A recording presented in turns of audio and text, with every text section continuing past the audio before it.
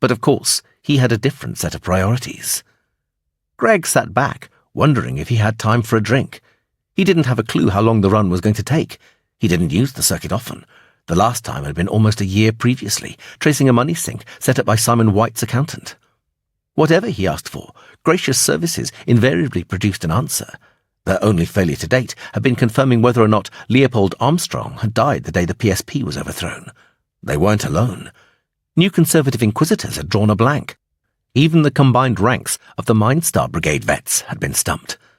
Most people thought he was dead, including the surviving top-rank apparatchiks.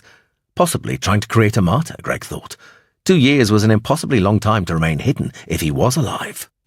There had been very little of Downing Street left after the electron compression warhead had detonated.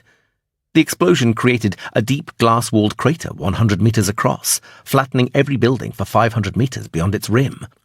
Hundreds of silver rivulets scarred its slopes, molten metal which had solidified as it trickled downwards. The only human remnants were individual carbon molecules, mingling with the oily black pall clotting the air overhead. Some said the warhead was American, others Chinese. Both had denied involvement. But it had to be one of the two superpowers. They were the only nations who had mastered the technology. Neither had seemed a likely candidate to Greg. There had been talk in Turkey of the Northern European Alliance buying some electron compression warheads from the Americans. The weapon that would turn the tide was the Squaddies camp rumour. It could have been deployed to take out entire airfields or tank battalions, megatonnage blasts without the radiation and fallout of fission weapons. Rich man's nuke. Nothing had ever come of it, so Greg reckoned that if the Americans wouldn't hand them over to the Alliance, they were even more unlikely to give one to the urban predator gang which claimed to have smuggled it into Downing Street. Certainly, the New Conservative Inquisitors never bothered to find out. Greg had made his small contribution to the search for Armstrong, but for once not even his intuition could say whether the president had survived. He had no belief one way or the other. He just wished Armstrong dead, dead, dead, burning in Dante's hell forevermore. He gazed out of the chalet lounge's window while the unbidden reflections drifted past, bringing the associated emotions back with them, the elation and the suffering, flames and laughter. 17 minutes after Gracious Services began the search, his terminal's flat screen came alive again. Got him for you, Thunderchild. Kendrick Di Girolamo, currently on board his yacht, Miriam, docked at Peterborough's New Eastfield Marina, berth 27. Thank you, Wild Ace, Greg typed. No problem. Hot Rod handled blueprints, burned him for you. Says if you want another run, he'll be happy to oblige. Fee negotiable. I'll remember. Pleasure to do business with you, Thunderchild. Wild Ace signing off. So Kendrick was in Peterborough, was he? Close to the action. How convenient. Greg made one final call, then headed back to the bedroom. Chapter 23. The sheer number of Event Horizon facilities springing up in Peterborough after the Second Restoration, coupled with Wilholm's proximity, meant that the company had to establish a large finance division in the city. Julia used it as her de facto head office, so it was only natural that Morgan Walshaw should use it for his security division's command centre as well. It was a temporary arrangement while both divisions waited for their respective custom-built headquarters to be completed. The building they had moved into for the interregnum was the old Thomas Cook office block, situated at the top of a small bluff overlooking the Ferry Meadows estuary on the western side of the town. In doing so, they'd ousted the PSP Minorities Enhancement Council staff, who had occupied it ever since currency restrictions put an end to the glories of package holidays. After Event Horizon had taken over, the company engineers immediately set about building a concrete embankment along the bluff to halt the erosion which was eating towards the foundations. At the base of it, they planted 3 small lagoons of gene-tailored coral to house a set of tidal turbines, which powered the finance division's gear. Seeing a building which wasn't plastered with the glossy black squares of solar cells came as something of a novelty. The security office inside, which Greg and Gabrielle had been loaned for interviewing the NN core team, was a cramped cell of a room with a metal table and 3 plastic chairs. It looked out towards Longthorpe, where gulls strutted about on the partially exposed mudflats. Emily Chapman left the office without looking round, her rigid back conveying stark disapproval. She had every right to be upset, Greg acknowledged. He was actually doing the interviews with the NN core team. He'd thought it politic. Gabrielle had dropped into one of her best prickly sulks at having to examine his possible interviews with over 250 of the security staff in the building, and told him to take a share of the load himself for a change. But she could have timed it better, though. The trouble was, Philip Evans had been right. The NN core team were all grade A people. Keen, loyal, honest, hard-working, churned out by Event Horizon's blandification program. They hadn't taken kindly to his accusations. Shit creaking and messing. He could feel a neurohormone headache coming on. Thank God there had only been 9 of them to question. Don't swear, Gabrielle snapped primly. I've got a right. None of them leaked the information about the NN core. How are you doing with the security personnel? You wouldn't find anything. What? None of them have any shameful secrets. They might well have, but if so, they can certainly hide it from you. His unwinding Espersense caught her gelid mind tone. Eggshell walking time. Bugger. You know what that means. Dylan Evans. Yeah, unless we can produce this mole pronto, and I'm now having serious doubts he ever existed. Christ, how am I going to tell Philip? Maybe I'll tell Julia first. She's pretty protective when it comes to her father. Can't say I blame Dylan, though. The man is totally fucked. Not rational. Saved by the bell. What? His cyberfax bleeped. Oh. The call was a data squirt, a scramble code he knew by heart. Royan. His spirits lifted as the decrypted message rolled down the cyberfax's little screen. Royan had found one of the hot rods involved in the blitz. Aid O'Donnell, operating from Leicester under the handle 10 times. Greg snapped the cyberfax shut with a flourish. At last, he could take some positive action, get out of dead company architecture and pull in hard information. When he glanced up, Gabrielle was already standing by the door, expectant. Coming? She asked. Greg drove past the ranks of company buses in the car park and out onto the A47. Getting underway didn't noticeably alter Gabrielle's disposition. Fascinating, she said. The lovely Eleanor, a fully fledged Trinity urban predator. The mind boggles. I wish you'd make an effort. That girl's never said a single bad word about you, and God knows she's entitled. Greg, you can't just abandon all your old mates in her favour, however besotted you are with her gymnast legs and top-heavy chest. He pulled his anger down to a tight, incendiary ball. Anger never did any good, not against Gabrielle, but it was fucking tempting to let fly once in a while. Not this time, though. He needed her, and she knew it. Eleanor gets on perfectly well with the Marine adepts, and Royan has taken a shine to her. That was the first time you'd been to see Royan for 2 months. You know how much that boy worships you. Fell into that one, he told himself, just as she'd intended, guiding his conversation down the tow line she'd selected. Greg gunned the duo along the A47 above the flooded remains of Aylesworth. Her words had kindled not so much guilt as a sense of melancholy. Arguing with her when she was being this waspish was impossible. Whatever he said in his defence, she'd have a parry honed and ready, the best of all possible answers. Besides, truthfully, he had neglected Royan. Eleanor made it easy to forget. Life and the future, rather than Royan, a shackle to an emetic past. He just wished Gabrielle didn't use a sledgehammer to ram home the point. He was aware of her studying his face intently. She gave a tart nod and leant back into the seat cushioning. The last section of road leading into Leicester cut through a banana plantation. Methane-fueled tractors chugged between the rows of big, glossy-leafed plants, hauling vast quantities of still green fruit in their cage trailers. Cutter teams moved ahead of the tractors, machetes flashing in the sun. Incorporated in the city boundary sign was the prominent declaration, PSP Free Zone. Oh yeah, said Gabrielle. Greg let the snipe ride, though he conceded she had a point. Leicester Council had earned a reputation for sycophancy during Armstrong's presidency. It was one of the last to acknowledge the party's perdition. That obedience was the root of its downfall. A numbing historical repetition, those showing the most loyalty receiving the least. With such devotion assured, the PSP had no need to pump in bribe money. Leicester had declined as Peterborough had risen.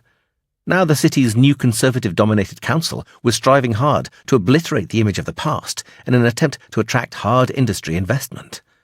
Give him a chance, Greg said. It's only been 2 years. Once a trot, always a trot. Exactly where would you be happy living? He asked in exasperation. Mars, I expect. Turn left here. I know.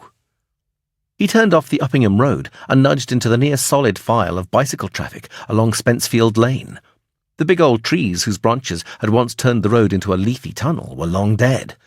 New sequoias had been planted to replace them. They were grand trees, but Greg couldn't help wondering whether they were a wise choice if the residents were aiming for permanency. Give them a couple of centuries and the sequoias would be skyscraper high. The original trees had been trimmed into near identical pillars, 6 meters high, supporting giant crossbeams over the road. Each arch was swathed in a different coloured climbing rose. The sun shone through the petals, creating a blazing sequence of coronal crescents. It was like driving under a solid rainbow. Greg slowed the duo to a walking pace as they passed the entrance to an old school. Cars were clustered along the verge ahead, sporty Renaults, several Mercs, one old Toyota GX4, image cars. Shouldn't there be sailboards strapped on top of them? Gabrielle said under her breath. Greg concentrated on house numbers, praying she'd snap out of it before long. Of course, he could always ask her when her mood was due to end. He clamped down on a grin. That's the address. The house was hidden behind a head-high brick wall that had a hurricane fence on top. A thick row of evergreen firs hid most of the building from the road. The gate was a sturdy metal-reinforced chain link painted white. Cameras were perched on each side, their casings weather-dulled. He's having a party, Gabrielle said, with facetious humour disguising the tingle of nerves Greg knew would be there. How nice. A big one? For him? It's enough to provide us with cover anyway. Greg parked the duo beyond the last of the guests' cars. Front or back? Front, of course. Your card is good for it. He felt a burn of anticipation warming his skin, heightening senses. Black liver flesh of the gland, throbbing enthusiastically. They strolled back to the gate, unhurried, unconcerned. Greg showed his Event Horizon card to the post, using his little finger for activation. The gate's electric bolt thudded, and the servos swung it back. It remained open behind them, its control circuitry bleached clean. He sent a mental note of thanks to Royan. The mossy gravel drive crunched under their feet. O'Donnell's house was a large one. 3 stories of dull russet brick with inset stone windows, the slates on the mansard roof a peculiar olive green. Nobody had bothered with the front garden for years. The grass was tangled and overgrown, and dead cherry trees were still standing. Some sort of stone ornament, a bird bath or a sundial, poked up through a tumble of cornflowers. A brand-new scarlet BMW convertible was parked in front of the triple garage. The man that answers the door is a minder. He'll make trouble if you let him, Gabrielle said. Take him out straight away. Right. He rang the bell. Music and laughter wafted over the roof. Greg saw him coming through the smoked glass pane set into the grimy hardwood door, an obscure blotch of brown motion swelling to cloud the whole rectangle. The door was pulled open. Hello, sorry we're late. The man behind the door was street muscle in a suit, early 20s, tall, stringy, dark hair, broad forehead crinkling into a frown. Greg stepped forward neatly, one foot on the mat, the other coming up further and further, fast. It was victory through surprise. A smiling man and a portly spinster, eager to party, just didn't register as a threat. Not until the carbon mesh-reinforced toe of Greg's desert boot smashed into his kneecap. His mouth opened to suck in air, eyes wide with shock. He was toppling forwards, leg giving way, and bending to clutch desperately at his shattered knee. Greg brought his fist straight up, catching the minder's chin as he was on his way down. The force of the blow snapped his head back, lifting him off his feet, back arching, arms and legs flung wide. He crashed back onto the shiny blue ceramic tiling, skull making a nasty cracking sound, a thin stream of pea-green vomit sloshing from his slack mouth. Greg took in the dark hall behind him with a quick glance, espacents wide for alarmed minds. Big, tasteless urns holding willowy arrangements of dried pampas grass making the most impression. But the hall was empty. Nobody had witnessed their arrival. Jesus, Greg! Gabrielle was kneeling beside the prone minder, feeling for a pulse. Greg opened the cloakroom door. In here. There was a wicker dog basket on the floor. Jackets were piled high on a wash basin. It smelt of urine and detergent. Come on. Gabrielle shot him a filthy look, but took hold of the minder's left arm as Greg grabbed the right. They pulled him across the tiles. "If he was going to die, you'd have told me not to hit so hard." "You know bloody well it doesn't work like that," Gabrielle said. "There are a million ways you could have dealt with him." "Well, is he going to be all right or not?" "I don't bloody know. Some futures have him dying." Greg shoved the dog basket out of the way and left the minder with his head propped up against the toilet bowl. Gabrielle rolled up one of the jackets and slipped it behind the minder's head.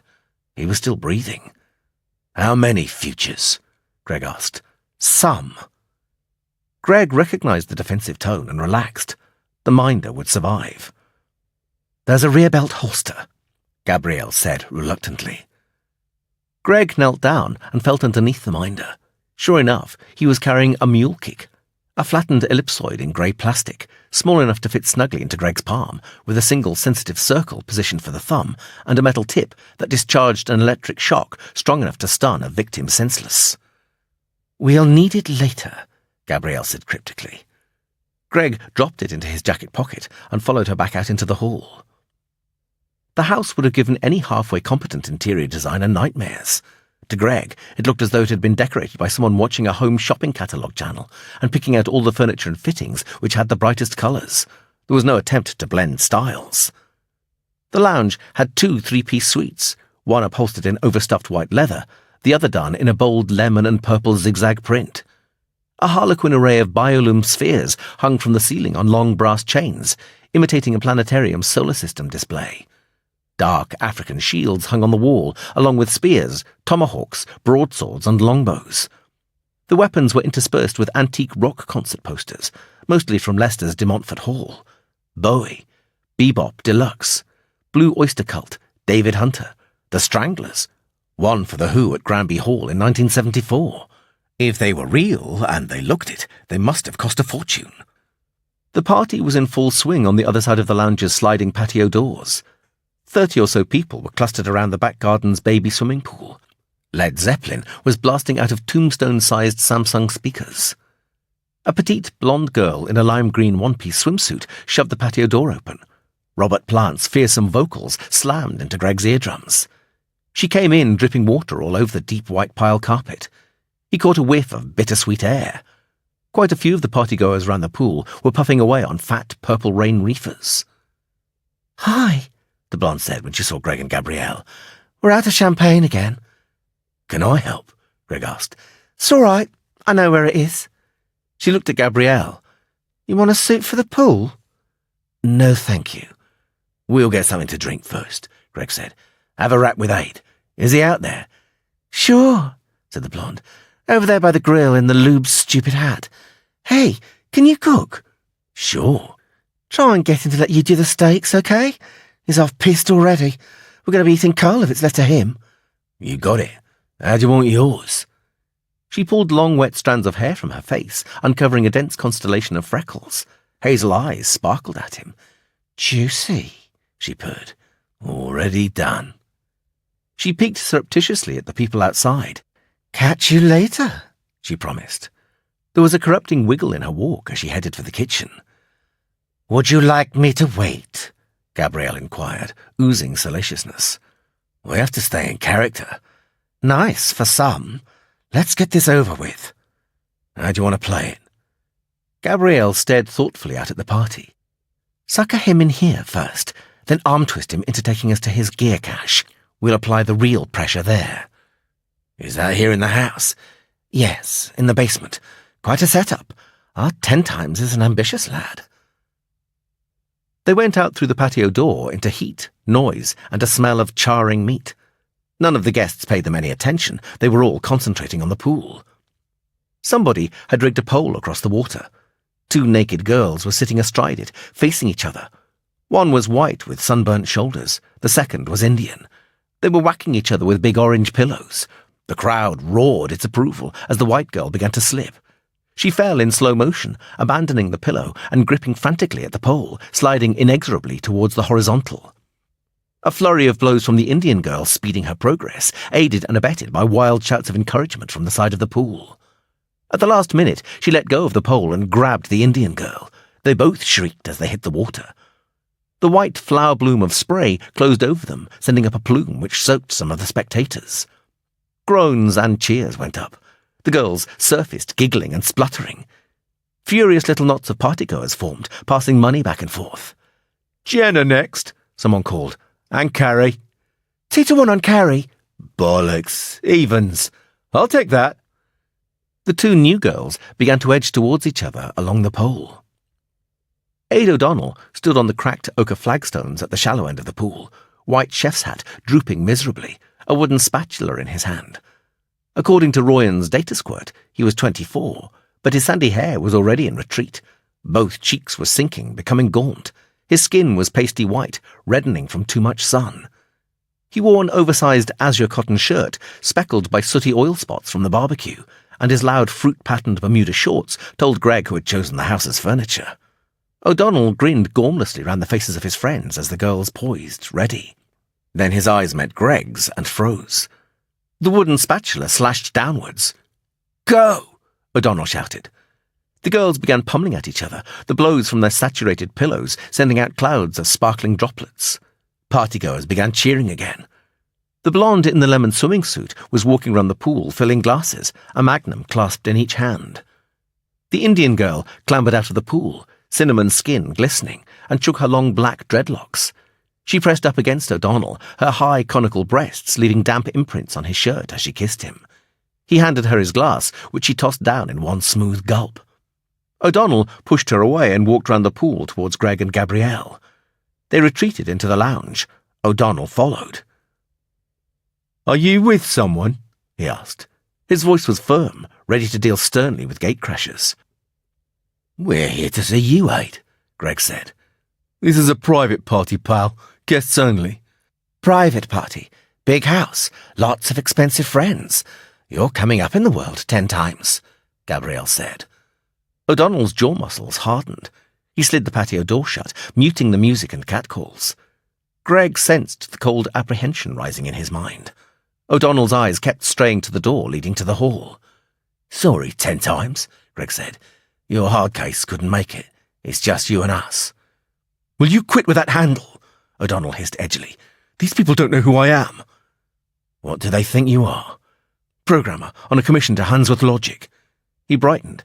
"Hey, I never expected you to show in person, you know. I mean, I don't mind you coming, no way. I just didn't think it was the way you worked. So what is it? You want me to run another burn?" "You're sweating 10 times, said Gabrielle.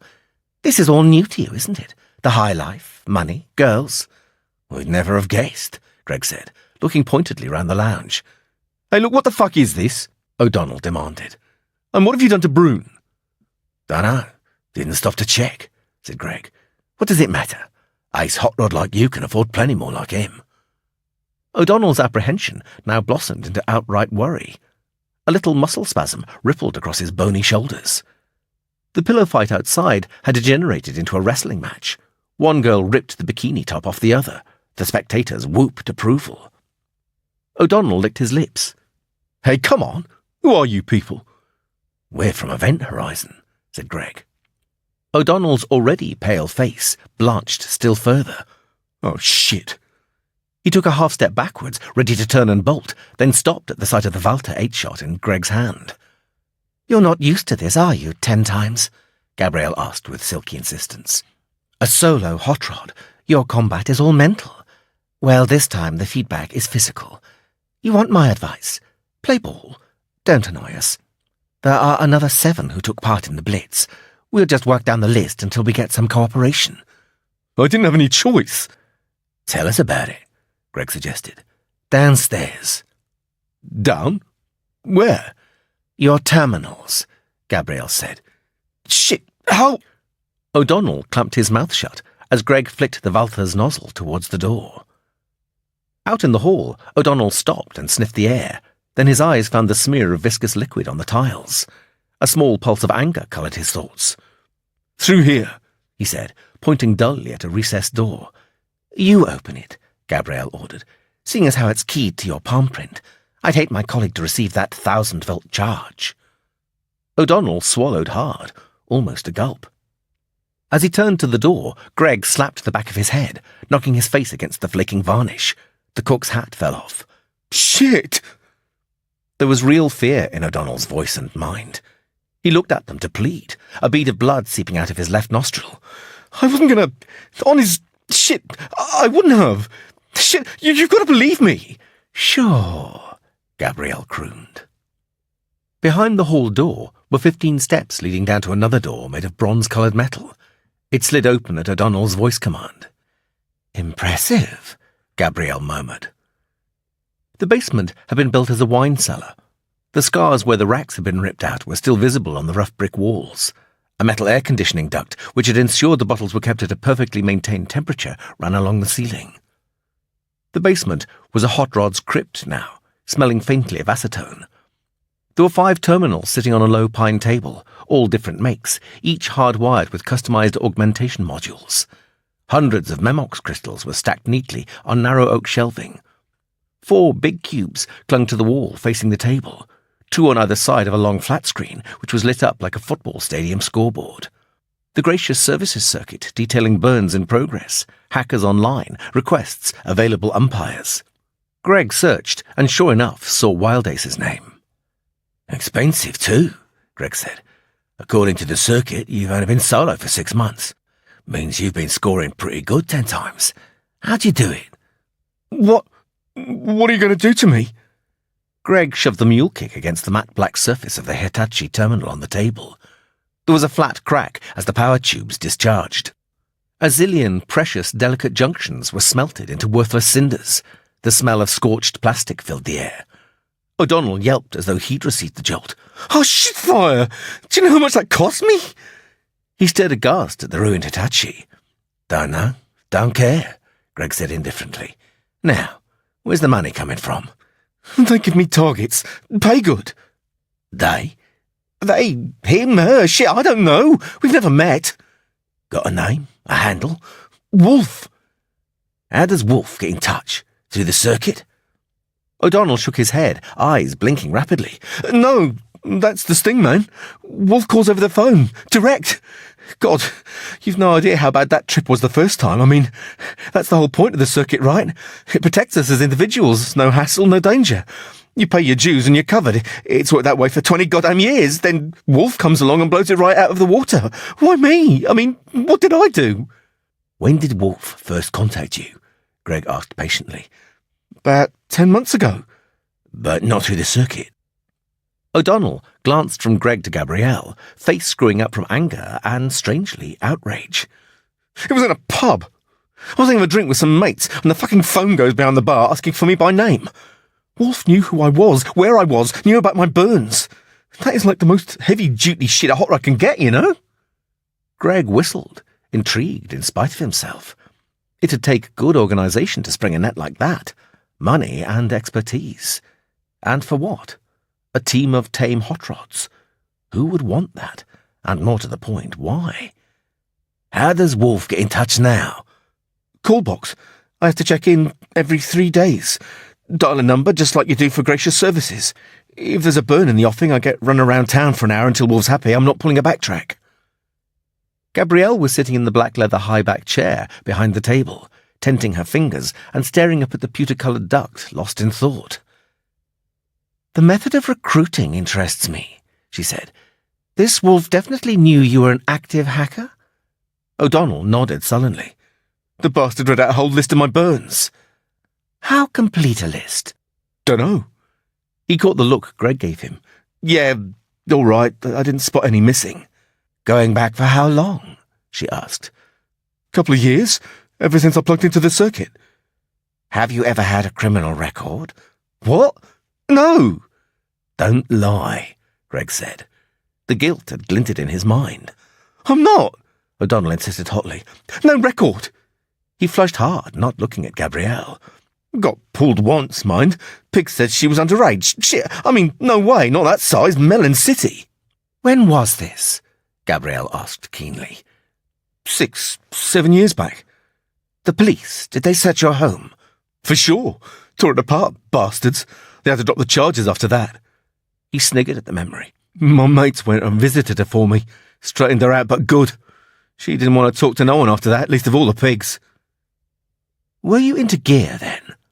Yeah, a bit. Nothing serious though, not then. And where were you living? Steve Biko Tower.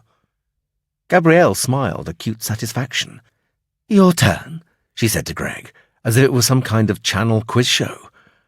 I'd like a list of all the burns you've done for Wolf, he said. O'Donnell scowled sourly, but began typing on the Mitzi terminal. Carefully, Gabrielle warned. Make sure the code is the right one. We don't want any mistakes like a call for help or anything equally tiresome, and believe me, I'll know if it isn't the right one. The truth finally dawned. Shit! You two, you're psychic, right? Got it in one, Greg said. How else do you think we found you? O'Donnell's subconscious discharged a heavy, rancorous stream of revulsion and dread, contaminating his conscious thoughts. Greg showed his cyberfax to the Mitzi, and O'Donnell squirted the list of his burns over. How much do you get paid for a burn? Greg asked. Depends. Normally around $5,000. And for the Event Horizon burn? That was a real big deal. I got 15 for that. No messing. So, which half were you in on? I don't follow you, man. What halves? The attack was twofold, remember? The priority data squirt blitz against the core, and the shutdown instructions beamed up to the Merlin. Which were you in on? I don't know nothing about no Merlin shutdown. All Wolf told me to do was hack into the Event Horizon datanet and fire off a squirt at some Bioware cruncher core. Man, you never seen anything like that blitz, Memox. Custom job. He lifted a glittering black sphere the size of a tennis ball from the table, multifaceted like an insect eye. The multiplex compression in this lava is absolute genius. Hell, I can't even retro the bytes. Sure wish I could. I'd love to be able to write my own like this someday. Did this Wolf tell you what the core was? Greg asked. Sure. It's some kind of fancy Turing personality responses program they've whizzed up to manage the company. Have you ever thought of backtracking the money transfers from Wolf? Find out who he is. Hit back, perhaps. Yeah. Big zero. How come? I ain't up to that, man, O'Donnell muttered quietly. Not up to much, are you, 10 times? Greg plucked one of the Memox crystals from the shelves, reading the handwritten label. This a core code melt virus? Yeah. Wolf supplied it, right? How many of them come from Wolf? Some. About half. I write my own too, man.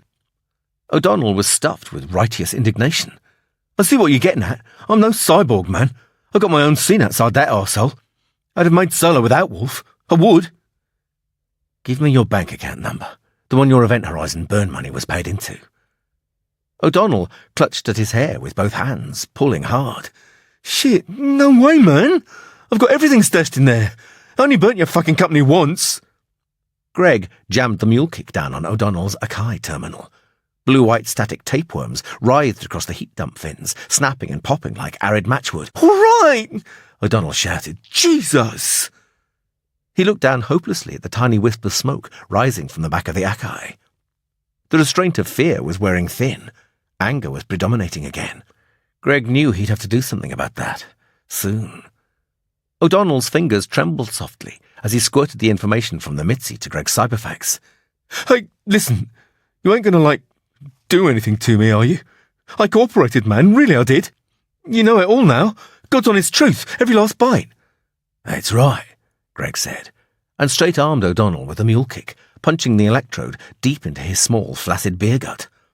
O'Donnell's cheeks inflated, eyes bulging. Alcohol-toxic breath rushed out of him, and he curled up, collapsing backwards onto the terminals. Memox crystals went glissading over the cold brick floor. Did you enjoy that? Gabrielle asked. No. Come on. Time for us to make our exit. Greg sneaked a peek through the lounge door on the way out. The pool was filling up, people fully clothed, people half-clothed, naked people. Empty magnums and sodden burger baps were bobbing about among them. A cloud of thick blue-black smoke was mushrooming up from the barbecue grill. The steaks and sausages were burning fiercely. Led Zepp was crashing out Whole Lotta Love. Hell of a party. Greg tugged the duo away from the curb in a tight U-turn, ignoring the shrill clamour of incensed bicycle bells, and headed back towards Oakham. Gabrielle hunched down in the passenger seat and devoured the information O'Donnell had squirted into his cyberfax. Make any sense to you? Greg asked. Nothing obvious leaps out. The targets are companies and finance houses. Most of the time Wolf wanted logic bombs crashed into their data cores, though there are some data snatches too, mainly high-tech research. Doesn't tell us much. I'll squirt it over to Morgan Walshaw, get his economic intelligence team to run an analysis on it, see who benefits most. But you've got a pretty good guess. I know you. You're almost happy about finding this list. Yeah. What odds will you give me that our friend Kendrick Di Girolamo comes up top of the beneficiaries? You really have got it in for him, haven't you? Yep. Logic and instinct both. All I need is proof, and darling Julia's avenging angel will take it from there. I'm not so sure, Gabrielle said. That entrapment gig this wolf character snared O'Donnell with, it's very long-term. Find a gear-crazy kid who's growing up in exactly the right sort of environment that'll turn him to hot-rodding, then tap his phone for 7 years just to get the evidence to nail him with. Why? I mean, what's he doing for Wolf that he wouldn't have done ordinarily on the Gracious Services circuit? Let's see. How many burns are on that list? 32, including the one against Event Horizon. Greg slowed the duo and turned onto the B6047, heading for Tilton. It was a terrible road, so overgrown in places that the tarmac had vanished under grass and thistles. He steered into the ruts left by the farm wagons to get some decent traction, hoping nothing was coming the other way. 32 is one hell of a lot of burns for a 10-month period, he said, and Wolf has a team of at least 8 hackers running these burns for him. Gracious Services is normally pretty independent, but even their umpires might begin to wonder what was going down. They're smart. If there is a pattern to the burns, they'd spot it. Wolf isn't the type to leave his flank exposed like that. Hence the need for privacy. Yes, I can buy that. Well, we'll just have to see what Walshaw's people come up with. By the way, what did you want O'Donnell's account number for? Wolf chose O'Donnell because he isn't a true hot rod. Not yet. He's a greenhouse product, force-grown, given viruses on a plate instead of developing his own talent to write them. That way, he can't stray from Wolf's carefully ordained path. O'Donnell doesn't have the ability to backtrack the credit transfers, but Royan sure as hell does. That still doesn't explain away the police complicity in O'Donnell's entrapment. Kendrick has more than enough money to bribe a squad or two of underpaid bobbies. Gabrielle groaned in dismay. Christ! And Eleanor thinks I'm neurotic. Chapter 24. Julia closed the heavy panelled door behind her, stepping into the understated elegance of the Princess of Wales suite. The room made her uncomfortably aware of just how uncouth her own bedroom was. Here, she was surrounded by temperate shades and smooth curves. The brocade-covered furniture seemed to flow into the walls. Several antique pieces were dotted around, and instead of clashing with the modern setting, they complemented it to perfection. Part of their appeal was in their placing, she'd decided. She was continually afraid she'd bump into one of the little Pope chairs and ruin the whole effect. She'd never be able to put it back in the exact spot. Several huge bouquets of fresh flowers filled the air with their perfume. She breathed down the scent and headed for the bathroom. The evening had been an utter delight so far. She was determined not to lose the theme now.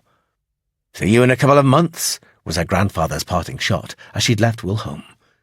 He was paring down the sarcasm now, but couldn't resist one last dig. She'd brought 8 suitcases with her to the Marston Hotel for the book launch. Actually, it was the gala relaunch of the Alaka Publishing Company. They'd decided to promote their new catalogue in grand style, no expenses spared. A 3-day junket for celebrities, financiers, aristocrats and the media. Even some of their authors were there. 3 days, and more importantly, 3 nights. Julia hadn't been quite sure what level the event was going to be pitched at, so she'd made some meticulous preparations.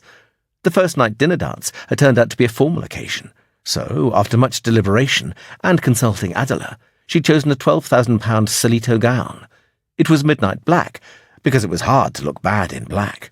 Scarlet and gold moire patterns skipped across the fabric at every movement.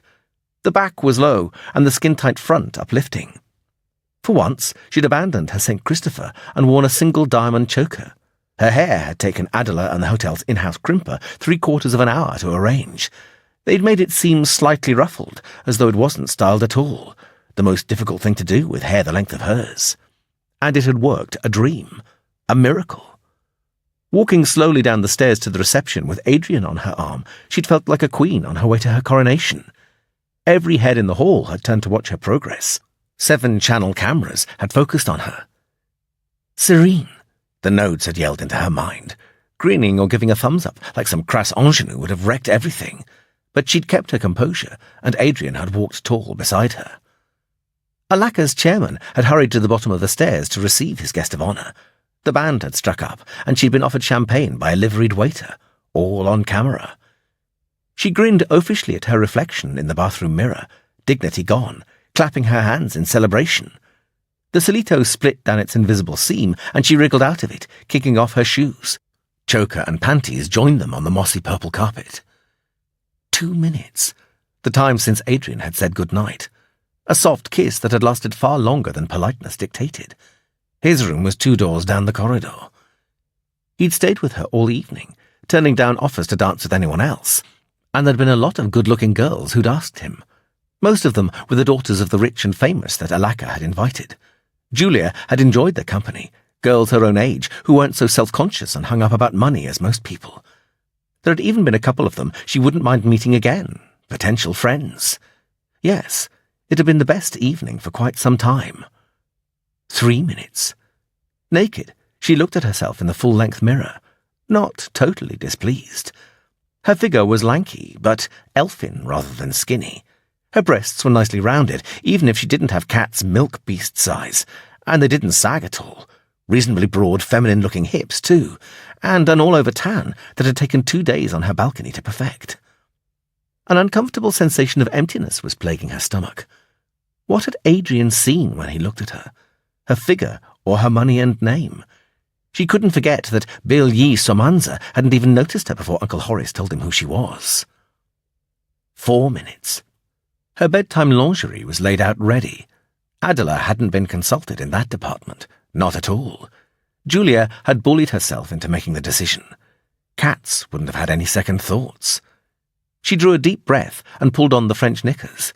They were sheer silk, a pale peach colour, inset with lace. Her robe was white silk, ankle-length. The combination was simple, sensual. Impact was the most important thing. Overwhelm him, get him off balance, and push. She studied the mirror critically, then retied the belt. It still wasn't right. 5 more goes, and the front of the robe was open to her navel, showing a long V of deeply tanned skin and a more than generous slice of breast. 7 minutes. Julia went back out into the bedroom, dimming the biolums to a faint rose-tinted glow. Rachel was on duty outside. When they'd arrived, Julia had told her that Adrian was to be allowed in at any time. Rachel's face had never flickered. The woman must be a cyborg. How long to wait? That was the real twister. Give him, say, 20 minutes. No, 15 ought to be enough. All he had to do was take off his dinner jacket. 9 minutes. She stood by the bed, an antique 4-poster, so romantic. If he wasn't here after 15 minutes, then she'd damn well go to his room, if she could find the nerve. What if his door was locked? What if he said no?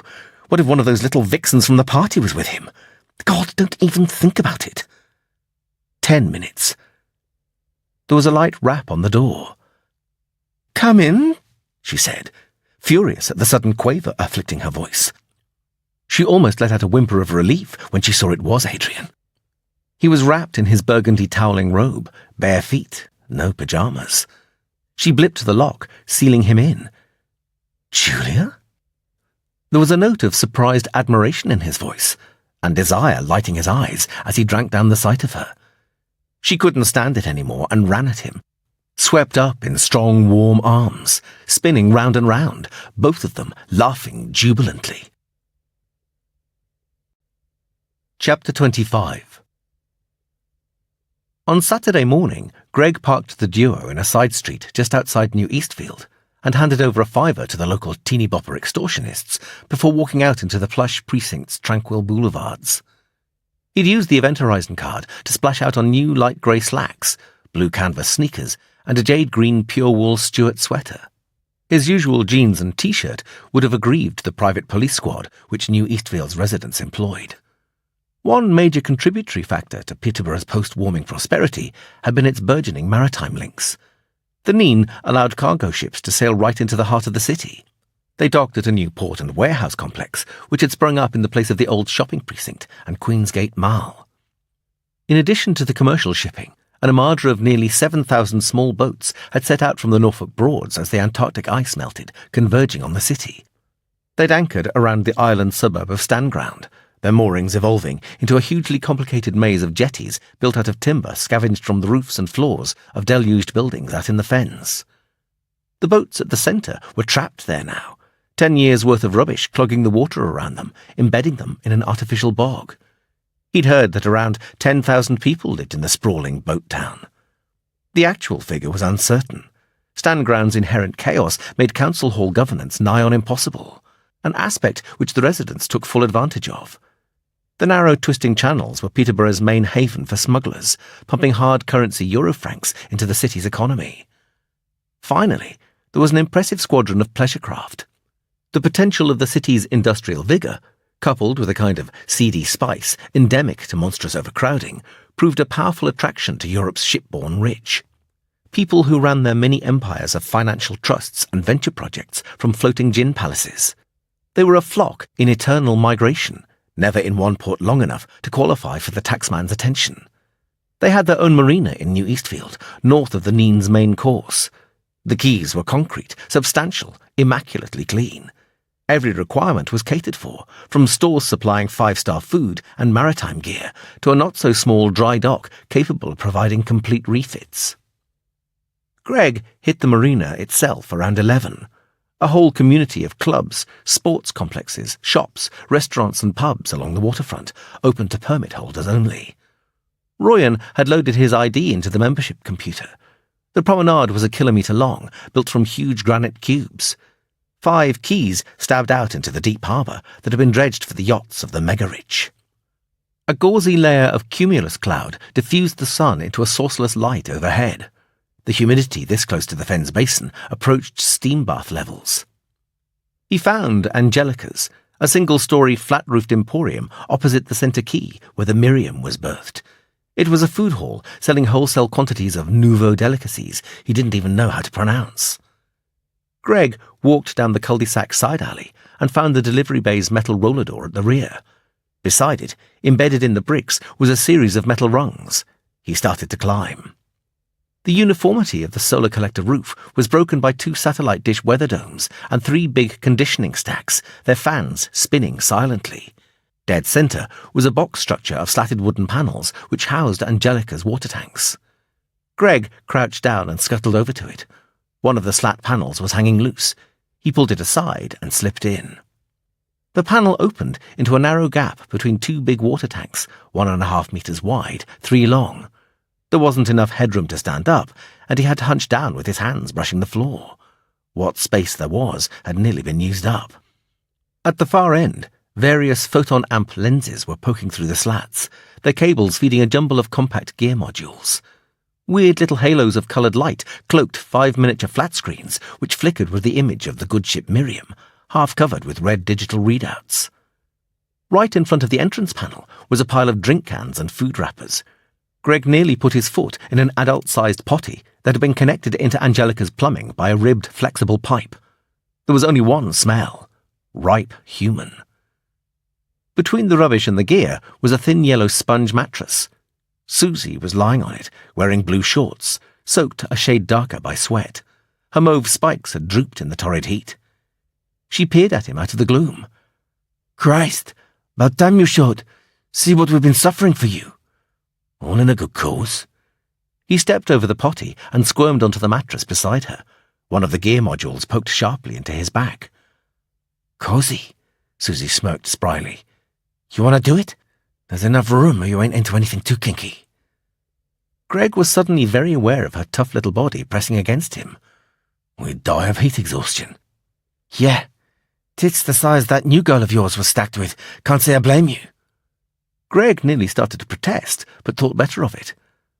"I hope you're not handling the observation all by yourself. This heat is bad for you. Seriously." A growl rumbled up from the back of her throat. "Shit, no. It's 4-hour shifts only up here. The rest of the squad is spotted round the marina. Some of them signed on with the company that's got the franchise to keep the promenade clean. And there are another 2 in hire cars for tailing Kendrick's Jag when he goes runabout. We've been drawing up our habits and behaviour profile, just like you taught us, right? Know the man. Get to understand him. No hassling that. Talk's pretty loose around here. One of us made barman at a pub the crews use. Nothing they like better than slagging off their owners." "Sounds good so far. What have you got for me?" Susie wriggled a hand free and pointed at the screens. "This Kendrick, he's a fucking Martian. Not of this earth, you know? The lives these yacht people lead, unbelievable. Tell you something now, no way is he a card carrier. I mean, the PSP's local chair pricks, they had it all right. Eternal junket time. But they haven't got nothing compared to this geezer. The money he's got, he wouldn't last 5 minutes if they ever got back in power." Ah. He'd wondered about the peak of vexation in her mind. No, Kendrick's not party. But my guess is that he's involved in a spoiler against Event Horizon. And with the economy all shaky with inflation right now, Event Horizon taking a tumble would be serious bad news. The only people who'll benefit are the PSP relics in legitimate opposition. That good enough for you? What's the spoiler? Ministry of Defence. Ultra harsh. Figures, she agreed without much enthusiasm. Son told us Kendrick was plugged into big league corporate operations. Greg studied the various images on the 5 screens. Miriam was the biggest yacht in the marina. 65 metres long, gleaming silver-white with jet-black ports. Crewmen stripped to the waist were visible, washing down the wide afterdeck. Is Kendrick on board right now? Yeah, as always. Believe me, nothing at all happens in this marina before noon. They're all too busy sleeping off last night's orgies. Right now, it's business time for Kendrick. He holds a couple of conference sessions in the mid-deck lounge each day. There's a whole bunch of square-ass lawyer types who turn up each morning to see him. Don't know what they rap about in the cabin. Miriam's ports are screened. But anything they say out on the deck, we've got on a Memox cartridge for you. Her eyebrows puckered up. Isn't that Julia Evans' girl in charge of Event Horizon now? Yeah, she owns it. No shit. Heard Kendrick on about her. Susie began typing on a keyboard. Remember the file code, she muttered, and consulted a cyberfax. Here we go. One of the small screens changed to a scene on the Miriam's broad afterdeck. Greg squinted down at it. Kendrick was sitting on one of the plastic recliners, dressed in an open-neck shirt and tailored shorts, drinking from a tall cut crystal glass. The man with him was in a suit, his collar undone, tie hanging loose.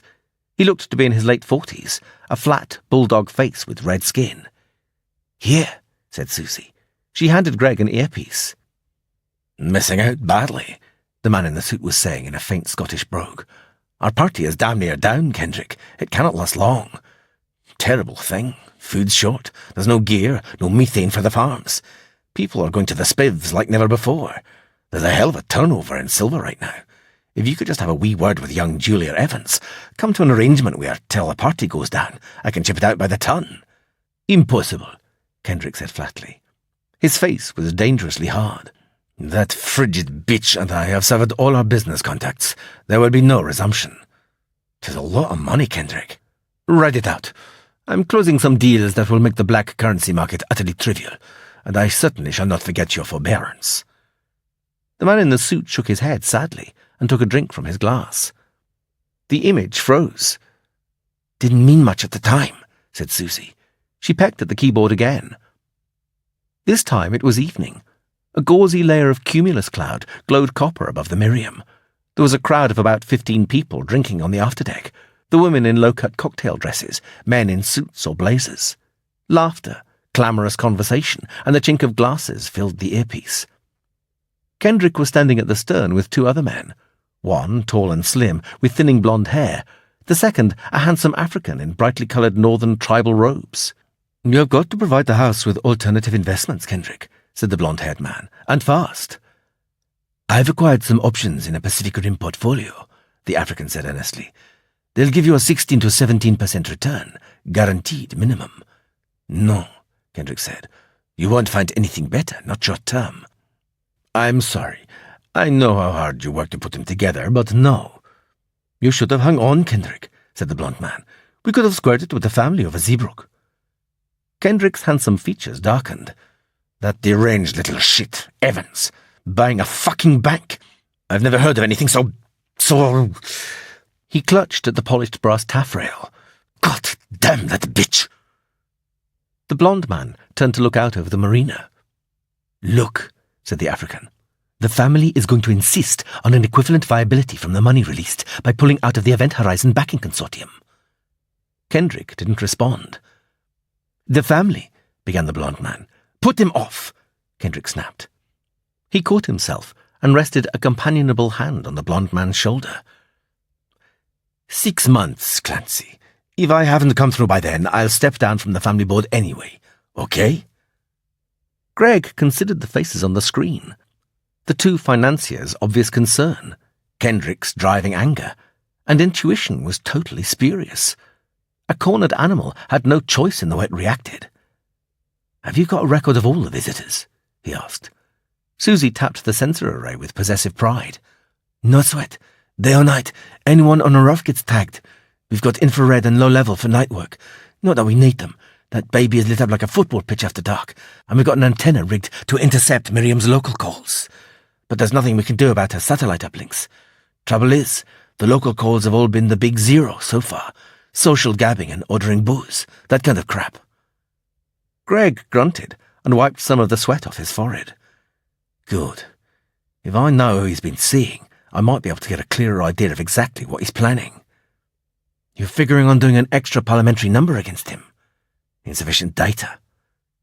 She bent back and dragged a cool can of orange from the heap at her feet. "I'd like in if it happens." She twisted the tab 90 degrees. Greg watched frost forming over the can with something akin to lust. "No promises. As I said, this is big league. Black hat spooks with viral wasps and funny midnight accidents." Susie pulled the tab and gulped down the icy stream of bubbling orange, burping loudly. "Figures? So what happens in the afternoon? Hermione, right? Goes shopping. Maybe does lunch with a load of airhead cows just like her. Evening they party. Sometimes on one of the other yachts, mostly on theirs. About 25 came to it last night. Then after midnight they take off for the Blue Ball. That's a casino in New Eastfield. Hottest spot in town, people say. We tailed them for you, but no fucking way could we get past the bouncers. They pack up around 3 or 4 and come straight back. Spoke to a couple of the casino's waitresses, though. They reckoned Kendrick and Hermione usually pick up a girl at the Blue Ball, bring her back to Miriam to provide themselves with some fun. These waitresses, a friend of theirs, let herself get talked into going along with them once. Bad scene, Greg. No sadism, but she was really put through her paces. Kendrick and Hermione screwed her brains out. Then she got kicked off the next morning. Apparently they all do. One-nighters. Fuck and forget. What about the crew? Susie grinned knowingly. Just in case you're thinking of visiting, right? There's 9 real crew. Sailor types, including the captain. On top of that, you've got 7 assorted staff, cooks, maids and such. Then there's 6 bodyguards, mean-looking bastards. Oh, here. She leaned over him, tiny pointed breasts squashing against his cheek, damp and salty. He detected a glint of amusement in her mind. She scrabbled amongst the gear modules and came back with a Memox crystal. This has got all the visitors' faces and times they turned up. We managed to get names for a few of them. One of the flat screens switched to the Miriam's blueprints. There are always at least 4 people left on board, Susie said, pointing at it. We think we've got their cabins assigned, but you can never be sure. Names had been superimposed over the various cabins. Right. Where did you get the specs from? Greg asked. Son snatched them. Miriam's hull was built in Finland, but she was fitted out up in Tyneside. Apparently the English are still unbeatable when it comes to quality handicrafts. Greg squirted the Memox crystal data into his cyberfax and began skipping through the faces. The images were good, high definition. Most seemed to be staring straight into the lens. Morgan Walshaw should be able to assemble profiles on them. Oh, yeah, Susie muttered. They've got themselves a permanent doxy on board, too. She don't do much, too fucking stoned the whole time by the look of her. That Kendrick. Menage a quatre every night. Some stud, huh? Greg flipped through the index until he came to the girl. She'd been given a number, but no name. Her face appeared on the cyberfax's little screen. That's some looker, Susie said, craning over his shoulder. Wouldn't mind her for myself. Has she been on board the whole time? Yeah, since we've been watching anyway. Why? You know her? Yes. Her name is Katerina Cawthorpe. So why friends, but is Julia's friendship with Kendrick Di Girolamo? I don't know the specifics, Greg said, his voice raised, strained. Royan was jittering about in his dentist's chair, shoulders jerking in an erratic pumping rhythm. Royan was having one of his bad days, and when Greg considered just how shitty even Royan's good days must be. Connected. There is no such thing as coincidence. Was I helping you with 10 times? The catheter bag, which dangled below the chair on a chrome coat hook, was filling with an oily, bilious liquid. Big help. He was a blackmail victim, not a proper hot rod. Someone has been feeding him sophisticated viruses to use on burns.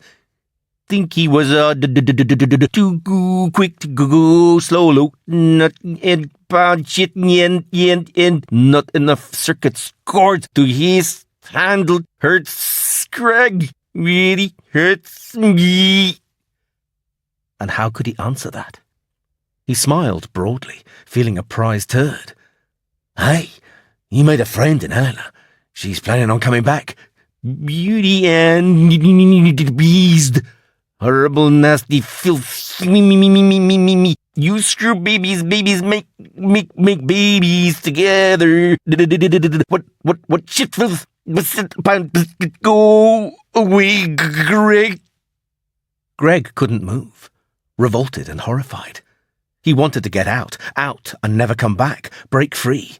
The Trinities, the constables, black shirts, this tower, this room. Royan. They were all facets of his ingrained guilt, soul-devouring. Don't cry. He rubbed knuckles into his eyes, vision blurring. Why come? Coy appeared in the kitchen door, concern marring her fragile, sensitive features. She flashed Greg a look he couldn't begin to interpret. Why? I need you to run a finance backtrack for me. I think it's the missing link, the one that'll tie Kendrick to the hot rods. The screens exploded into an incoherent image mash, channel shows, himself seen through Royan's eye camera, sticky tears smearing his cheeks, mad computer graphics, starchy, neat data tables dissolving into tight vortices of green and blue alphanumerics. One of the little trash robots trundled across the floor, gears grinding harshly, and bumped into a plant trough. It backed off and hit the trough again and again, bewitched with a mindless insect sentience.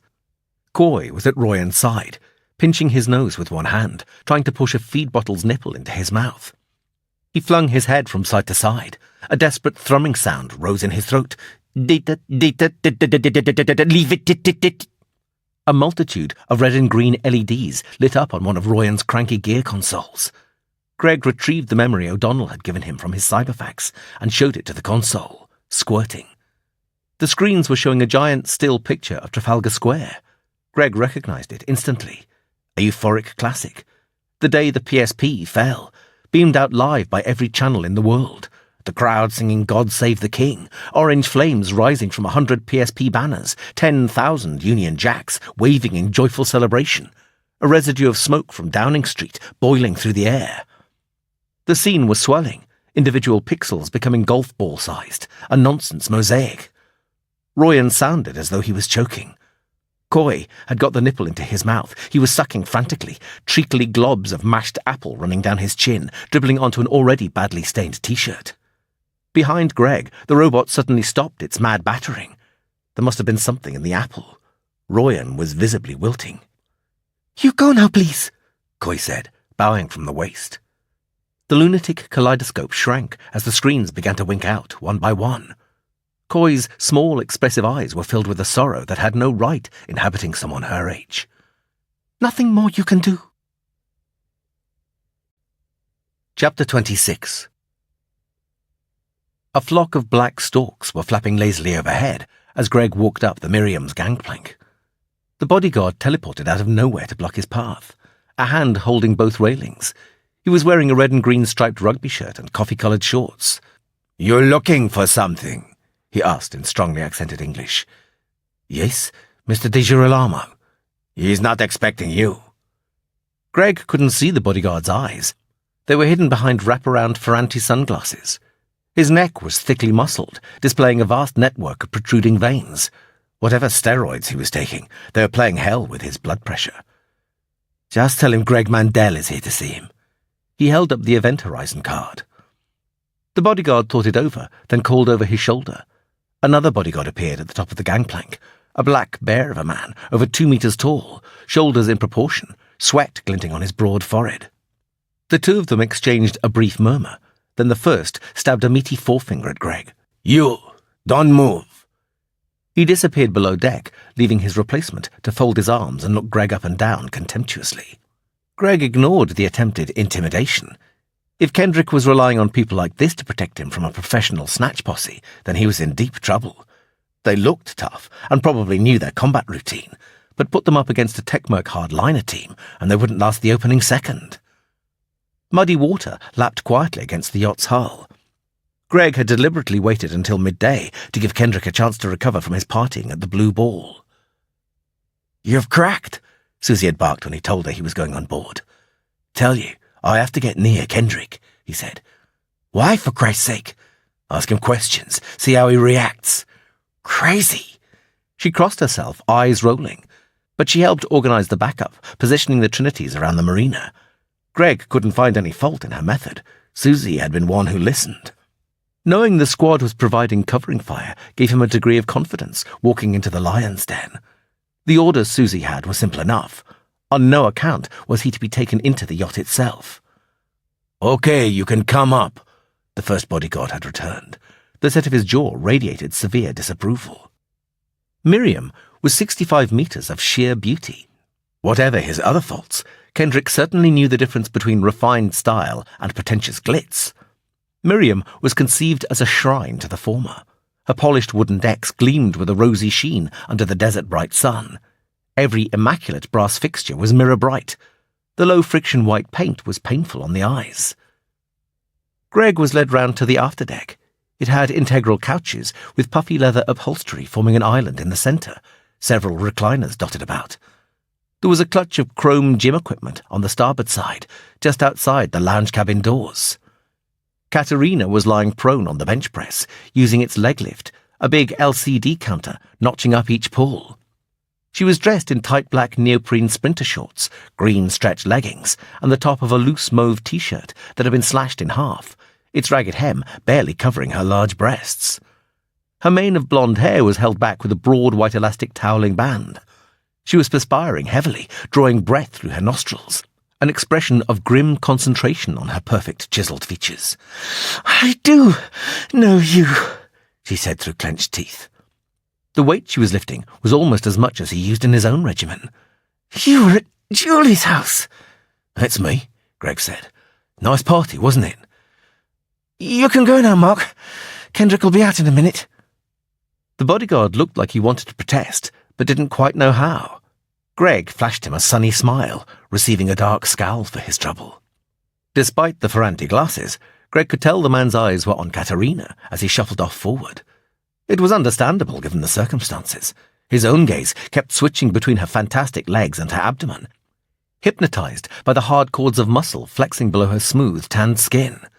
Ever hopeful, her little scrap of t-shirt would ride up just that fraction higher.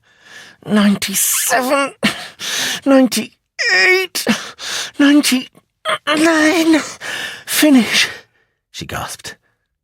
Is it worth it? Her head dropped back to rest on the bench's thin padding.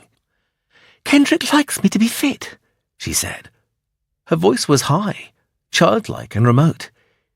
He says that anyone blessed with a body as good as mine has a duty to keep it in tip-top shape. He wouldn't enjoy me so much otherwise. And what Kendrick says and enjoys is important, is it? Her eyes closed. Yes, very. They do things to me, you see. Such wonderful things. If I can't please them in turn, they might stop. I couldn't stand that. The passive sing-song lilt she used to recite her doctrine gave him a chill.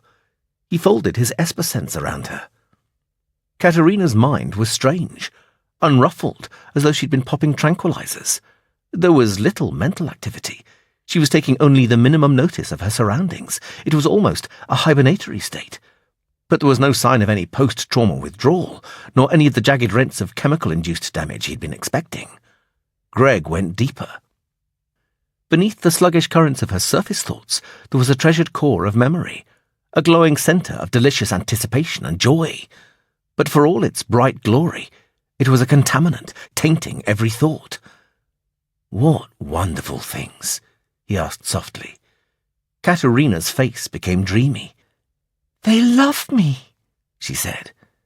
How do they love you? Sometimes gently, sometimes so fiercely they make me cry. It doesn't matter which. It always ends wonderfully. Greg felt his skin going slick with cold sweat. How long has this been going on, Katerina?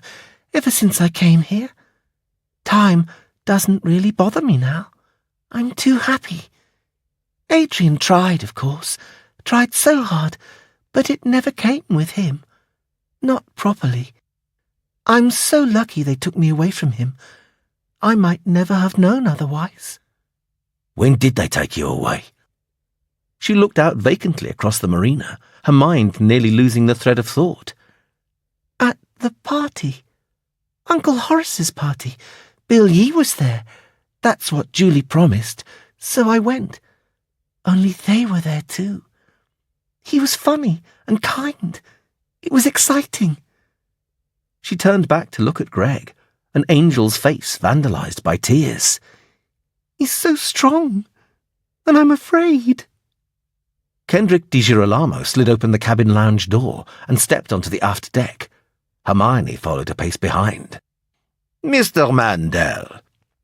He took Greg's hand in a limp grip. So nice of you to call. I trust Katerina has been entertaining you satisfactorily. He was wearing a navy blue blazer with bright brass buttons and a spotted silk handkerchief peeping out of his breast pocket, a dark green cravat filling the top of his open white shirt. White flannel trousers and dark blue sneakers completed the nautical image. Hermione bestowed a gracious smile. A musky breath of orchid perfume stole around Greg, caressing, starting off that certain tingle. The weeks hadn't dimmed the memory of her beauty. Skin deep, he warned himself. Camouflage. She was dressed in a cerise off-the-shoulder gypsy top and blue knee-length skirt. He was reminded of a bird of prey waiting to pounce, mesmerically deadly.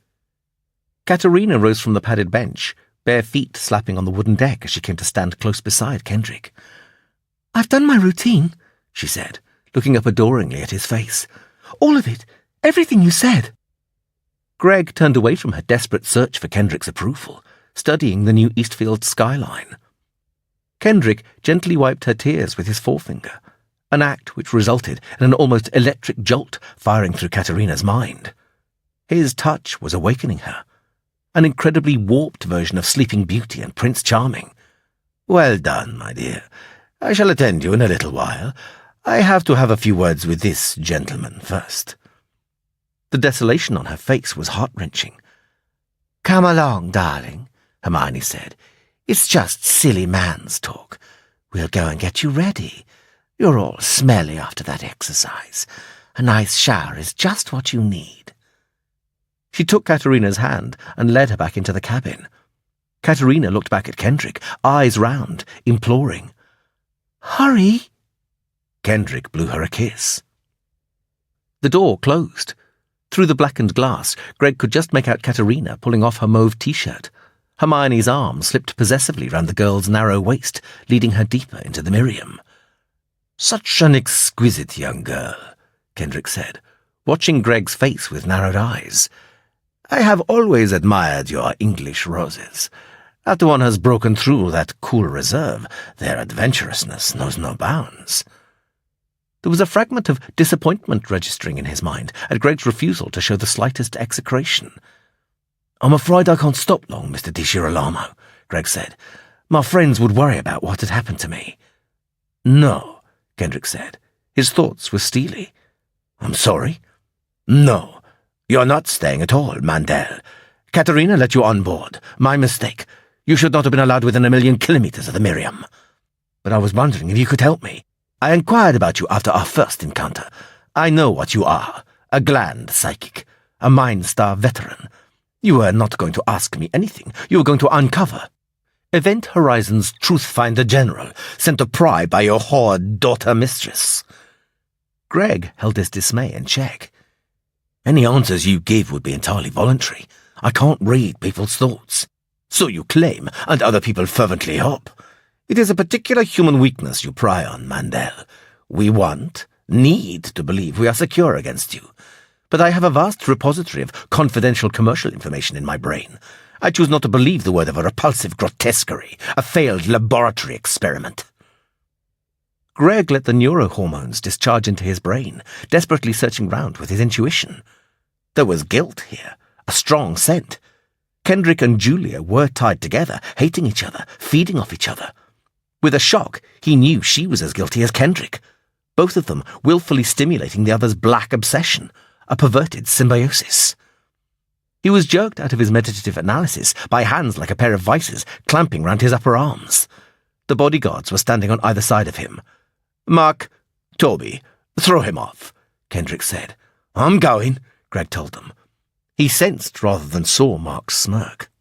"Too right," the bodyguard said. Greg contracted his esper sense, neglecting the other minds arrayed around the Miriam, focusing on Kendrick alone. "Wolf!" he shouted. There was no reaction. No guilt, fright, consternation, panic. The name hadn't registered. Instead, a band of mild puzzlement tapered through Kendrick's mind. It was followed by a rising tide of wry satisfaction when he realized how shaken Greg was by the negative. Toby and Mark frog-marched him off the aft deck and down the side of the superstructure, Kendrick's laughter chasing him all the way.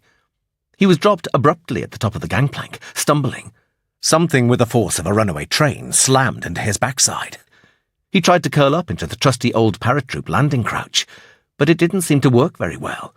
He saw a fast, confusing snapshot sequence of yachts and water and sky at impossible angles, each black interstice punctuated by a new burst of pain that mercifully shut off almost as soon as it registered, leaving a patch of numbness.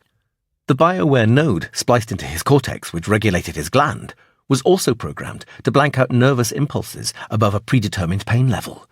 Mindstar had included the limiter as an experiment to try and alleviate shock in combat injury cases. But the army had never brought it into widespread use. There was too much danger of squaddies ignoring the damage they'd received and making it worse. The unyielding concrete of the quay arrested his helter-skelter momentum with a sickeningly loud slap. His brain seemed to be floating at the centre of a closed, insensate universe. There was harsh laughter from afar, followed by running feet. Hands grasped him, hauling him upright. "Shit! You okay? Can you walk?" Tactile sensation eased back, the cortical node reopening enough nerve channels for him to regain control over his limbs. Bruises throbbed sharply across his legs, arms, and back. His left leg was shaking. Both hands smarted from wide slashes of grazed skin filming over with blood. Tunnel vision showed his suede desert boots at some vast distance. He couldn't breathe through his nose. It was full of warm, sticky liquid. "Come on, lean on us." That was Susie. Greg did so gratefully. "You want those pillocks taken out?" There was a note of hope colouring her voice. "No." He shook his head. Big mistake. The world reeled alarmingly. Acid bile rose, scouring his throat. Green south, stand down. We're bringing Thunderchild in. Gold west, cover, please." There was a small Cambridge blue three-wheel sweeper float ahead of him now. Its front roller brushes retracted, inclined at 45 degrees, looking like rusty felt mandibles. The name Gus's Sanitizing was written down the side in bold yellow letters. Greg was urged onto the narrow seat in the Perspex bubble cab, and Des climbed in behind the wheel, while Susie rode shotgun on the footplate. The two Trinities were both wearing jaunty red shirts and matching trousers, complemented with Gus's company caps, burger bar uniforms. Des swooped the float into a hard turn and set off back down the quay at a good 5 kilometres per hour, squirting a thick spray of bubbly detergent in their wake. He fumbled with the dash switches and cut the rein of cleanliness, cursing hotly. "I've got to go back," Greg said, pinching his nose between thumb and forefinger. "Fuck that," Des said. "We've blown cover hauling you out. I've got to get my squad safeguarded. Standard procedure. You should know that, Mr. Military Hotshot. This operation is now over." "What the hell do you want to go back for?" Susie asked. "I have to see something." They shot out onto the promenade, and Des tilted the joystick sharp left. Pedestrians hopped out of the way, hurling abuse. "Listen," Des said. "You want to go back? That's fucking fine by me. I'll stop right now and you can walk, but you're on your own. We've been burning our asses off for you, and I don't see anything to show for it." "Okay, drop me here." "Shit." Susie and Des exchanged anxious, befuddled glances. "You can't," said Susie. "Come on, Greg. You can't hardly walk. We'll bring you back in a couple of days when it's cooler." "It has to be now." The photon amps are still in place. How about we take you back to Angelica's? You can watch from there. Greg probed his nose tenderly. It didn't feel broken, and it had stopped bleeding. Not that sort of watching, not visual. I want to use my Esper sense on them. Jesus, Des spat. You Mindstar? Yeah. Bloody hell, Susie muttered. I knew there was something about you. Father never said naught. Greg said nothing. He'd always held back from mentioning it to the Trinities. People developed funny attitudes to psychics, kids especially. Let them just think he was lucky. Outfits like that put a lot in superstition. Jesus, Des said. Fucking Mindstar active in Peterborough. Think on it. Party always pissed itself over you people. Look, just what is going down on that yacht? If I knew for sure, I wouldn't have to go back. Shit. Just how close do you have to get? They compromised. Des drove into the maze of service alleys behind the promenade shops and swapped clothes with Greg. Then he went off to organise the squad's withdrawal, leaving Susie to drive Greg. There'd be no more retrieval posses if Toby and Mike came after them, but the snipers would remain in place until Greg had finished. Susie drove back out onto the promenade and deployed the brushes before moving up the quay next to the Miriam's mooring.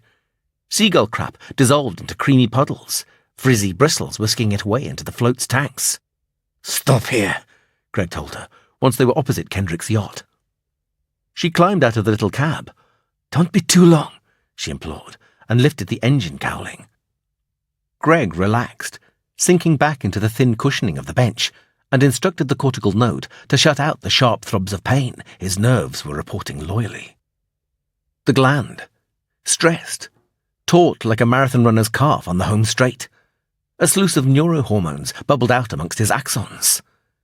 He wanted a sensory extension that went way beyond his usual short-range emotion perception. To find it, he retreated inward, ignoring his blood heat, heartbeats, breathing. The state waited for him right down at the bottom of the mental well, a fragile central pool. Gaseous shapes meandered below its surface. He slipped softly below the interface. Greg perceived shadows, treacherous grey cobwebs congealing into misleading forms, aching empty gaps of grainy mist. The vision was silent, neither hot nor cold. Through it all, minds shone like diamond point mirages, a flat cyclonic swirl of fireflies with himself at the tranquil storm eye. He concentrated, seeking the opaque distortion of Miriam, the familiar signature of one mind. The water resolved as a sheet of black ice, a dead zone. He drifted across it, stretching out close to his absolute limit. Miriam's hull rose above him, a cliff of insubstantial gauze, passing through. The three figures were cloudy alien protrusions into his lonely universe, their shape fuzzy, a pseudo-locus rippling around a solid kernel. Kendrick and Hermione slid fluidly over and round Katerina, the three together a tightly knit serpentine coil. Katerina was a soul in torment, hating herself for what she was doing, unable to refuse. She closed out the degradations Hermione performed, warm with the conviction her reward would come. Greg observed her arousal growing as Kendrick pleasured himself with her, his mind leaking distorted pictures of Julia. Fissures of intense rapture multiplied through her mind, interlacing, spreading to conquer, reducing her to animal abandon. Orgasm brought a blazing concussion of frenzied ecstasy, a neural nova. Instinct and dusty memory fused within Greg's tarnished cranium, and at last he knew what Kendrick had done to her. The intangible universe twisted, spectral images elongating and spiralling down to a tightly wound vanishing point. The marina's sights and sounds boiled up around him, solid and loud. "Let's go home," he said weakly. Sustaining such a vast psi fusion was severely debilitating. Gravity seemed to have quadrupled. "But time," Susie grumbled, slamming down the cowling and locking the catches with a vicious twist. "You look like shit, you know." "Thank you."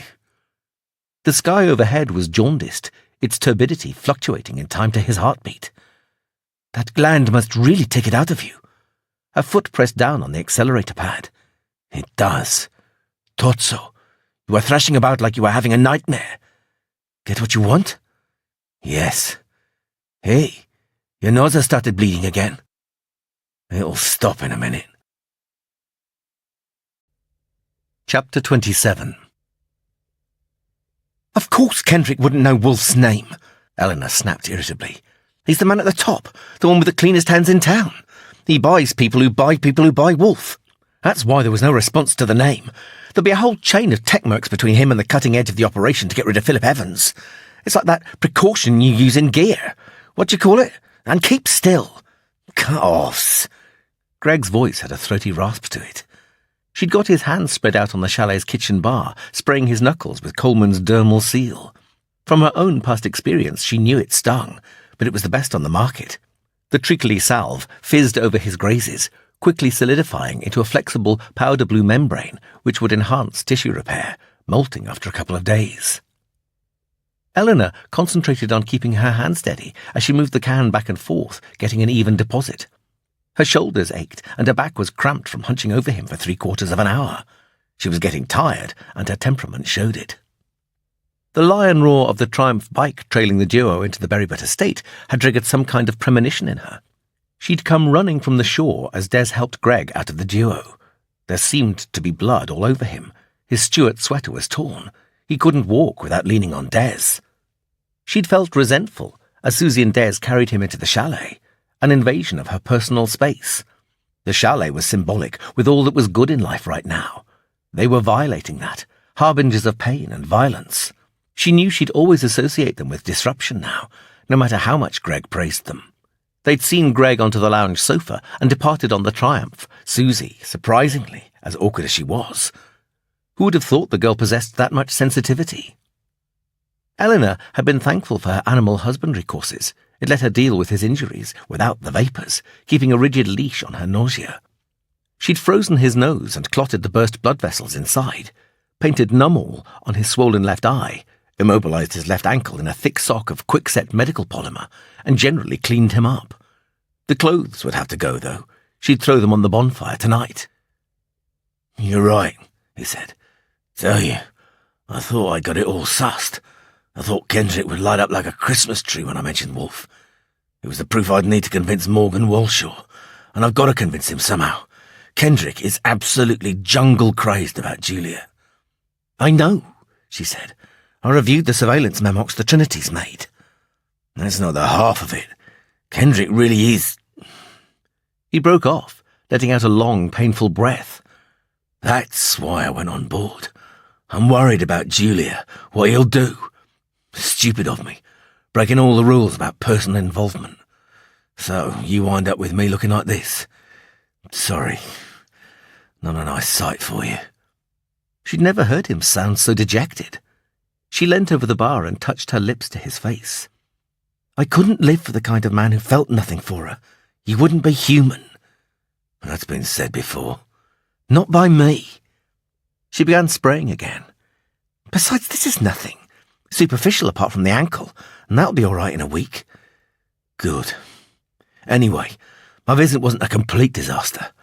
You remember Katerina Cawthorpe? Eleanor paused, flipping through her mental files. Friend of Julia's? Got him. Well, right now she's living with Kendrick and Hermione. And Hermione? That brought a weak grin to his lips. Yeah. That's how Kendrick must have found out about Philip Evans's NN core. He would be bound to question Katerina about every aspect of her relationship with Julia, and that includes her time at Wilhelm. She told him about the NN core. There is no mole. Never has been. So how did Kendrick get hold of the Xantha security monitor programs? A top-notch solo hot rod burnt into Walshaw's cause. Kendrick could afford it. She finished spraying on the dermal seal and inspected his hand. But what about the buyout? Yeah, he admitted. I still don't understand that. But the Blitz was definitely a vengeance act. Katerina proves that.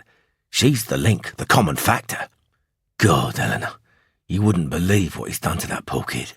Tell you, she's a virtual cyborg, no messing. He flexed his fingers gingerly, watching the dermal seal stretch over his knuckles. Has he drugged her? She asked. Sort of. That's something else we'll have to sort out when this is finished. Christ, as if we didn't have enough to do identifying Wolf and the remaining hot rods. You know, if you wanted to flush some compromising evidence out of Kendrick's brain, you should have asked him how much the Blitz had cost him.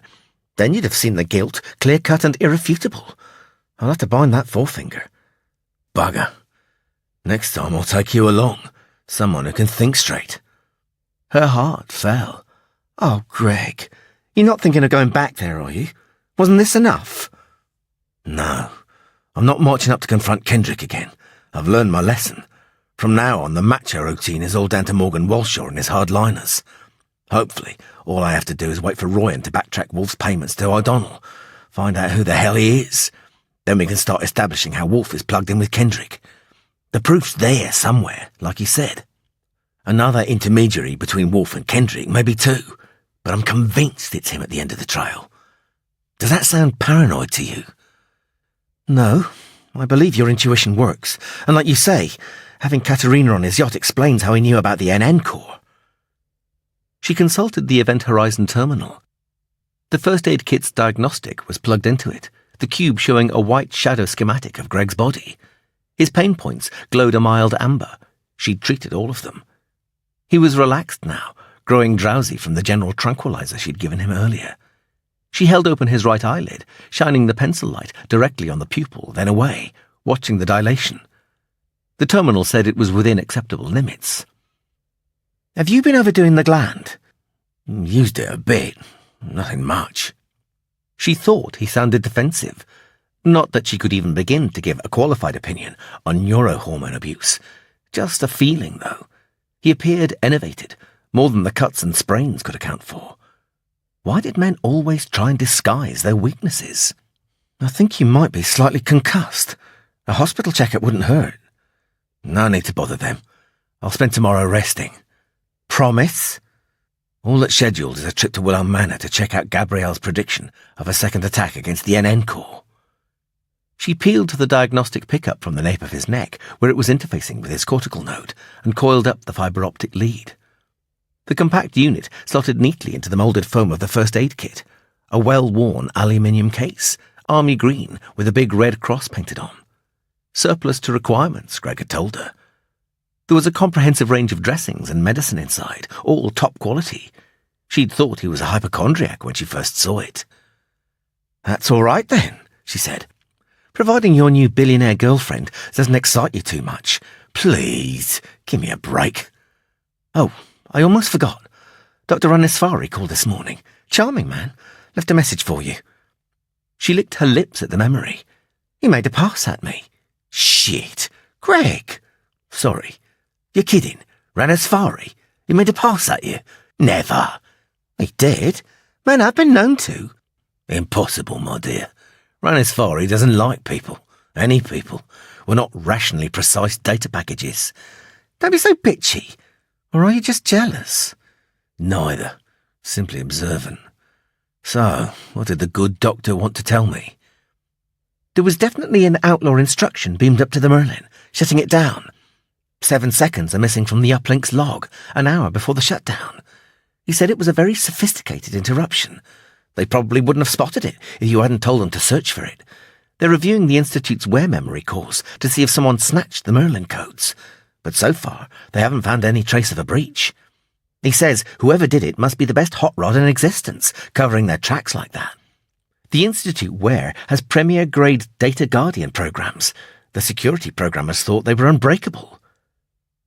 Greg was staring at her, confusion and disbelief tugging at his face. Lost. Something wrong? Anisfari can't have said that. It doesn't fit. Seeing him like this, exhausted, wounded, and cripplingly despondent, she felt an overwhelming surge of affection for him. The case had been taxing him, punished by the gland, driven by his own ruthless brand of determination, beaten up by Kendrick's bastards, maxed out. All she wanted to do was help, ease the burden. If only he didn't have this stupid code of his, always giving 100%. It was too much of him. Well, Anisfari did say it, and it's time you were in bed, Greg Mandel. No, you don't understand. The Blitz was a vengeance attack. Yes, you said. You proved Kendrick ordered it. Yeah, well, sort of. The Merlin, she said, beginning to understand. If the Merlin was deliberately sabotaged, he said, Then the Blitz was part of a combinate spoiler operation. You were concussed. There's nothing to say the Merlin shutdown couldn't be vengeance too. Kendrick wanted to wipe Philip Evans and damage Event Horizon at the same time by undermining confidence in the gigaconductor cells. Hit Julia from both sides at once. After all, we know he's already used a top-grade hot rod against Event Horizon to pull the security monitors. He probably used the same hot rod to shut down the Merlin. Oh yeah, right. It was obvious he wasn't convinced. She began to speak with slow deliberation, voicing her thoughts almost as they formed. The motive for launching the Blitz depends on whether Kendrick knew of Philip Evans's NN core. If he did, it was him out for vengeance. If not, it was a combinate spoiler, right? That's about the size of it. Good. So, how bright is Katerina? What? Don't you see? It all hangs on her, whether or not she knew about the NN core. And from what you've told me about her before she met Kendrick, she sounds like the all-time champion bimbo. Could she have worked out what was going down at Wilhelm? His eyes closed, face pained. Dunno. She had a good education. Means nothing? Who would know if she's got enough brains? Julia, I suppose. Certainly poor old Adrian. I knew it would happen, that she'd dump him. Should have warned him, given him the benefit. He wouldn't have listened. Eleanor ignored his ramblings, knowing the sense of excitement derived from solving human intricacies, finally appreciating how Greg could become so wrapped up in his cases. There was a certain addictive quality to unravelling the carefully crafted deceits of other people. It was a form of conquest, outsmarting them. Then you'll just have to ask, Julia. But not today, I think. Chapter 28. Wilhelm's lawn sprinklers were working at full strength, their long white plumes adding a faint coppery tang to the dry, pollen-clogged air. Julia ran down the garden path, giggling wildly, trying to dodge the spray shooting out of the rotating nozzles. The cotton of her emerald green dress was already damp. She glanced over her shoulder and saw Adrian had almost caught up. A shriek, a last triumphant burst of speed from her legs, and she reached the gravel drive ahead of him. Other eyes, access request. Adrian yelled behind her, cursing, and she turned, cracking up at the sight of him caught full square in one of the foamy jets. He slopped onto the gravel, trailing dark footprints. "I'm bloody drenched," he wailed, laughing with her. He was, too, t-shirt and tennis shorts clinging to his skin. She draped her arms round his neck, kissing him exuberantly. "My very own Mr. Wet t-shirt." The giggle set in again, unstoppable. Other eyes, priority access request. His hands found her rump, squeezing with interest. Do we have enough time before he gets here? His breath was hot in her ear. He'd begun to nuzzle her neck, aiming for that place he'd found, which was exceptionally ticklish. She let out a heartfelt sigh, squirming in his arms as his tongue licked below her ear. "Not this morning. Busy." "Afternoon?" She nodded eagerly. Adrian was insatiable, wonderfully, fabulously insatiable. Alaka had been disappointed by the non-appearance of their star guest at most of the functions after Friday night, but she didn't give a flying fig about that. This was love. And Adrian felt the same about her, so enraptured he'd come back to Wilhelm with her on Sunday night. "I'm afraid to let you out of my sight," he'd said. "I can hardly believe a girl like you would even look at someone like me." So she did her best to convince him, realizing his every wicked fantasy on her big apricot silk bed, and in the jacuzzi, the shower, dresser chair, deep pile rug, and Adrian could be very wicked indeed. Her grandfather hadn't said anything about Adrian coming to stay, not a peep. She hoped that meant he'd finally accepted her as an equal. Part of his kindness before, she knew now, had been the type a teacher shows a gifted pupil. That she could be groomed to manage Event Horizon was his driving concern. She forgave him that. Right now, she could forgive anybody anything. Other eyes access request. Please, Juliet. "All afternoon?" Adrian growled insistently. "Absolutely." He was going back to the college in the evening, which would give them a solid 6 hours to practice yet more of that rapturous sex. Then there was next weekend to look forward to. Thank the Lord Cambridge wasn't far away, although she would have travelled to Tasmania for him. Julia heard the sound of tyres on the drive and began to disentangle herself, suddenly wondering what the hell she must look like. Hair tangled, front of her dress damp from where she'd pressed against Adrian, cheeks flushed and grinning like a madwoman. Greg would hardly need his empathy to see what she'd been getting up to. Adrian kept hold of her hand as the little duo pulled up in front of the portico. The car's arrival frightened Wilhelm's flock of snow-white doves into flight above her. Open channel to NN core. Load other eyes. Limiter #3. Sight and hearing only, so her grandfather wouldn't be able to sense her racing heart, nor experience Adrian's adventurous hands. "Thank you so very much," Philip Evans said. "So sorry to trouble you. In case it's of the remotest interest, we think the Trojan program which Gabriel predicted has been loaded into the Event Horizon datanet. There was a highly sophisticated code melt in our Doncaster silicon fibre plant where, 2 minutes ago, they are scheduled to squirt the production data to me in another 5 minutes. Julia suddenly hated the real world for intruding on her private happiness. It seemed to delight in conspiring to reduce her time with Adrian. Greg's visit, unseen hackers. Why couldn't they leave her alone? Petty, grubbing manipulators, all of them, pissing in the wind. They weren't going to alter society, nor bankrupt Event Horizon, nor make the sun revolve around the earth, turn water into wine. The sum total of their activities was so near to zero as to be derisory. People were so bloody stupid and insensitive. Animals that had learned how to wear clothes. Her arm tightened instinctively around Adrian. He didn't know how much of a comfort he was. Don't be so sarcastic, Grandpa. It's very unbecoming. Have Walshaw security programmers managed to backtrack? Not yet. Total surprise. Give them some credit, Juliet. That melt was hard to spot. If they'd written a decent Guardian program in the first place, there wouldn't have been a melt-through. Her grandfather answered with a reproachful silence, surprising what could be read from emptiness. Greg climbed out of the duo. Julia let out an involuntary gasp. His left eye was swollen and black, heavily bruised. A moulded white surgical dressing covered his nose. His hands seemed to be all blue dermal membrane. He was limping. Christ! What happened? She demanded anxiously. He smiled heavily. I had a little chat with your friend Kendrick Di Girolamo. My God! He did this to you? His bodyguards. Oh, Greg, you shouldn't even be out of bed. Come along with you out of this hot sun. Greg shrugged. Not as bad as it looks. His eyes were fixed on Adrian. Accusing, Julia thought, certainly not indifferent. My God, could he be jealous? Adrian stirred uncomfortably under the stare, gripping her hand that little bit tighter.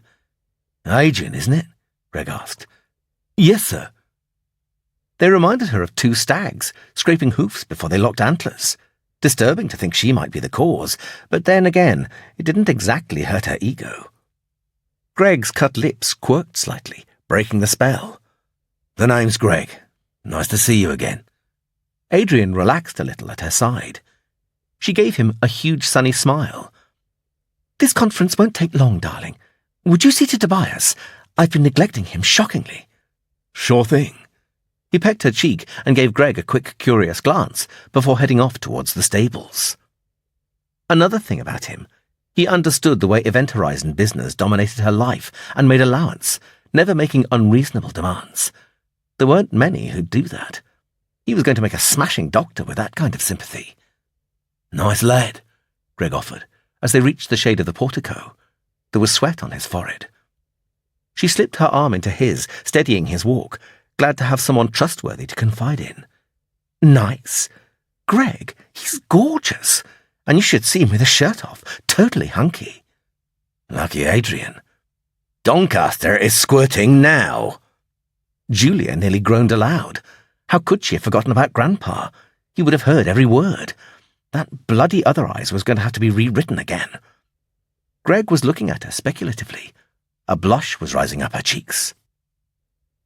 Morgan Walshaw was waiting for them in the study. He did a double take at Greg's injuries, frowning, then signalled them to sit. Julia pulled out her chair at the head of the table. The dark, polished surface in front of her was cluttered with gear modules and cubes. Morgan Walshaw was devouring information from 3 cubes fed by an elaborate-looking, customised terminal. Next to her grandfather's NN core was a Commodore BioWare number cruncher, a maroon hexagonal block 50 centimetres across and 12 high. A thick bundle of fibre-optic cables linked it to the study's communication consoles. Her grandfather called it Junior. He'd unplugged his NN core from Event Horizon's datanet, plugging in the Commodore as a replacement. It had been loaded with a Turing Personality Responses program, and he'd spent the last 3 days reformatting it to shuffle Event Horizon's data squirts in a routine fashion. "Will you look at that?" Her grandfather's gruff voice rumbled around the study. The biggest cube on the table was displaying a schematic of the Commodore's data buses, a nightmare Mobius topology of fine turquoise lines binding together a miniature globular cluster of sparkling jade stars. A cadaverous pink stain had begun to wash through the image, spreading down the lines and branching at every star, tainting everything in its path. "Christ, the bugger's expansion rate is phenomenal! About 5th power!" the directionless voice exclaimed. The cube showed an unhealthy, homogeneous pink blob. 6 seconds from reception to total domination. Incredible. Whoever they are, they're serious. I would never have been able to stop it if it had got into the NN core. That's all down to Gabrielle. Where is she, Greg? Her psi function takes a lot out of her. She's at home recuperating. Well, try and get her back here. I want to thank her personally. If Greg was aware of the irony, he didn't show it. I'll tell her. So, Kendrick had you roughed up, did he, boy? My fault. I confronted him. Why? Julia asked. Taking a shortcut. I wanted to establish that Kendrick was the one who paid Wolf. Well, of course he is, she exclaimed. Greg shook his head gingerly. No, that's the problem. Kendrick isn't directly behind the blitz. Not that I could prove anyway. My intuition says he's involved in some way, though. Well, there you are then, she said. I wanted something a little more concrete. What for? She saw Greg and Walshaw exchange an edgy glance. It was so bloody annoying. Why couldn't they speak in front of her? Concrete proof for concrete action, Walshaw said quietly. Oh. She put her hands flat on the table, studying the nails intently. It wasn't a complete waste of time, Greg said. I think I can prove Kendrick does know about the NN core. Ah, Philip said triumphantly. Julia suddenly realised Greg was staring right at her. Katerina Cawthorpe is living with Kendrick on his yacht, Greg said. Still? Julia blurted. You knew about it. I knew she'd gone off with him. I was there when it happened. I thought Kendrick was another of her one-night stands. Katz is like that, you see. Bit of a bedhopper. What I'd like to know is whether or not she's bright enough to work out that your grandfather was planning to translocate his memories into the NN core, Greg said. She was here for a few days. The opportunity exists. A week? Julia stared pensively at the leather-bound books on the wall shelving, not bothering to cut in the processor node. Remembering all those years she and Katz had spent together at school. Only time's perspective gave them a totally different slant, like an old play whose plot she'd forgotten. They'd seemed like great days while they were happening, insufferably tedious now. Katz never paid any attention to classes, too busy with boys, she said slowly, reluctant to condemn. But no, she's not stupid. It's just that I find it hard to believe Katz would bother listening to idle business chatter, let alone interpret it. She wouldn't have to interpret it. Kendrick would do that for himself, Greg said. I'm sure I never mentioned the NN Core project in front of her. I wouldn't have. There'd be no point. Science and finance simply don't fit into her worldview. And Grandpa and I certainly never discussed it at meals. She may have overheard it being mentioned. There's a certain thrill in eavesdropping on the conversations of someone as powerful as your grandfather. Even if she couldn't make sense of it at the time, she might remember what was said. True enough, said Walshaw, though the Kendrick connection is still circumstantial. Don't be obtuse, Morgan, Julia said. After all Greg had gone through, he didn't deserve disparaging observations. Of course Kendrick's guilty. He reeks of it. I wasn't disagreeing, the security chief said mildly. It is the degree of Kendrick's involvement which seems to be unresolved. Not the exact degree, no, Greg said, but he's in deep, no messing. And I think we can rule out a mole now we know about Katerina. He glanced at Walshaw for confirmation. Yes. OK. That just leaves the question of why Kendrick allowed Julia to buy him out. I still don't understand that, and it bothers me. We know he's in trouble with the family over the money he withdrew from Event Horizon's backing consortium, and he's working on some deals to try and fill the gap, provide the house with an equal return. That's got to be the key, these deals of his. And they're tied up with you somewhere. He shot Julia a fast glance. She knew he meant his intuition again. It gave her a creepy feeling, the way his suspicions about the spoiler had turned out to be true. Now Kendrick was making unknown deals. Raw materials? Walshaw suggested. Is he buying up the options on the compounds that go into the gigaconductor? No, said Philip. There aren't any really rare minerals involved in any case, and I've made quite sure we have a safeguard stockpile of the chemicals we use. That's an elementary precaution. I did that even before we filed the patent. Greg rubbed the dressing on his nose with a forefinger. Tell you, my own impression is that Kendrick has made some sort of alliance. With who? Julia asked. He gave her a wan smile. Dunno. Someone, some organisation, who would benefit from having your grandfather wiped. Kendrick is an influence peddler, you see. Once he established that Philip Evans's memories were stored in the NN core, he could barter the information in exchange for an investment opportunity that would give the family house money, a return equal to the Event Horizon backing consortium. Get someone else to do his dirty work for him and make a profit at the same time.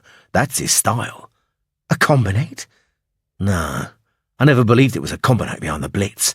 A month-long delay in introducing the gigaconductor would be a nonsense when you consider the cyber factories would have to be totally rebuilt to produce the stuff.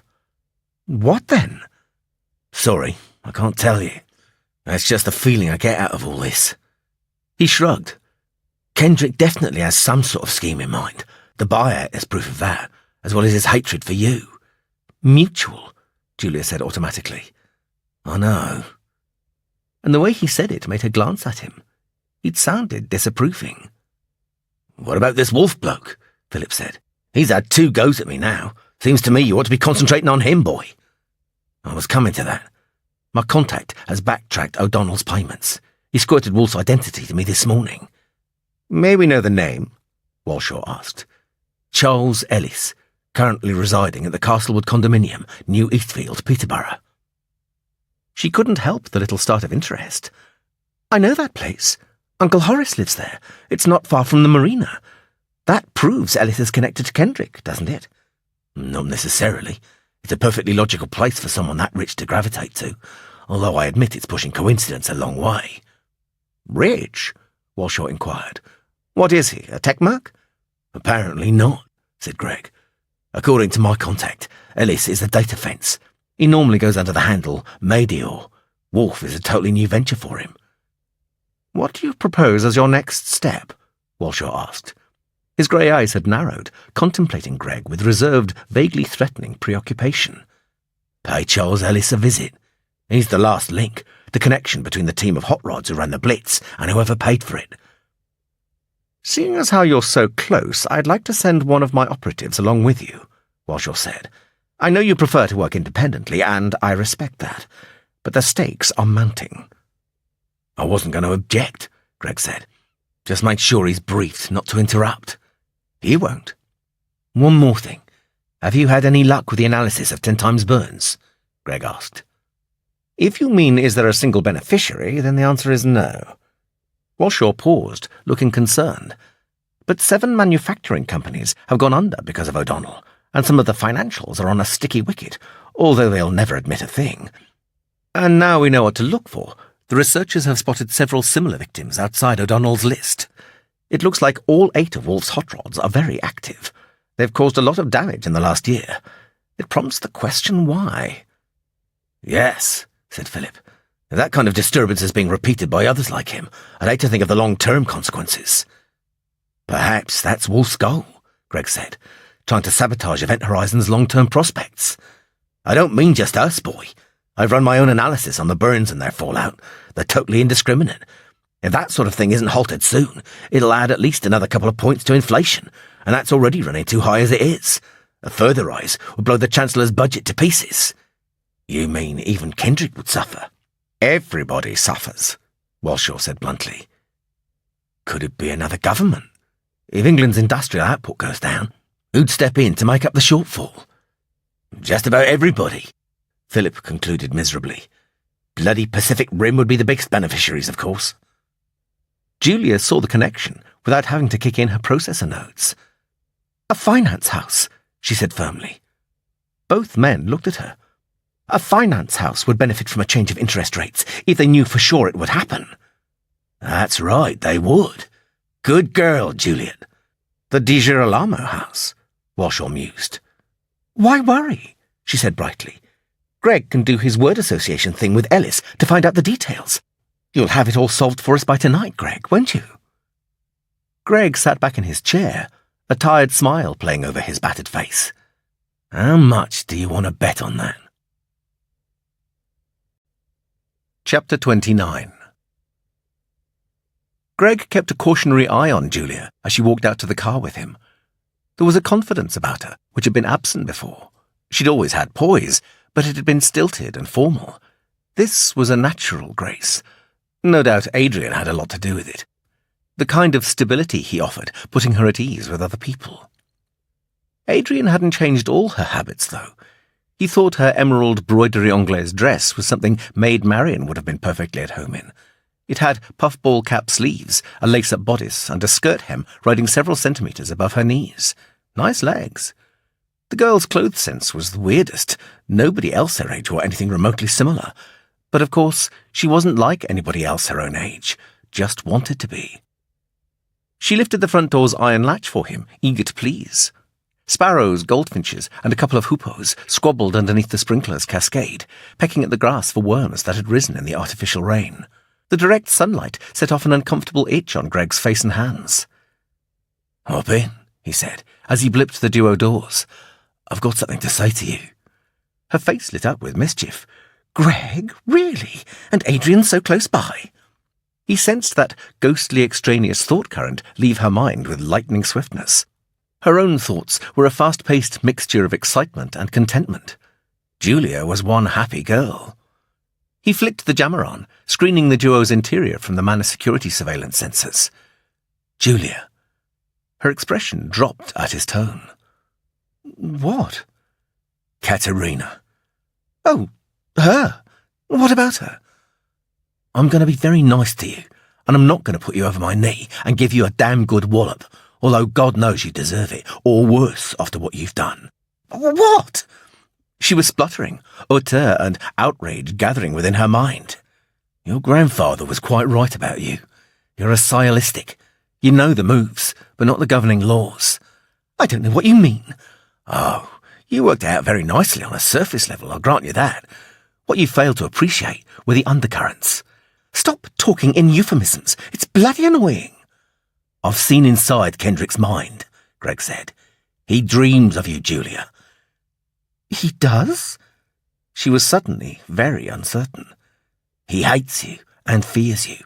He wants to destroy you. No, he's obsessed with destroying you. Not merely Event Horizon, but you personally, physically. He wants you beneath him, Julia, spread-eagled and screaming. He's sick in a way you'll never know." "I do know," she insisted quietly. "No, not really. You still haven't twigged, have you? Loathing is an abstract to you, a word whose meaning you've looked up in a dictionary. Kendrick is its physical embodiment, lethal and scatological to boot. You will never understand the sheer intensity of his revenge psychosis. It's a monstrous personality dysfunction. Tell you, Kendrick sets up targets to knock down, fixates on them, devoting himself single-mindedly to their downfall. For the kind of left-hand business he's involved with, it's a commendable trait. He'd been pretty successful, too. Built up a good reputation for reliability, top man in the field. He'd never really known failure. Then I come along, hired by your grandfather, and we thwart him in what was probably his most ambitious scheme ever. Asset-stripping Event Horizon. His first true debacle. Then you followed it up by humiliating him with blackmail. Anyone flying that high is going to be hurt bad by the fall. Small wonder you dominate his thoughts. Any normal person would be bitter, but with a wacko like that, it was probably the push over the edge. You misjudged him completely, and now Katerina is suffering because of that." "She went with him," Julia said defiantly. "It was her choice." "Of course it was, but you engineered it. You and your oh-so-logical notes, meticulously sketching out all the conceivable scenarios the players could be combined in. You've got Kendrick, rich, handsome, an expert in seduction, kinky wife who doesn't object to him playing the field. Katerina, in your eyes naive, also sex-mad, and your close friend, who just happens to have in tow a very desirable stud who you've had your eye on for some time. And finally, the poor old stud himself, Adrian, who Katerina had almost tired of anyway. You invited Katerina and Adrian to Horace Jepson's party, a real fiesta rave atmosphere, complete with the world's greatest rock star. Katerina could no more refuse that than a bee can ignore pollen. And you chose it because that party was the perfect melting pot. Kendrick walks in, sees you, the lonely little rich girl with probably her only real friend in the world, who by lucky chance is a real stunner and just as randy as he is. Well, he jumps at it, doesn't he? And he succeeds easily because he's got the same sex appeal as Adrian, loaded with a suavity Adrian couldn't begin to match, and filthy rich with it. Katerina simply leaps at him. Kendrick thinks he's scored a double bonus, depriving you of a friend and confidant. And at your age, friends like that are terrifically important. Plus, he gets himself and Hermione a nice chunk of fresh meat to fun around with. You, in the meantime, get rid of Katerina, in whose company any girl will look like one of Cinderella's sisters, and get to console a devastated Adrian, who gratefully repays you with the only currency he's got. There was a long moment of excruciating silence. Cats did, you know. Julia was sitting perfectly still, gazing unseeingly straight down the drive. School, parties, clubs. Nobody even knew I existed. Not with her there. Her bust, her legs, God, even her voice is total audio sex. She sniffed, blinking furiously, neck still rigid. Do you know why I grew my hair so long? Do you? Because boys like a girl with long hair. Somebody told me that when I was 11, and I've never had it cut since. I thought it would give me a chance, because there's nothing else to attract them. But of course, her hair's long too, and shiny blonde. Julia turned to look straight at him, unrepentant, hot determination shining bright in her mind. All I've got is my brains. And if brains is the only way I can grab hold of a boy, then by God, that's how I'll grab one. And there's nobody, not you, not Grandpa, nobody, who's going to tell me different. Greg could see how much pain and loneliness was bottled up behind those stubborn eyes. That was something about her he'd misunderstood, assuming it was bratish cattiness which had provided the motivation behind her conniving. The spoiled rich kid who didn't get the treat she wanted, planning silent revenge on those who denied her. Oh, Julia, Julia, what are we going to do with you? If you'd sat down and tried to come up with a more harmful own goal, you couldn't have found anything worse than giving Katerina to Kendrick. I realise that now, she said miserably. But how was I to know anyone walking round Wilholm could work out what Grandpa intended, or that cats would be so willing to tell Kendrick? He winced inwardly. She doesn't have a lot of choice. There's something you didn't mention, isn't there? About cats. I never expected her to stay with Kendrick for more than a day or two. Not with Hermione insisting on her share. My God, you just can't get any more hetero than cats. That's why I never felt any remorse, you see. As if one more man would make any difference to her. She said she had her first boy at 13. 13! I just wanted their fling to last long enough to disillusion Adrian. But sticking it out like this is way out of character for cats. The sprinklers began to die down outside the duo, leaving the whole front garden glistening under a glacé patina. Tall chrysanthemum stems bowed under the weight of the crystalline droplets which mottled their big bulbous flowers. Have you ever heard of something called filter?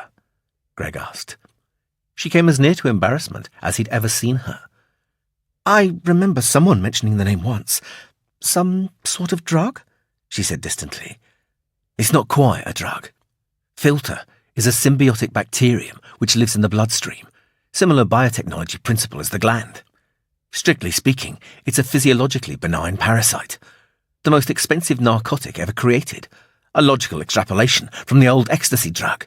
It boosts orgasmic pleasure tenfold, a genuine designer high. Oh. Julia was studying her nails with minute attention. Pavlov would understand what Kendrick has done to her. It's the nastiest form of conditioning I've ever come across. If, and only if, she does exactly what he tells her to, then he takes her to bed and gives her that super orgasm for a reward. She doesn't know it can happen with anybody. I imagine one of the first things he made her do was recount every conversation she'd had with you for the last few months, looking for something to use against you. He really lucked out discovering your grandfather's NN core plans. Julia was silent for a minute, then said, "Thanks for not saying any of this in front of Grandpa." He glared at her, feeling his hands ache as his blood rose. "Now what?" she cried. "There's just nothing that gets through to you, is there? I tell you that there's a maniac out there who wants your blood, that you're responsible for your best friend being raped twice a day for over a fortnight, that her mind's being systematically destroyed, and all you say is, thanks for not telling a swarm of electrons floating around in a mutated vegetable, you fucking eyes bitch!" "Well, for Christ's sake, what do you want from me?" she screamed back. "I know all about bloody Kendrick. I know more than anybody. I knew he was behind this right from the beginning. But all you clever dick hardliners did was charge off after moles and hot rods. Nobody ever listens to a word I say. I'm just a nothing. I'm a signature on the bottom of papers, a performing seal. Well, I'm not. I'll bloody well show all of you. Nobody's going to treat me like a joke after this. I'm going to kill that bastard Di Girolamo for what he's done to me and Grandpa. And you, gland freak, you're going to get the proof for me, like you've been paid for. That's all you are, a paid freako let out of the zoo. And if you want to stay out of your cage, freako, you'll do what I bloody well tell you." Greg slapped her. Not hard. His hand was still sore. But Julia stared at him for one frozen, horrified second, then burst into tears. Greg raised his eyes heavenwards, cursing his own blundering stupidity. He saw the gardeners walking past the duo, their Wellingtons squelching through the puddles on the lawn. They glanced over at the car, its hot, muffled voices, grey misted windows, seeing a figure hunched up in the front seat, face in hands, rocking back and forth. One turned to the other and barked a remark. There was a burst of lusty laughter, and they walked on. The shallow imprints left by their footprints slowly filled with muddy water behind them. "Greg, I didn't mean it." "I know. I'm sorry I slapped you." "Didn't hurt." Her cheeks were smeared with silver snails' trails of tears, nature's aphrodisiac. She looked terribly fragile and appealing. The ivory tower princess fallen to earth with a bump, lost and frightened in the world she'd only ever glimpsed from afar. Greg wanted to put his arms round her and give her a big, comforting hug. Resistance came hard. A big teardrop formed on the bottom of her chin. "Greg, he doesn't want me," she said in a tiny voice. "Julia, "No, really." Red-rimmed eyes blinked in anguish. "He's already had me." She was suddenly in his arms, pressed against him, shivering uncontrollably. He hugged her, stroking her spine to give what reassurance he could, praying he'd misheard, knowing he hadn't. "I was 15, she said.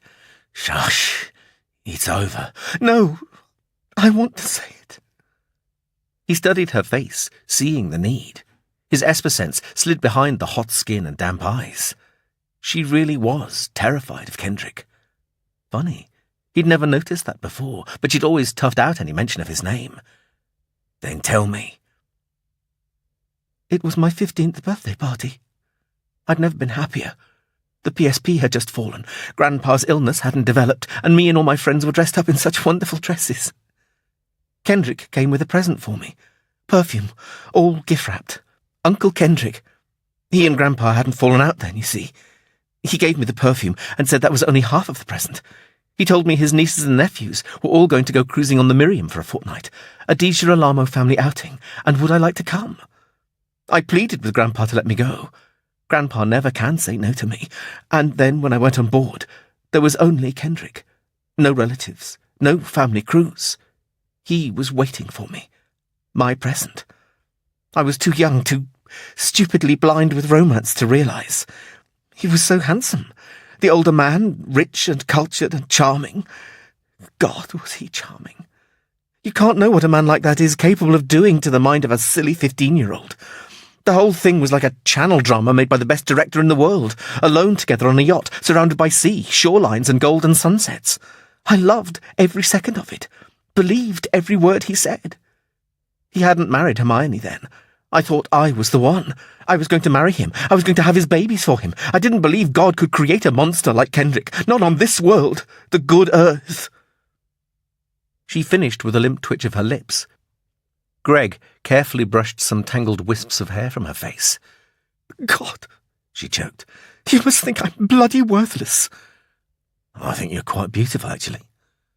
punished eyes widened in surprise. "Yes," he said. "I never got in touch after you sent all that gear to the chalet. I didn't trust myself." "With me?" He gave a slight nod.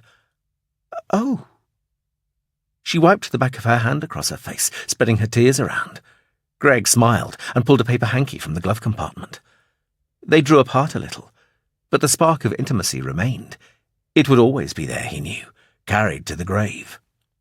He cleared his throat, resentful that some analytical part of his brain never switched off, not even through this. "Julia, did you tell Kendrick about the gigaconductor?" She wiped the last tear away and crumpled the hanky. "No. All this happened a year before Grandpa told me about Ranisfari and the gigaconductor research project. Ranisfari wasn't even close to a cryogenic gigaconductor then. Kendrick didn't have any ulterior motive for seducing me. I was just fun, a knot on his bedpost. He enjoys it, the game he plays in his mind. Me and all the other dumb little girls are no different to his business deals. The lies and clever words corrupt us, then we belong to him, worship him.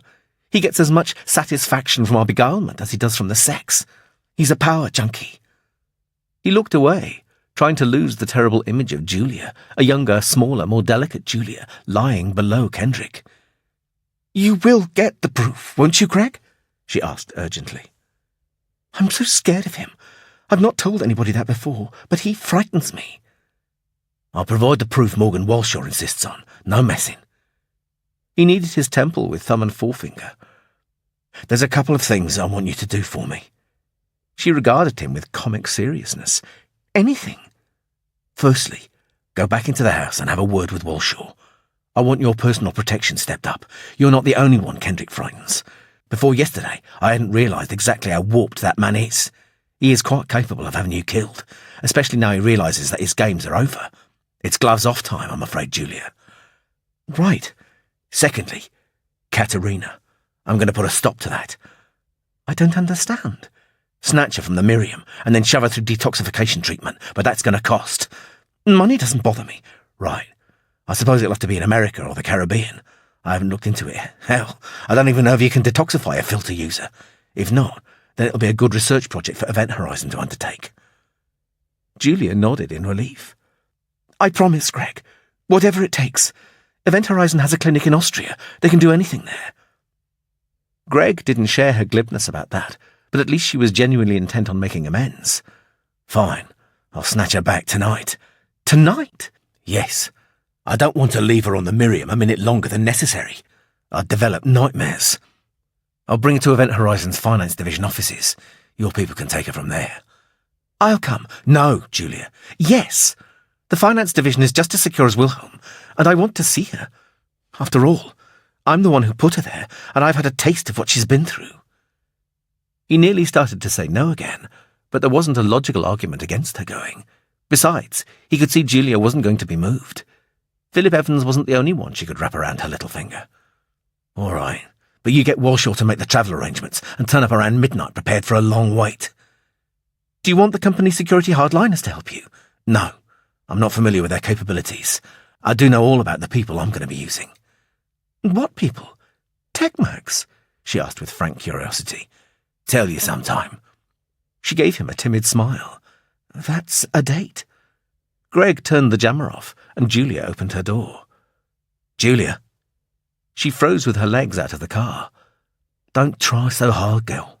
You're not exactly a frump, you know." Her smile widened, becoming coquettish. "And Adrian isn't just a lump of muscle either. He's very bright and kind, and I like him a lot." "Then I'm happy for you. See you later." He didn't rate a wave this time. She simply stood watching him drive off, looking small and sad. He folded the rearview mirror's image up and tucked it away in a corner of his mind. The last thing he needed now was any more guilt rattling around inside his skull. Chapter 30. Greg drove into Peterborough under a sky which the sun had transformed into a bitter saffron hemisphere, rigged with the occasional static pillar of cloud. He turned up the windscreen's opacity, muting its eye-smarting intensity. There was a taut thread of pain running through his cortex, the neurohormone's legacy. It wasn't helped by wondering how he was going to square what he was doing with his promise to Eleanor. And then there was tonight's snatch looming large, another unforeseen. Events were ganging up on him, dictating his actions. The conspiracy was unnerving, tenaciously eroding any sensation of control over his life. He was a squaddy back in Turkey, utterly dependent on the wisdom of hidden enigmatic generals and the throw of God's dice. Never again, he'd sworn. Easy to say. He blended the duo into the arterial flux of traffic flowing through Peterborough's outlying suburbs, a dawn-to-dusk convoy hauling the city's lifeblood of goods from the industrial sectors to the port and the railway marshalling yard. Henderley Street was the same as all the rest in New Eastfield, a long straight gorge of white buildings with grand arched entrances, wide balconies, dark windows, and ranks of flags fluttering on high. Pagoda trees thrust up out of the pavements in the centre of brick tubs. People sat on the benches round them, pensioners soaking up the sun, youngsters with VR bands plugged into gamer decks. Eleanor would enjoy living here. He had to stamp hard on the brake as the red light came on ahead of the duo. Its meaning had almost been lost down the years. Working traffic lights, by God. The frontage of the Castlewood condominium was 80 metres long, standing back from the other buildings along the street, and screened with a discreet row of tall Caucasian elms. The entrance was below ground level, served by a private loop of road with card-activated barriers at each end. Greg parked 100 metres further down the street and showed his card to the meter, punching in for 6 hours. 6 hours? A voice queried. I wish I had an expense account like that. Greg turned and smiled. Victor, you're looking good. Victor Tayo's baby-faced good looks smiled back. Riding high, thanks to you. I was promoted up to captain after our Xanthus excursion. Got assigned to the command division down by the estuary. I guess Walshaw must approve of me. You're my contact today. Yes, again. I was at the office when the call came in. He tipped a nod at the Castlewood. We've had it under observation for 25 minutes now. We? The rest of my squad. They're covering all possible exits. We wouldn't want our man to filter out without us knowing. I've already checked with the concierge. Ellis is at home right now. A human concierge, by the way. This place is definitely for premier rankers. I couldn't afford to rent the broom cupboard in there. Walshaw hadn't actually mentioned anything about a squad, but Greg could appreciate his reasoning. Ellis wasn't the end of the line, but he was near. His confidence rose a fraction. Backup wouldn't come amiss, not if they were as on the ball as young Victor. Will this be a long operation? He was asking. Some of the observation positions are improvised, temporary. It shouldn't take more than an hour, 2 at the outside. Fine. Did you fall down some stairs? Greg's hand went to the stiff white mould over his nose. Not exactly. A run-in with a friend of Mr. Ellis. I see. Do you want a weapon before we go in? Are you carrying? Yes, a Lucas laser pistol. That ought to be enough. You keep it. Greg began to walk towards the Castlewood's nearest barrier. Fine. Victor showed a card to the gate beside the barrier. Concierge's pass, he explained. Greg lifted an appreciative eyebrow. And only a 20-minute head start. Morgan Walshaw ought to start worrying for his job. Will it open the apartment doors as well? Victor did his best not to appear smug. Of course. The Castlewood was built in a U-shape. The 2 wings had a conservatory-style glass roof slung between them, curving down to form a transparent wall at the open end. The glass was tinted amber, cooling the sunlight which shone down on a bowling green, tennis courts, an Olympic-sized swimming pool, and a separate diving pool. 4 tiers of balconies made a giant amphitheatre of the enclosure, their long strips of silvered sliding doors staring down on the athletically inclined with blank impersonality. Charles Ellis owned a penthouse apartment on the 4th story at the tip of the east wing, one of the most expensive in the condominium. Victor stood outside the door, glancing at Greg for permission. He held his hand up for the young security captain to wait and probed with his esper sense. There was only one mind inside, a muddled knot of everyday worries and conflicts, not expecting trouble. He's alone, Greg said. To the right as we go in. He pointed through the wall. Fine, Victor acknowledged respectfully. He showed the concierge card to the lock. There was a soft click. The apartment was 5 large rooms laid out in parallel, with a hall running along the back of them. Surprisingly, the decor was old-fashioned throughout. Uninspiring, sober prints and dingy Victorian furnishings, all black wood and thick legs draped in cream-coloured lace. The internal doors were heavy varnished hardwood, with brass hinges and handles, opening into rooms with dark dressers and tables.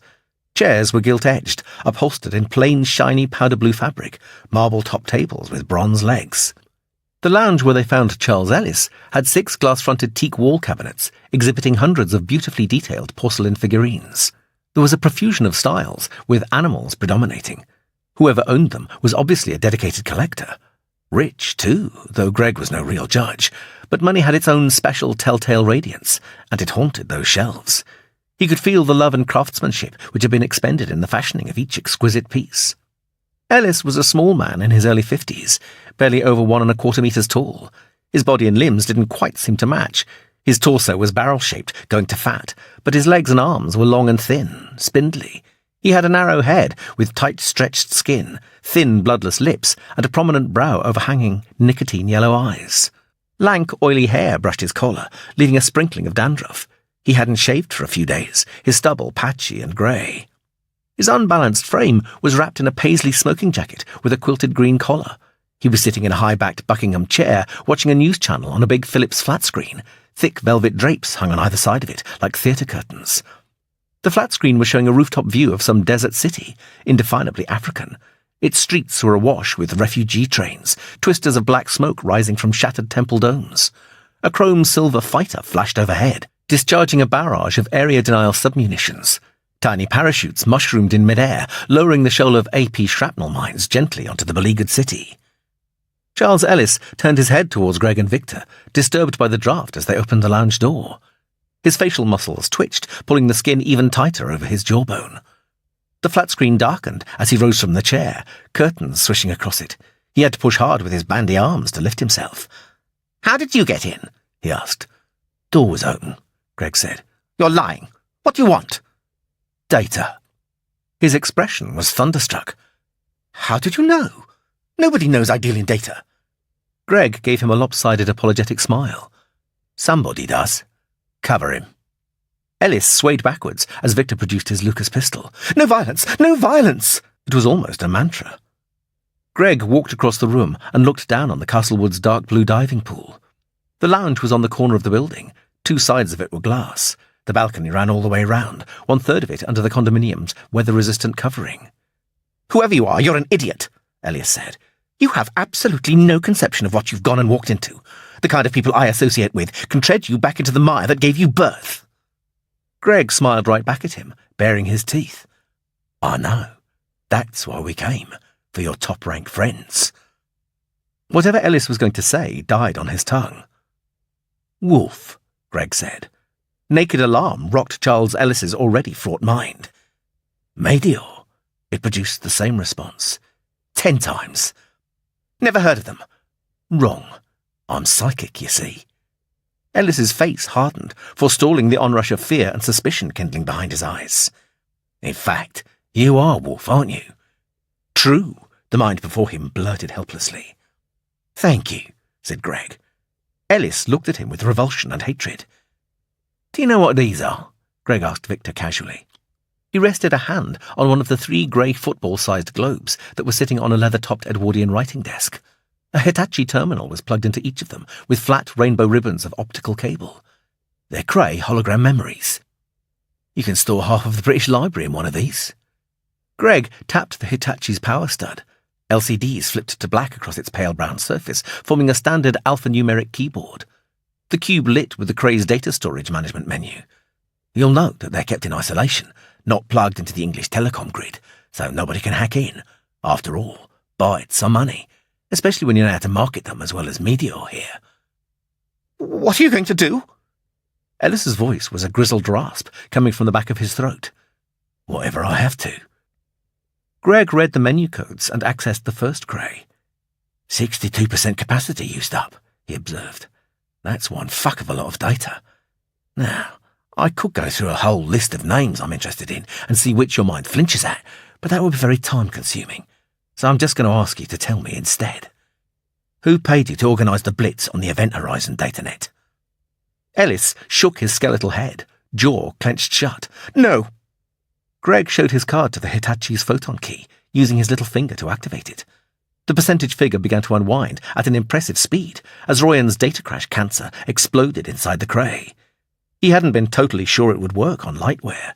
Admitting now he should have had more faith, the percentage numerals vanished from the cube, sucked away down some electronic black hole. The cube placidly reverted to showing the menu. No! Ellis howled, an unpleasant, high-pitched wheezing sound. He ignored Victor's unwavering Lucas pistol to stumble frantically across the lounge to the antique writing desk, looking down in consternation at the cube display. Oh my God! Do you know what you have done? His hands came up to claw at Greg, stopping impotently in midair. His face was contorted with fury. There were 7 million personnel files in there. Everybody of the remotest interest in the country. 7 million of them. Irreplaceable. God curse you, gland freak.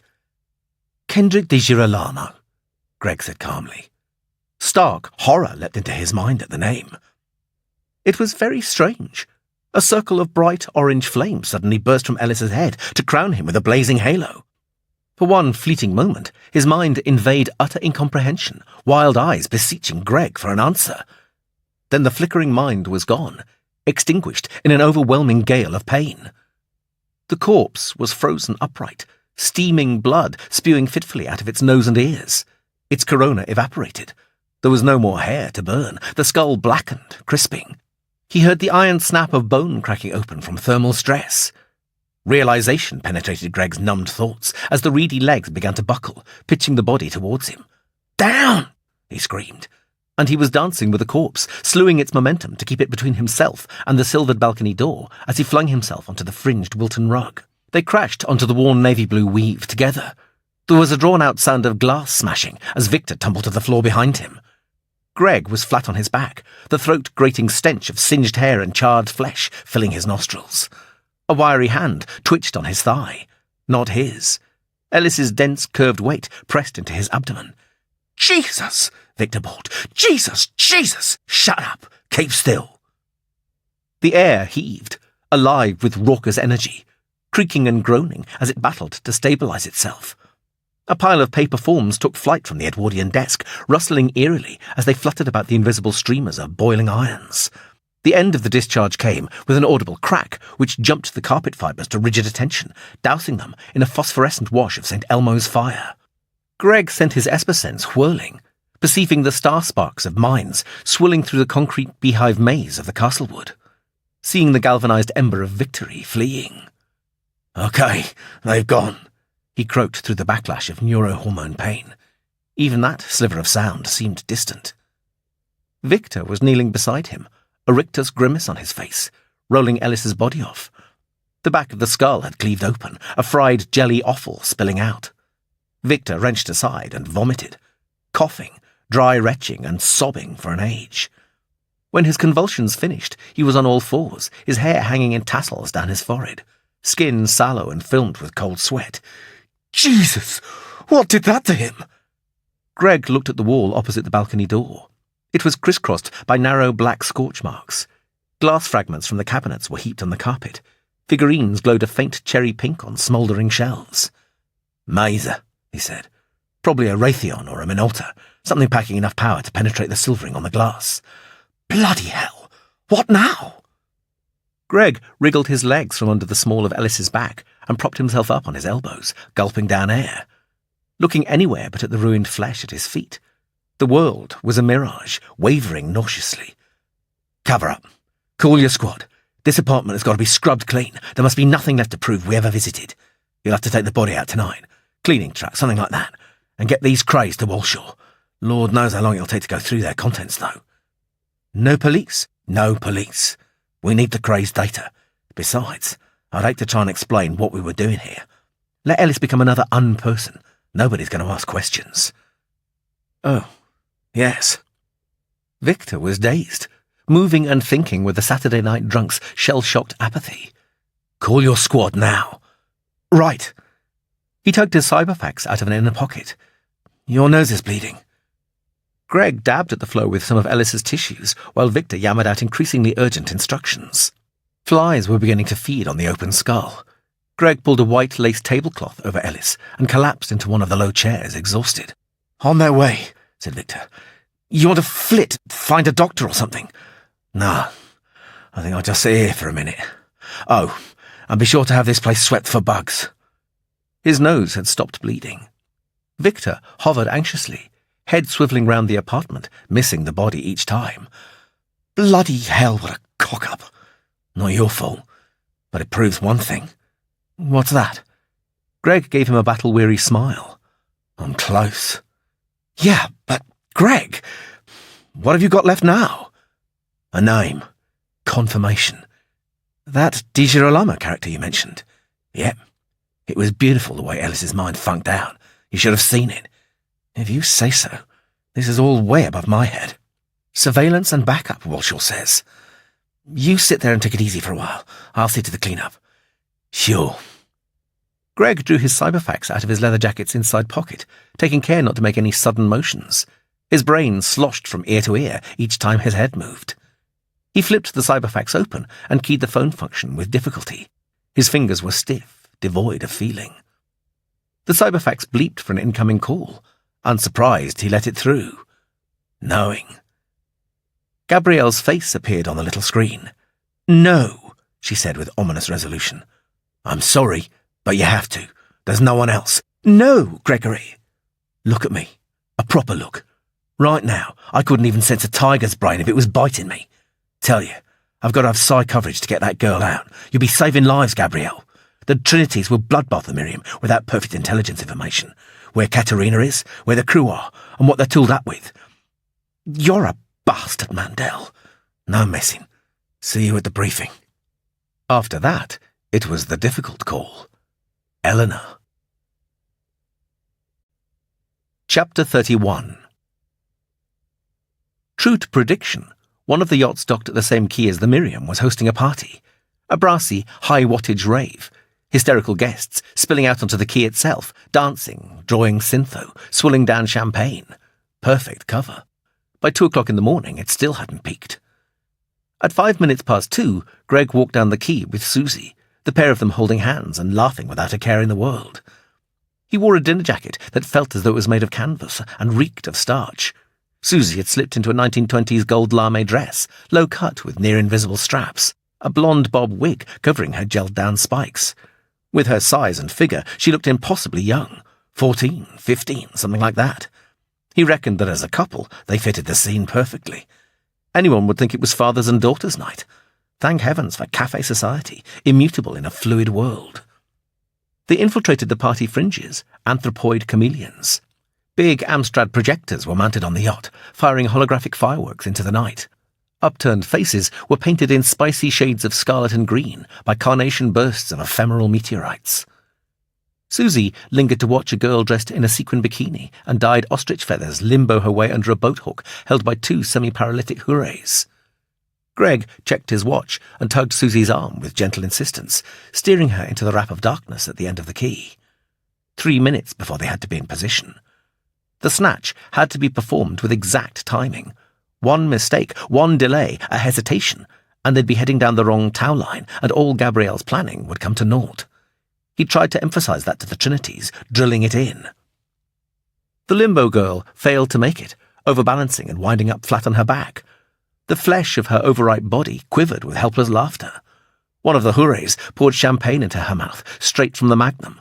She lapped at the foamy spray spilling down her cheeks, her mind light years away. Greg and Susie tottered away from the revellers. Nobody was paying them a second glance. Lady G was right, Susie said from the corner of her mouth. He could sense how tight her small body was wired, rigid with restless tension. The Trinities had been, to say the least, sceptical when Gabrielle began outlining the evening's events. Their agnosticism had been whipped in staggered increments as the prophecies unfurled with uncanny precision.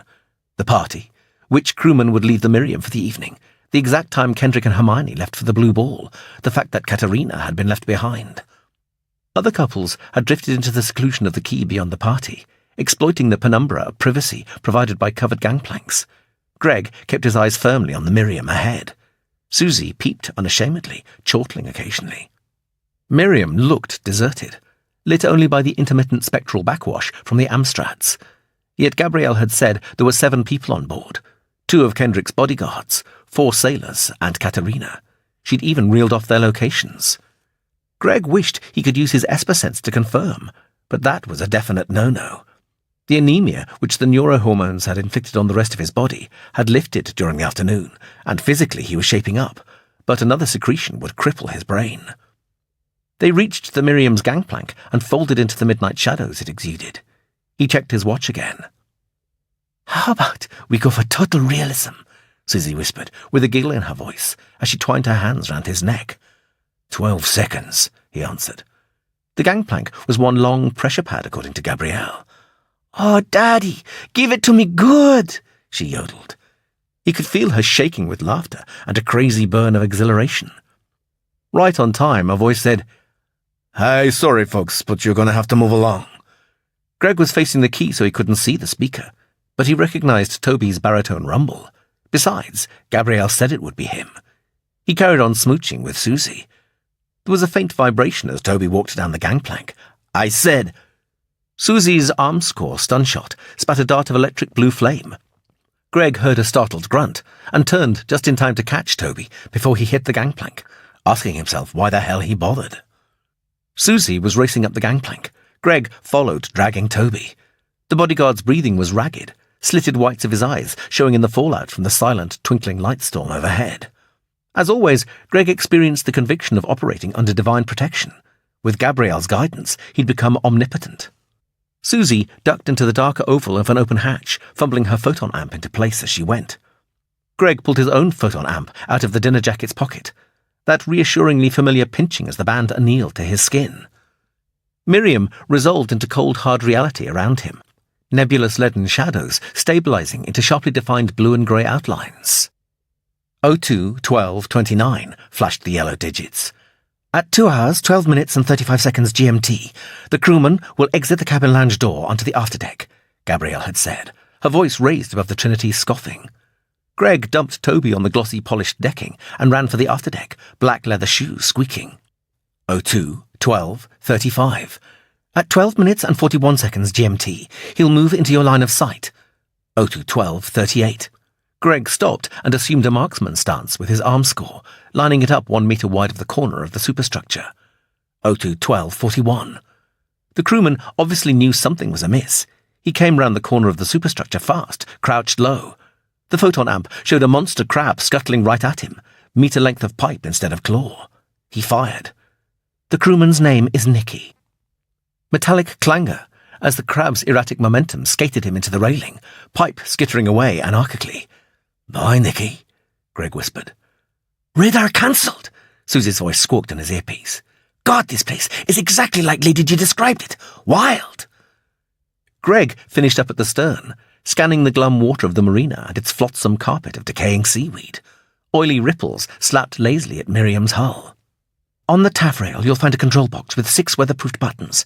Press the second from the left." The box was there, rigid forefinger pressing, a stifled drone of a motor lowering the diving platform ladder. The inflatable dinghy surged out of the gloaming, 4 figures hunched down, muffled engine cutting a hazy wake through the seaweed.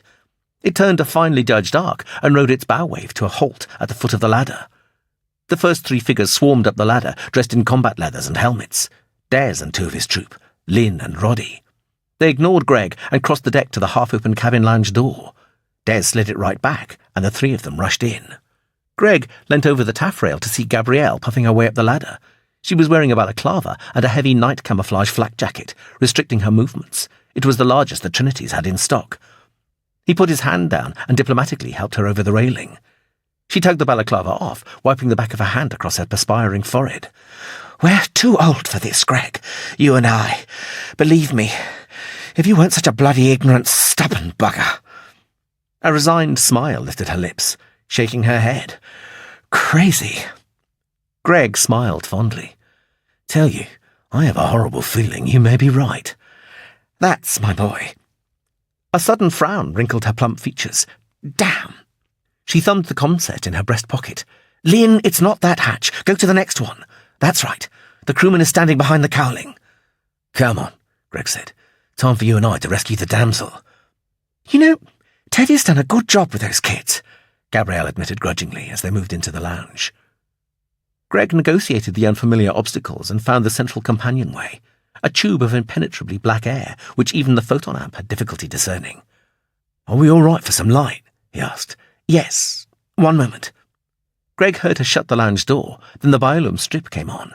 He peeled the photon amp off. Susie slithered down a narrow set of stairs from the bridge. Mega, she breathed, pulling off her wig and roughing up her mauve spikes. You got it spot on, Lady G. All of it. Where you said, when you said. It's fucking incredible. Thank you, my dear. The three of them headed for the lower deck. Thick vermilion carpet absorbed their footfalls down the stairs. One of the crewmen was lying on the bottom step, his limbs shivering spastically from the stun shot charge. Des was waiting for them outside the master bedroom's door, helmet off, grinning broadly, his hair a dark, sweaty mat. All right, he whooped blithely. We breezed it, no problem. You ever need a job, Gran, you come and see me, okay? You're too kind, Gabrielle said.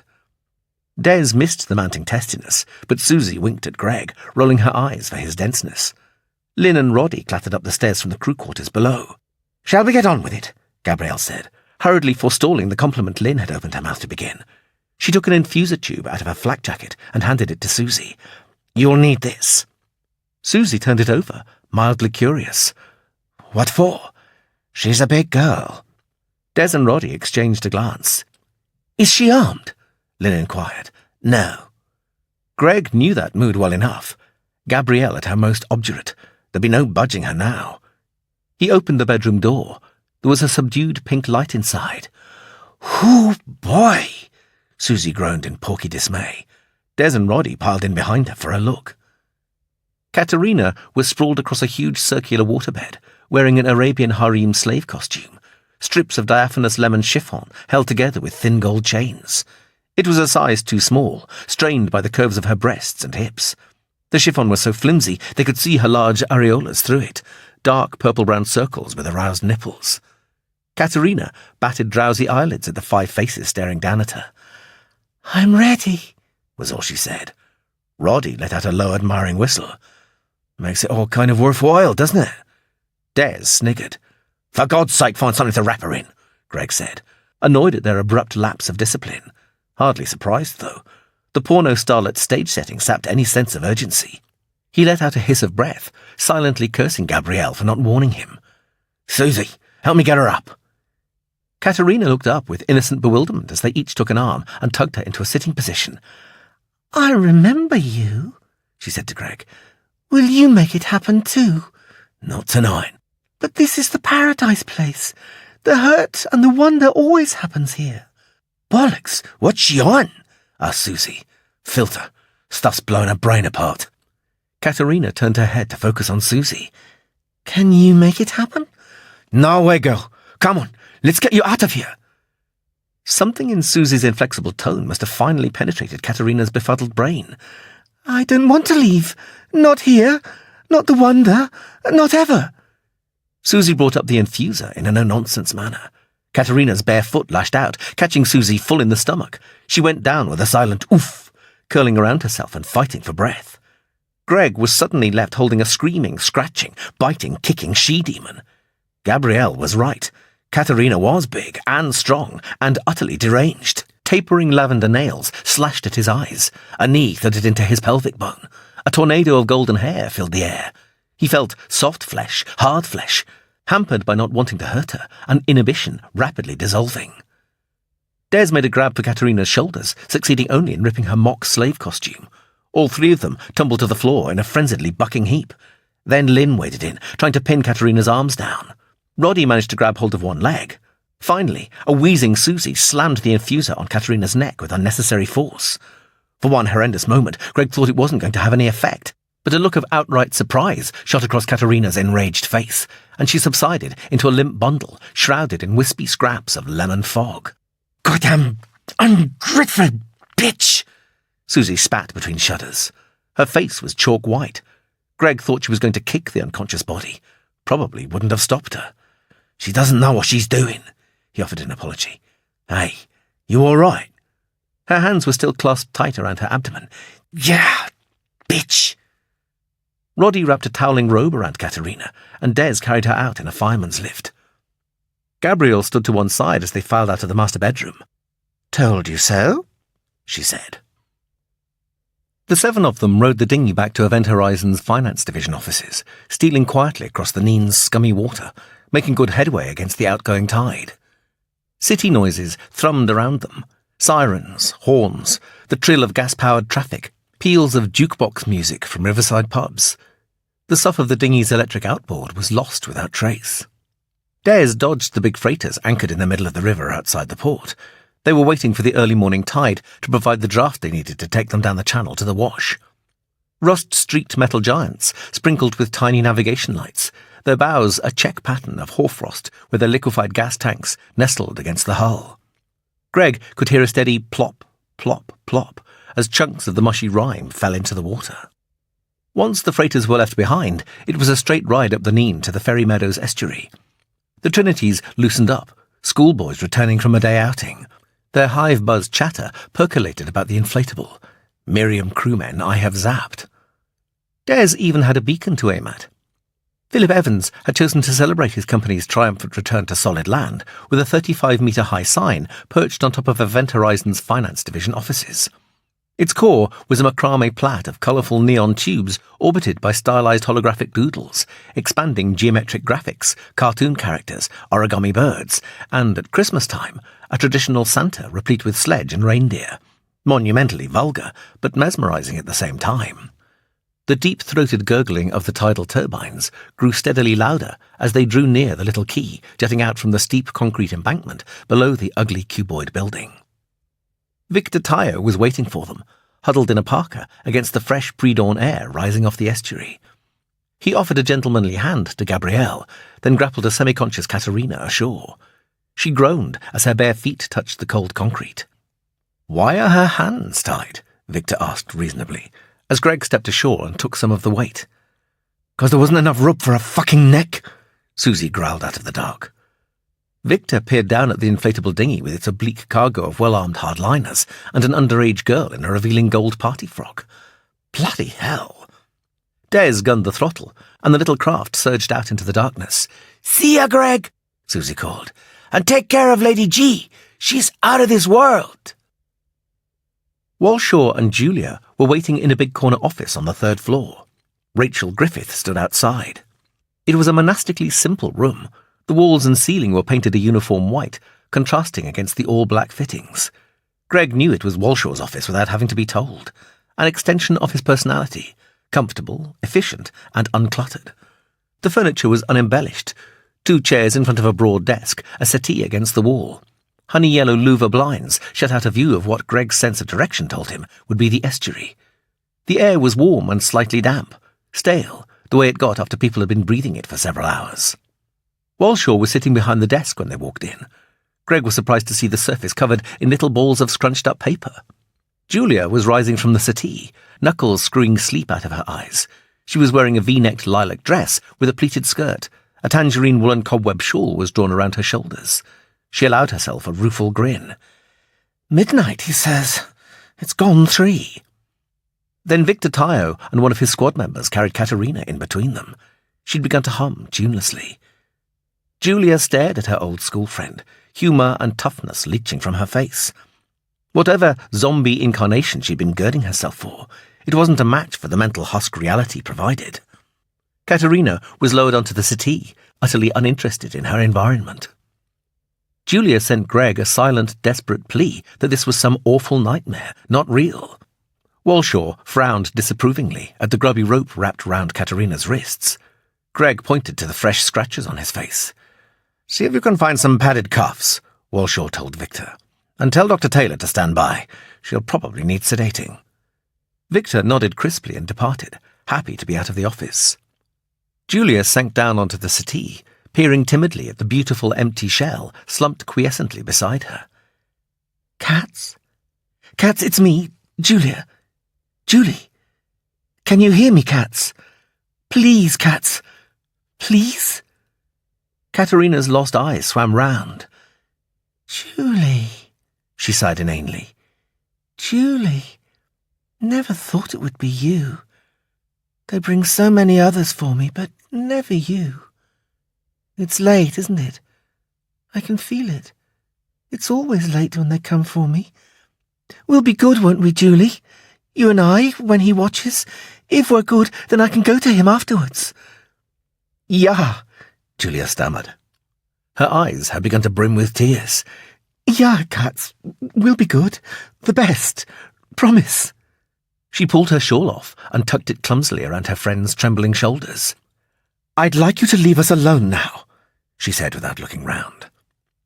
Greg had known some officers who could speak like that, commanding instant obedience. Rank had nothing to do with it, their voice plugged directly into the nervous system. As he left the office, he saw Julia tenderly smoothing back Katerina's dishevelled tresses. The corridor was narrow, with a high ceiling, built from composite panels, which cut up the original open-plan floor into a compartmented maze.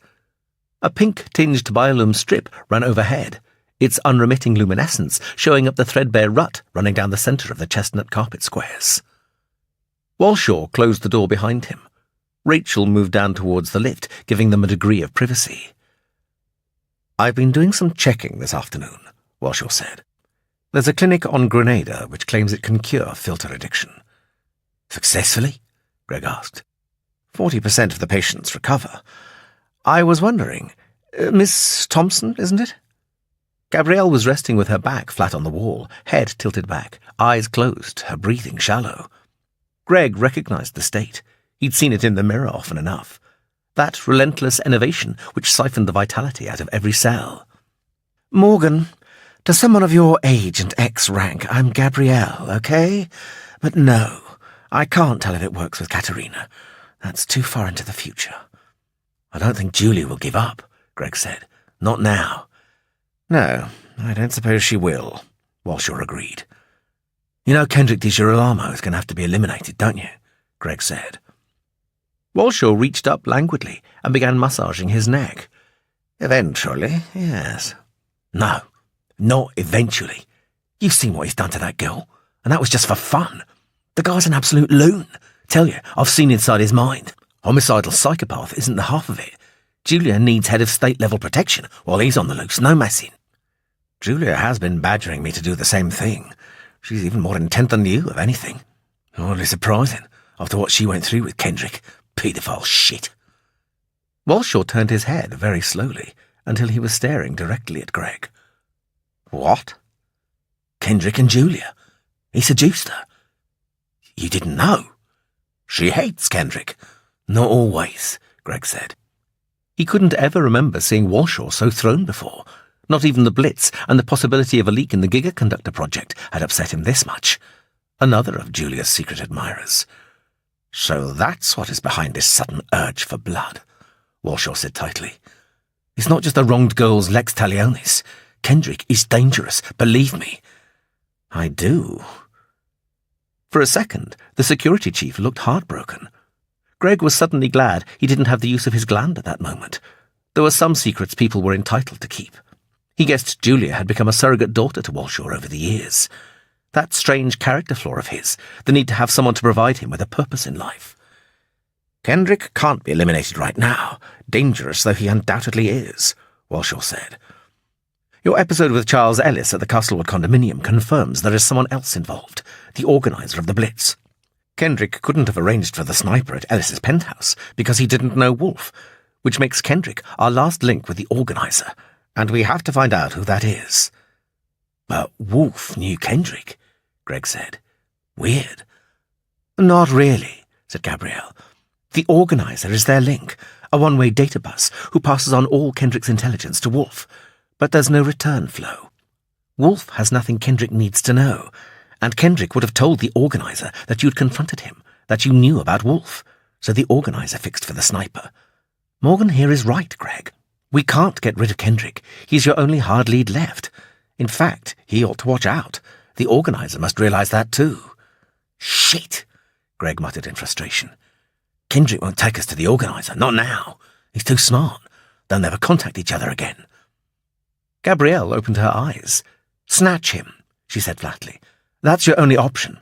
Snatch Kendrick. Interrogate him. Snuff him." "Risky," said Walshaw.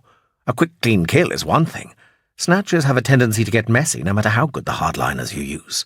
Lots of questions asked. My precognition would make sure there's no mess." "I'll authorize it," Julia said firmly. Greg hadn't seen her emerge from Walshaw's office, but now she stood in the corridor, head held high, in complete control of herself, as if the bomb blast of Katerina had never happened. No longer the ivory tower habitué, but very much the Princess Regent. Some small part of him mourned the passing of the timid, sweet girl he'd first met on a sunny March day. Innocence was the most appealing of human traits. Morgan Walshaw shifted uneasily as Julia's chillingly bright gaze turned on him, demanding, "If that's what it takes to sort this out, then that's what'll happen," she said. "It's bad enough having Kendrick coming at me like this, but unknown enemies as well. That's totally out. I'm not having it, and the snatch is the way to unmask them. That bastard Kendrick has been banking that we won't fight him on his own level. Well, his credit has just run out." "Julia," Walshaw said, "no arguments. Just do it." Greg could see how much effort it took Walshaw to retain control. No Espersense needed for that. "It isn't up to me, Miss Evans." Julia realised she might have overstepped the limit. "I'm sorry, Morgan. It's Kat's, you see. She keeps asking for him, doesn't say anything else. Bastard. I think she'll have to be sedated." "Okay." He raised a cyberfax and muttered into it. "Doctor's on her way." "Who then?" Julia asked. "Who is it up to?" Walshaw looked at Greg. "That's you, Greg. If it's to be done, it's to be done properly. Would you interrogate him?" Greg had seen it coming ever since Gabrielle blurted the idea of a snatch. It had given him a few seconds to chew the proposition. He spread his palms wide. Preparations wouldn't hurt. Mind you, I'd be physically incapable of interrogating anyone for a couple of days anyway. That might give us enough time to analyse the crazed data, see if we can't find some leads in them. Ellis should have left one. He noticed Julia's face had gone blank, focusing inwards. Must be using her nodes, running their arguments through analysis, battling the pros and cons against each other, trying to reach the conclusions ahead of them. In a way, it was a power similar to Gabrielle's. "We're going through the craze now," said Walshaw. "Although I don't know what the hell you did to one of them. It crashed one of our lightware crunchers when we plugged it in. Bloody thing is so much rubbish now. The other two crays are clean, although it'll take time to make sure there aren't any concealed wipe instructions buried in them." "What have you got so far?" Greg asked. Ellis had quite an extraordinary accumulation of data, everything from minutely detailed personal dossiers through to industrial templates. Trivia and ultra-hush all jumbled together. It's going to take some sifting, even with the lightware crunchers hooked in. "What did you mean Ellis should have left a lead?" Julia asked. "Standard practice," Greg explained. "If you're plugging into those kind of deals, you cover your back. Benign blackmail, to make sure your partners don't get any funny ideas afterwards. There'll be a record of all the burns he arranged as Wolf. Money, clients, the names of his hot rod team, data he bought and sold as Meteor, names, companies, every damning bite, and it'll be somewhere where it can be found after he's dead. In the craze, the Hitachi Terminal's memory core, his cyberfax, public data core on a time delay. Hell, even an envelope left with a lawyer." "Nothing else?" Julia asked. "Pardon? You don't think there's anything else important in the craze?" For some reason, her slightly querulous attitude made him aware of how immensely tired he was. He was travelling on buzz energy, had been for hours, and it was running out fast now they got Katerina back. "I wouldn't know. I expect they're a goldmine of illegal circuit activity." "That's all?" Julia was leaning forward, studying his face intently. He had the uncomfortable impression he was being judged, crime unknown, and frankly he didn't give a shit. "All I can think of, yeah." Dr. Taylor stepped out of the lift, accompanied by Victor, who was carrying her case. She was a young woman, wearing a plain cerise trouser suit, her dark hair French-pleated. She had a quick word with Morgan Walshaw and went into his office. Julia started to follow, but the security chief laid a light restraining hand on her arm. For a moment she looked like she'd rebel, then nodded meekly. Victor closed the door softly after he'd gone through. "Thank you for bringing Katz back to me, Greg," Julia said abruptly, all humble contrition. Greg gave up trying to find motives for her oscillating moods. She was on an emotional roller coaster, depressed by Katerina, frightened by Kendrick, trusting in him, Gabrielle and Walshaw, to deliver her from evil. Poor kid. "It hurts so much just seeing her," Julia said. "Serves me right, I suppose." She reached round her neck with both hands and unhooked a slim gold chain. "For you. From me. And you don't even have to give me a kiss for it." She favoured him with a sly, weary smile. It was a St. Christopher pendant, solid gold. "Well, put it on then," Julia said. He mimicked a grin, feeling itchy under Gabrielle's heartily bemused eye, and fastened it round his own neck. The little disc was warm on his skin as it slithered down beneath the open neck of his crisp dress shirt. "To keep the demons at bay," Julia said, "even though you're not a believer." Greg pulled out of the Finance Division's nearly deserted car park, turning the duo west onto the artificial lava surface of the A47. There was a single car in front of them. It wasn't quite dawn. The gross Event Horizon sign splashed the surrounding land with a guttering medley of coloured light. "I feel sorry for that girl, you know," Gabrielle said. She was looking out of the window at the clumps of Hermes oak scrub along the side of the road. Beyond the bushes was a near vertical drop to the ruffled waters of the estuary. In the distance were the dark shapes of the hydro-turbine islands, moon-glazed foam rumbling round them. "Katerina? Who wouldn't?" Greg said. "No, Katerina is pure survivor breed. I meant Julia. She has no real family, few friends her own age, and you're on the borderline yourself now, despite her token of esteem." "How'd you figure that?" "Eve Ellis hasn't left anything in the craze, or whatever, about Kendrick or the organiser. How do you think she'll feel about you? You've managed to be right all the way so far. She trusts you because of that, implicitly. Screw up now and it'll all end in tears." "Not a chance. I know Ellis is typed down to his last chromosome, a hyper-warrior. He's a little man intermediary who's lucked into a real super-rank underclass operation, elated and terrified all at once. He'd have taken precautions. That means a way of pointing his finger from beyond the grave." "Oh, yeah?" "Yep.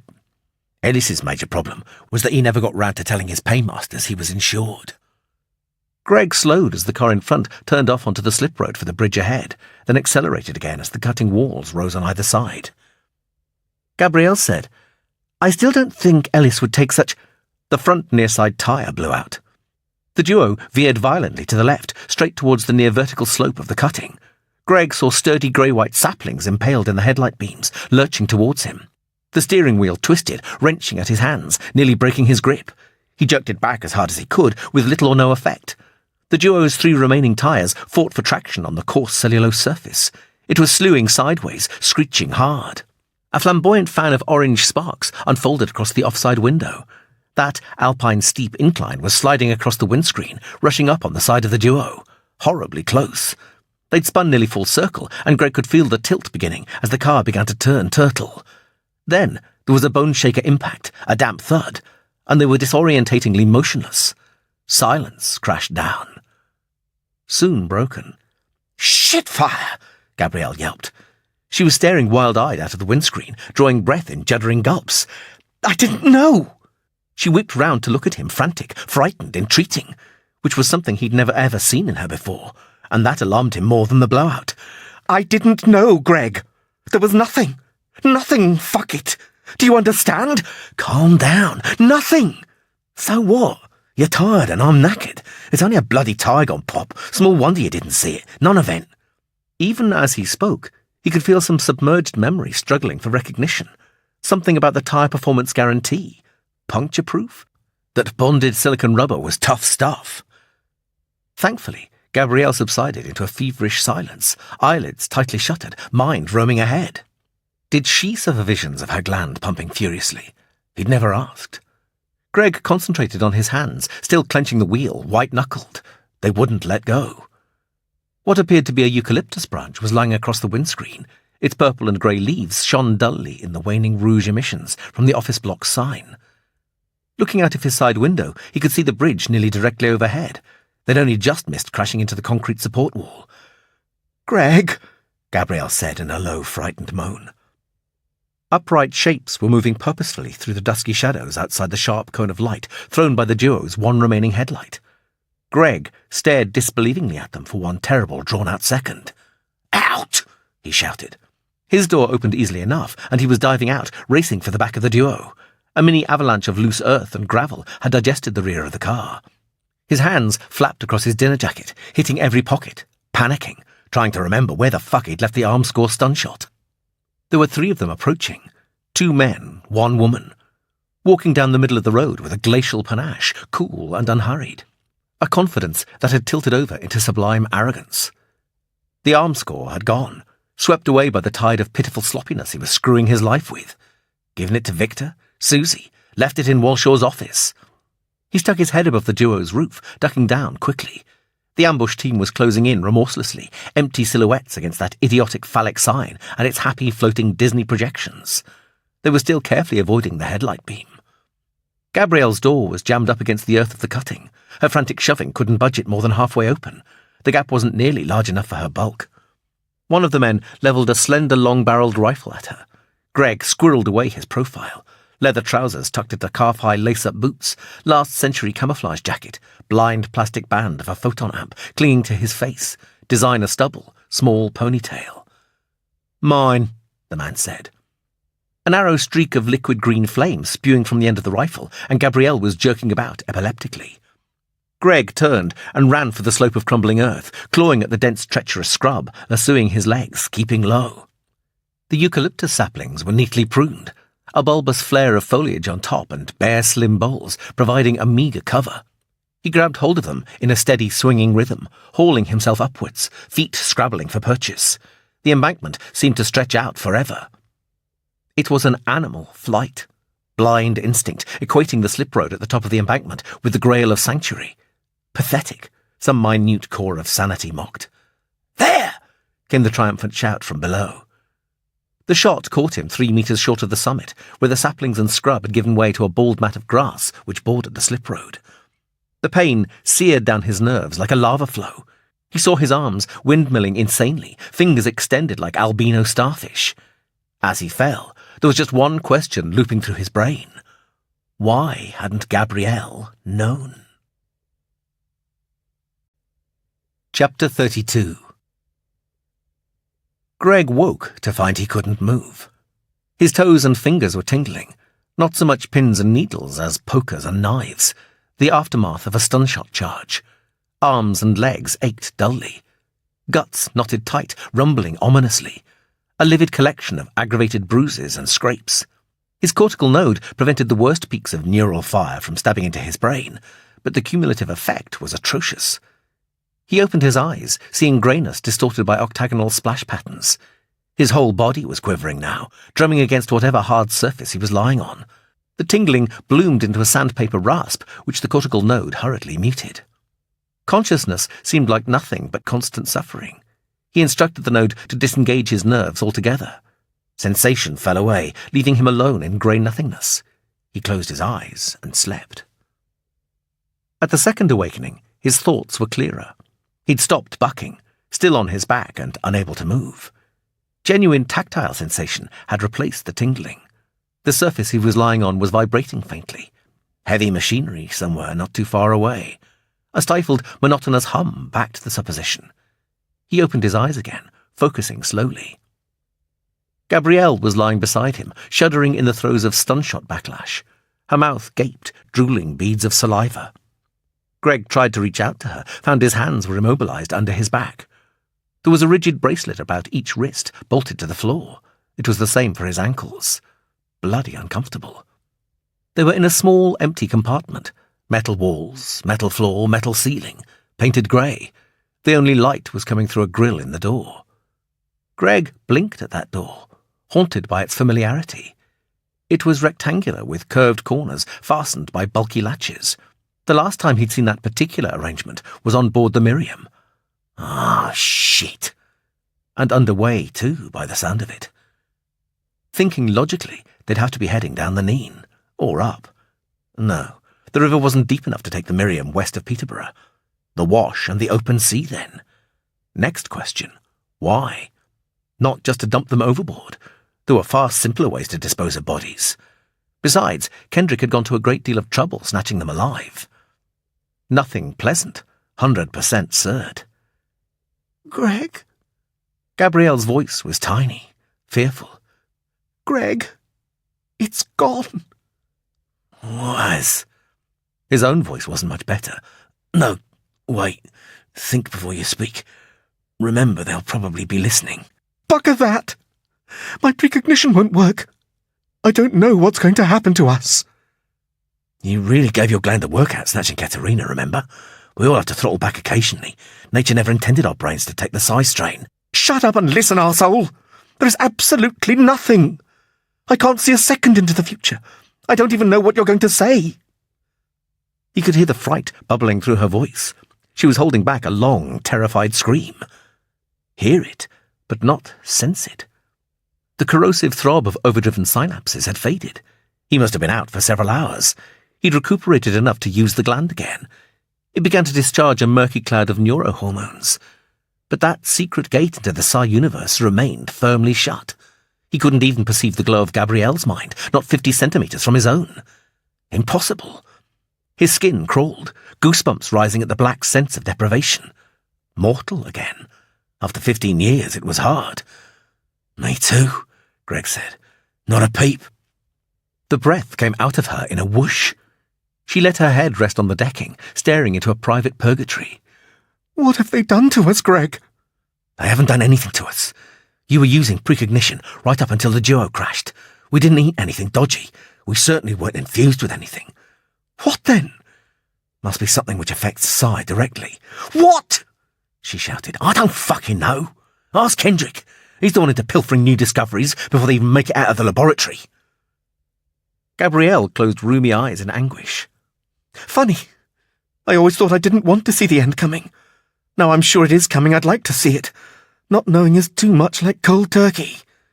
Silly girl. You just want to see which of our escape plans works the best. Escape plans? She snorted, in a resigned amusement which nudged disapprobation. Sure, Greg, sure. After a while she asked, What do you think they want us for? Information. They want to know what we've discovered of their operation, how much of that we've told Walshaw. Once they know that, they'll see what they can salvage. Hopefully, that isn't going to be much. We've done a pretty good job up to now. Great. That makes me feel one hell of a lot better. She lapsed into sullen silence. Greg guessed they'd been lying in the blank metal cell for a couple of hours before the hatch swung open. It was Mark who drew the latches, accompanied by 2 more of Kendrick's bodyguards. A biolum came on above them. After hours of dusk, the glare sent Greg's tear ducts into frantic action. Still on your backs, Mark gloated. I thought I'd be pulling you off each other by now. Or aren't you up to that? Maybe fancy something different, animals and the like. I heard you gland freaks are kind of warped. Gabrielle glared at him silently, realizing just how nasty things could turn if she started antagonizing him. Mark bent down and released Greg's legs with a complex-looking mechanical key. Greg was jerked roughly to his feet. Every ache and pain suddenly doubled in intensity. His legs nearly collapsed as a wave of nausea hit him. He saw the front of his dress shirt was stained by a long ribbon of dried blood. His nose had been bleeding again while he'd been unconscious. One of the bodyguards supported him as he stumbled out into the corridor. It didn't possess anything like the ostentation of the upper decks. Pipes ran along the walls. Red letters were stenciled across small hatches. The engine noise was more pronounced. Another 3 bodyguards were waiting for him outside, including Toby, who glowered with unconcealed menace. Christ, Greg croaked. I'm gonna scare you like shitless. Gonna have you what, boy? Toby whispered dangerously. Gonna take you a fucking bath. Not yet, Toby, Mark said, pushing a shaky Gabrielle ahead of him, when the man has finished with him. Greg was marched up and out onto the afterdeck. The sun was nearly full overhead. Well over 6 hours since they'd been snatched from the duo. Would Walshaw have noticed? He'd told the security chief he would help to analyse the data in the craze, but he hadn't given a specific time. Of course, Eleanor would be frantic, but would she ring Walshaw? And even if she did, there was nothing to make him look here. At least he'd been right about here. The Miriam was sailing sedately down the Nene. The course the Nene took for the first 30 kilometres east of Peterborough was a new one. The PSP's delay in authorising construction of the city's port meant that the old river course had been lost at the start of the warming, disappearing beneath the water and silt which laid siege to the city boundaries. A couple of years later, when the wharf's foundations were being laid, the dredgers cut a straight line from the port right out to the old estuary at Tidgoat. Miriam was following a huge container freighter out towards the wash. There was another freighter trailing a couple of kilometres behind. They were the only things moving in a very confined universe. All Greg could see was river, sky, and high gene-tailored coral levees covered in tall stringy reeds. The tide was full, just beginning to turn, showing a thin line of chocolate mud below the bottom of the reeds. Miriam seemed to be losing ground on the freighter in front. Greg glanced over the taffrail to see 4 crewmen inflating 2 odd-looking craft on the edge of the diving platform. They were blunt-nosed dinghies with a couple of simple benches strung between the triplex tubing that formed the sides. A loose surplus of leathery fabric ran round the outside. It was only after a big fan, caged in a protective mesh, hinged up to the vertical at the rear of one of the dinghies, that Greg realised they were actually hovercraft. Gabrielle nudged him, and he turned to see Kendrick approaching. Miriam's owner was wearing olive-green tracksuit trousers and a light waterproof jacket. Hermione was at his side, as always, dressed in natty designer equivalents of her husband's attire. But it was the woman keeping a short distance behind who held Greg's attention. She was in her late 20s, with a second chin just beginning to develop. Her dumpy face was framed by straight jet-black hair, cut in a fringe along her eyebrows, falling to her shoulders at the sides. Her skin was dark and leathery, heavily wrinkled from excessive sun exposure. He was convinced that she was the woman he'd seen at the ambush. He could still see her slightly bulky frame in that trio, walking calmly down the road. Kendrick's gaze swept across Greg and Gabrielle, utterly unperturbed.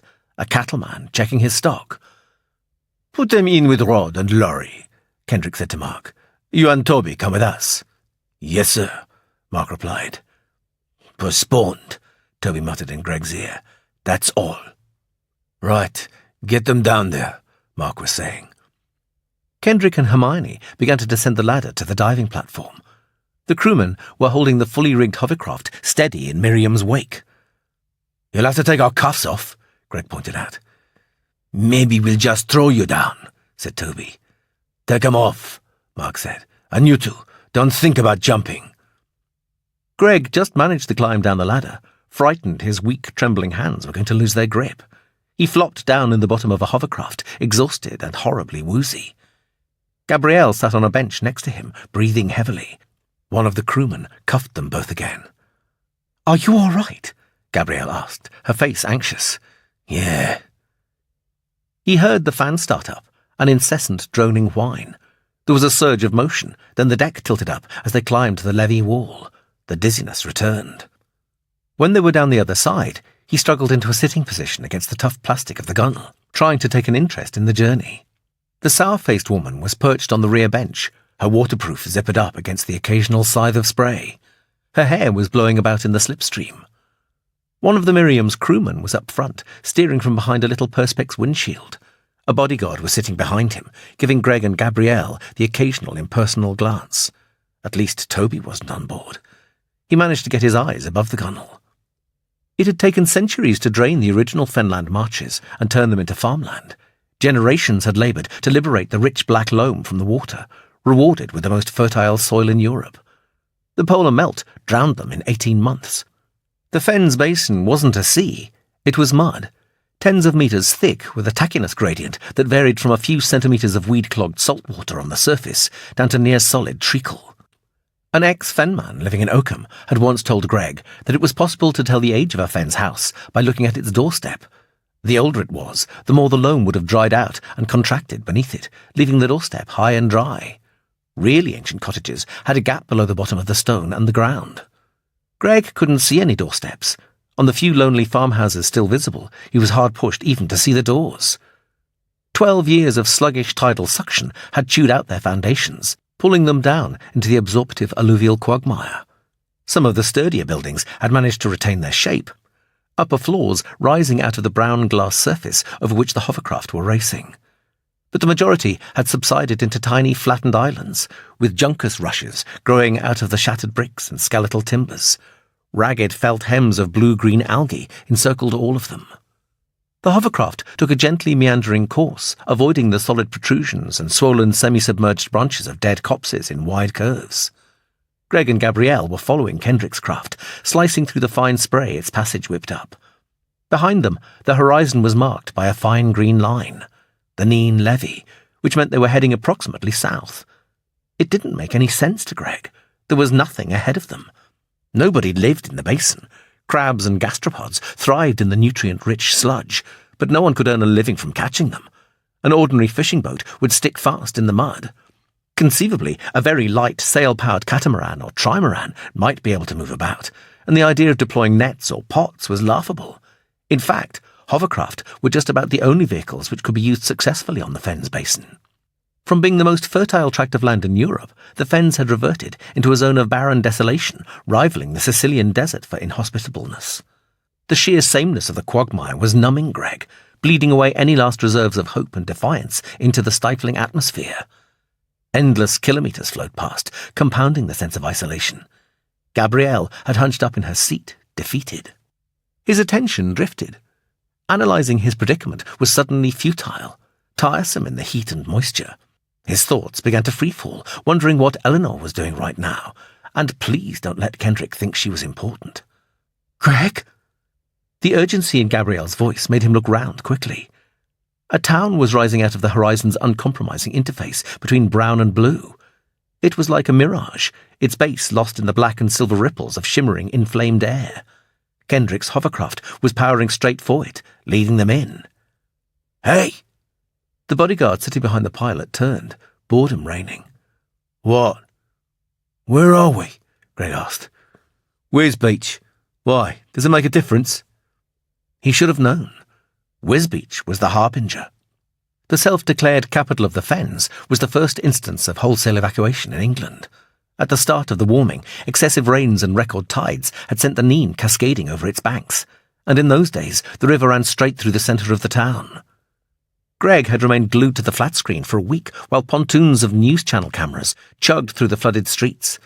He remembered the pictures of drowned orchards ringing the town, the sodden refugees slumped apathetically in Royal Marine assault boats, clutching pathetically small bundles of possessions.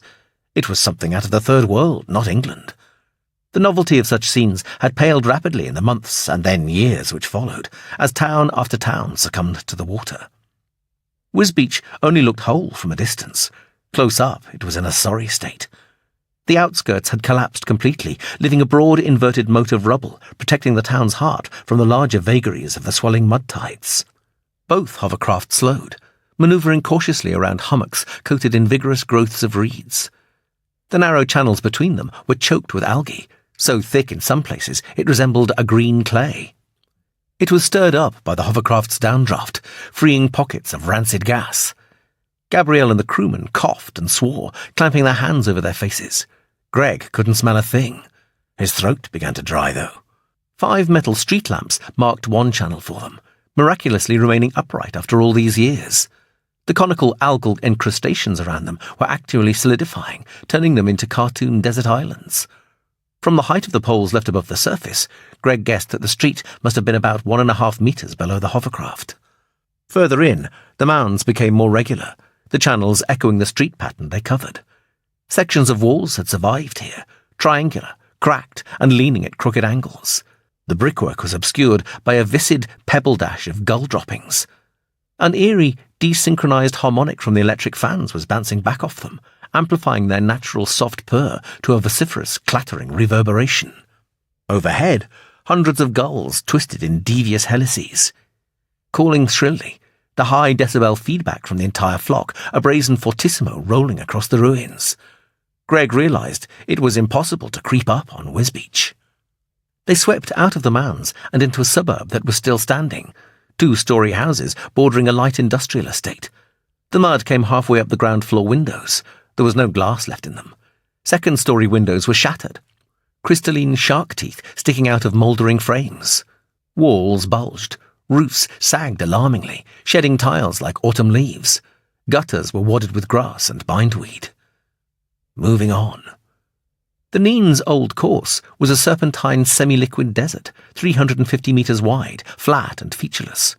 All the embankment buildings had been pulverised by the febrile floodwater, their debris sucked away by the inexorable vortices generated by the clash between currents of salt water and fresh water. Since then, the eternal mud had oozed back, a great leveller. Wisbeach used to have a bustling port, the river lined by ugly warehouses and towering cranes. Greg had no way of telling where the iron titans had once stood. Both hovercraft picked up speed on the flat. The heat pressed down, magnified by still, heavy air. Even the gulls abandoned the chase. Greg received a pernicious impression of waiting depth. He was eager to reach the other side. Their destination was becoming apparent straight ahead on the other side of the old river course, the most prominent building there was. An old brick mill tower, slightly tapering, stained almost completely black with age. Greg didn't understand how it could have possibly survived until they arrived at its base, riding noisily across the buckled corrugated roof of a petrol station, which was elevated 0.5 metre above the mud. The tower had been built on the summit of a raised stony mound. While chaos and ruin had boiled all around, it had remained aloof and untouched. Tufts of tough Bermuda grass grew around its base. There was a good 2 metres of hard-packed earth between the bricks and the mud. The blades in front of the door were trampled down. Kendrick's hovercraft beached itself on the left of the door. Greg's drew up on the right. The pilot kept going until the bow was bumping the filthy brick, then killed the lift. The tower door opened, and a man came out. He was 40-ish, dressed in a fawn sweatshirt and olive-green Wranglers. His shoes were black leather, polished to a sergeant major's shine. A brown belt holster held a Browning 9mm automatic. Kendrick and Hermione alighted from their hovercraft. Greg was hauled to his feet beside Gabrielle. The man from the tower took in the fresh crimson splash down his shirt, the way he kept swaying from side to side. "You were told intact," he said to Kendrick. There was no deference shown. Kendrick seemed to be among equals at last. "He can walk, he can talk," Kendrick retorted indifferently, and marched off into the tower. "Uncuff them," said the man, "and get them upstairs. He's waiting." The crewmen began deflating the hovercraft. Mark unlocked the cuffs and waved them into the tower. Resignation had settled in long ago. Greg stepped across the door, shuffling like one of the undead, shamed and impotent. The basement was bare, brick walls and concrete floor, a smack of dampness in the air, but not as much as there should have been. He spotted a bright conditioning duct disappearing into the rude wooden plank ceiling. A deflated hovercraft of the same kind they'd arrived in sat in the middle of the floor. There was a cast-iron staircase opposite the door. "Up," said Mark. Shiny black shoes were already vanishing through the hole in the ceiling. The first floor was also one big room, appreciably drier, used for storing crates of food. There were quite a few Harrods hampers stacked beside a small grey metal desk. The second floor was a living room, carpeted in a thick steel blue soft pile. Its furniture was modern, matching timber-framed leather chairs and settee, a low ceramic coffee table and rose teak executive desk with a recessed Olivetti terminal. Cupboards and a glass-fronted drinks cabinet were fixed to the wall, purpose-built. They fitted the shallow incline perfectly. Light shone through a single frosted glass window halfway up the wall. The brickwork had been left uncovered, scrubbed clean.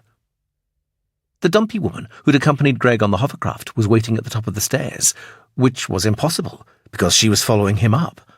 Had to be twins. But that revelation was blown straight out of his mind by the next person he saw. Kendrick was talking earnestly to Leopold Armstrong. And Greg knew he'd finally met the person who'd organised the blitz on Philip Evans's corps. England's ex-president was 57, but still trim and fit. His meaty face had a few more lines than Greg remembered. His mop of neatly cut silver hair was combed back tidily. He wore a simple Shetland cardigan over an open-neck cotton shirt. So ordinary, almost homely.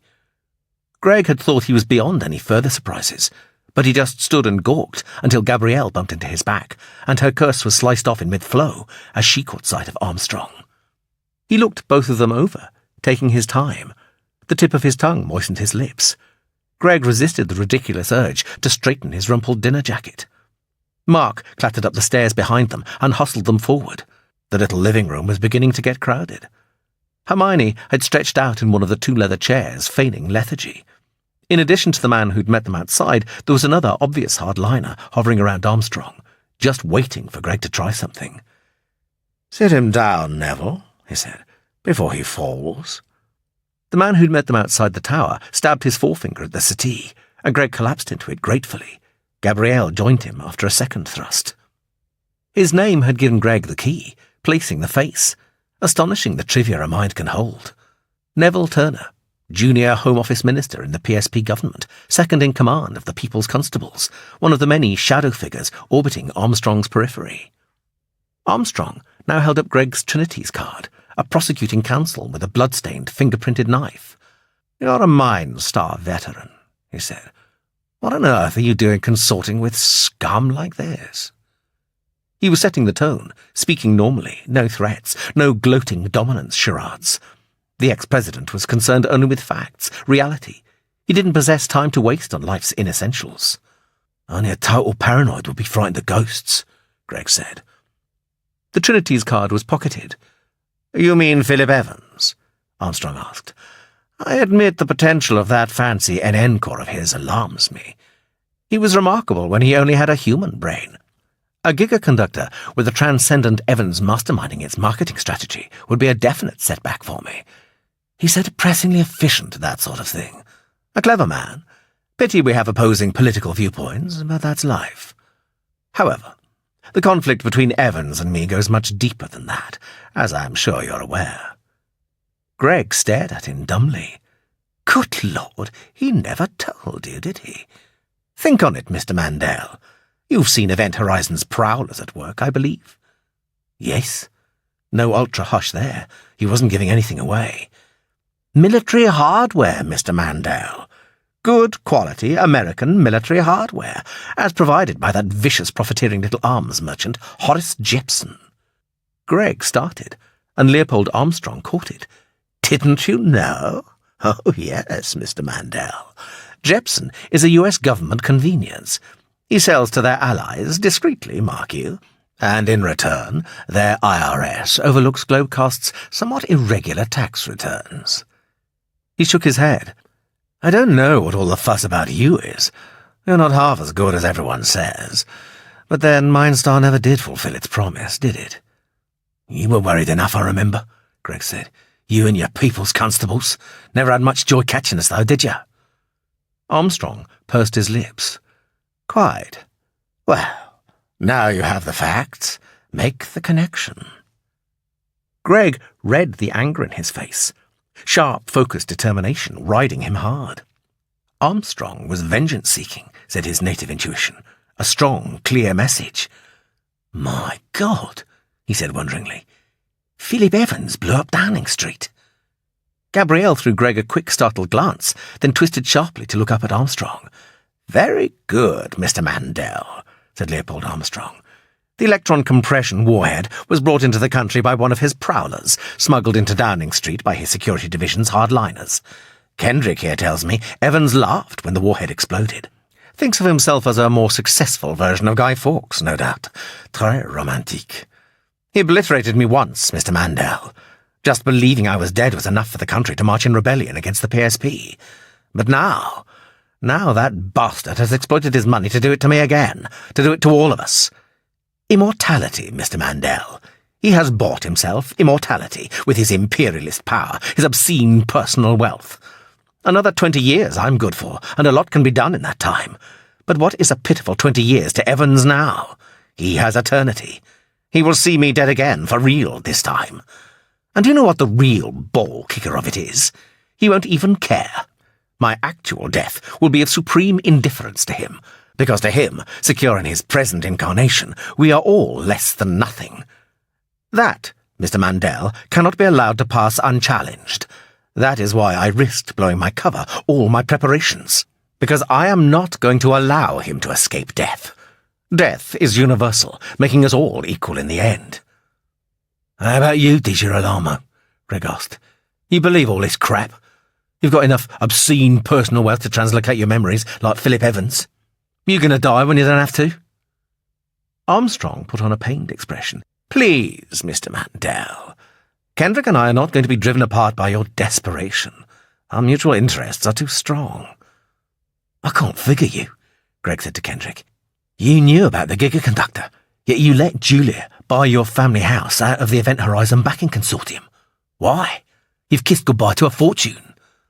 A deal, Kendrick said thinly. In return for informing the president of Philip Evans's NN Corps, I will be given Event Horizon on a plate, not some derisory percentage, all of it. After it's been nationalized, Armstrong interjected smoothly, then, naturally, an international financier of Kendrick's stature would be a perfect choice as chairman. Regretfully, his appointment would have been difficult to justify if Evans Jr. had exposed his earlier impropriety, which is why he agreed to sever their financial link. But she won't be in a position to issue such paranoid ultimatums for much longer. After all, we can hardly allow a teenage girl to run a company so important to the country's economic prosperity, now can we? Julia Evans will be stripped of her wealth and power, Kendrick said. He looked straight at Greg, smiling mechanically, a slim line of flawless white teeth showing. You understand, don't you, Mr. Mandel? You know how it is between Julia and me. There was a time when it was a fun game. She was an excellent player, but unfortunately she is too young. She does not fully comprehend the rules of this world. If I do not take Event Horizon from her, she will use it to harm me, my family house. What would you do in my place? She understands the rules perfectly, Greg retorted. You just don't like losing. 17 years old, and she can outsmart you from dawn till dusk. You shouldn't be worried, Kendrick. You should be terrified. But then you are, aren't you? Kendrick's lips closed. It is not I who will feel terror. No? Greg asked scornfully. You even misjudged your new partner here. Armstrong isn't interested in vengeance. He's like you. He's after the gigaconductor. You're just his front man, a cheap puppet. You do have tenacity, don't you, Mr. Mandel? Armstrong said. Perhaps that's why Event Horizon hired you. But you're wrong. The money accrued from gigaconductor license production will be split between us, a valuable source of income to further my aspirations. Aspirations? Said Gabrielle. What aspirations? Ah, yes, Miss Thompson, isn't it? He affected to notice her for the first time. My return to mainstream politics. You can't be serious. You'll never resurrect the PSP. Not the old party, no. It's a fool who doesn't learn from his mistakes.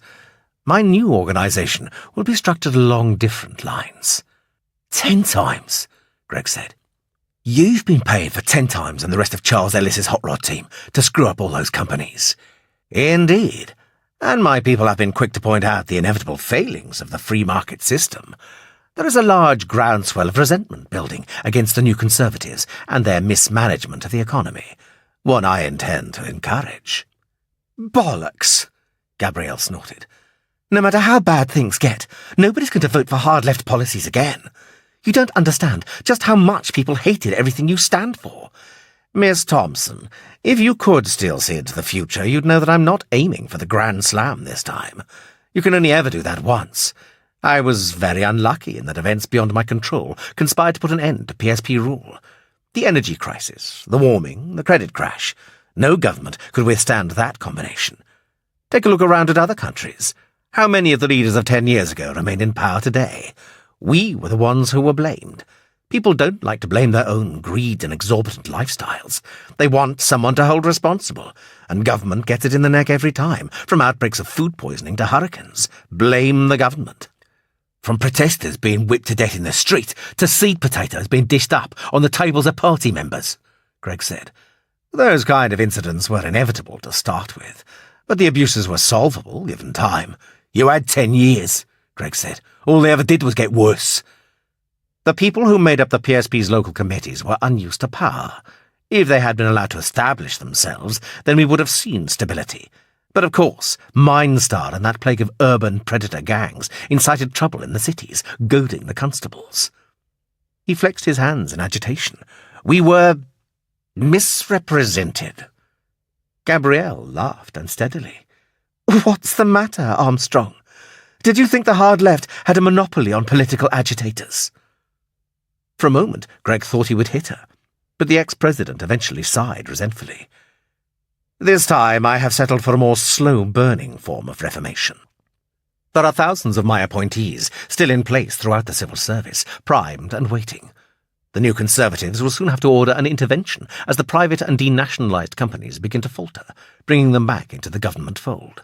My people will assume the management duties with a great deal of success, and I shall direct them, president in all but name and public visibility. We'll fight you, Greg said levelly. We'll fight you with everything we've got. Bows and arrows, if that's all that's left. We've done it before, and we beat you before. Yet here I am.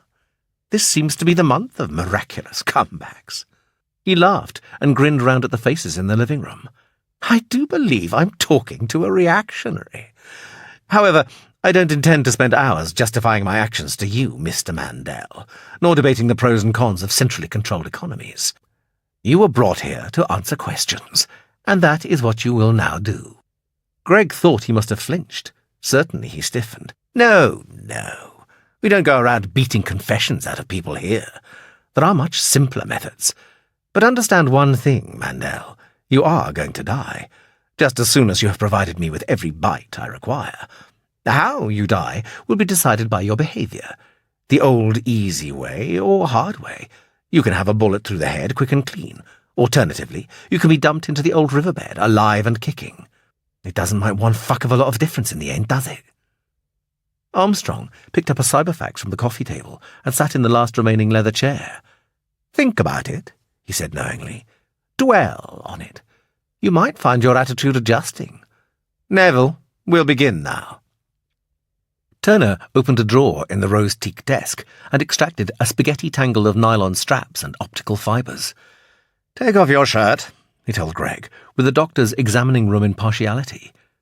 Greg thought about it. Refusing would be a rather trivial token. The shirt would only be cut or ripped off. Besides, he was thinking of being slung into that bottomless mud. God curse Armstrong. He shrugged out of the jacket and began on the shirt buttons, flakes of dried blood wedged under his fingernails. Good, Armstrong said. Quite an ironic twist for you, Mr. Mandel, I imagine, on the receiving end of a lie detector for once. Turner velcroed a strap around each of Greg's wrists. They prickled, minute needle-tipped sensors probing into his skin, tasting salinity, heat, conductivity, heart rate. The St. Christopher was flicked to one side, and another strap went round his neck, tightening noose style. Leopold Armstrong's fingers drummed on his cyberfax. I have a number of queries, and you'll answer each one honestly. For every lie you make, we'll break a bone in Miss Thompson's body. The bigger the lie, the bigger the bone. Understand? Again, there was no malice. Leopold Armstrong was just telling it the way it was. Yeah, Greg replied, as a tiara band was placed on his head.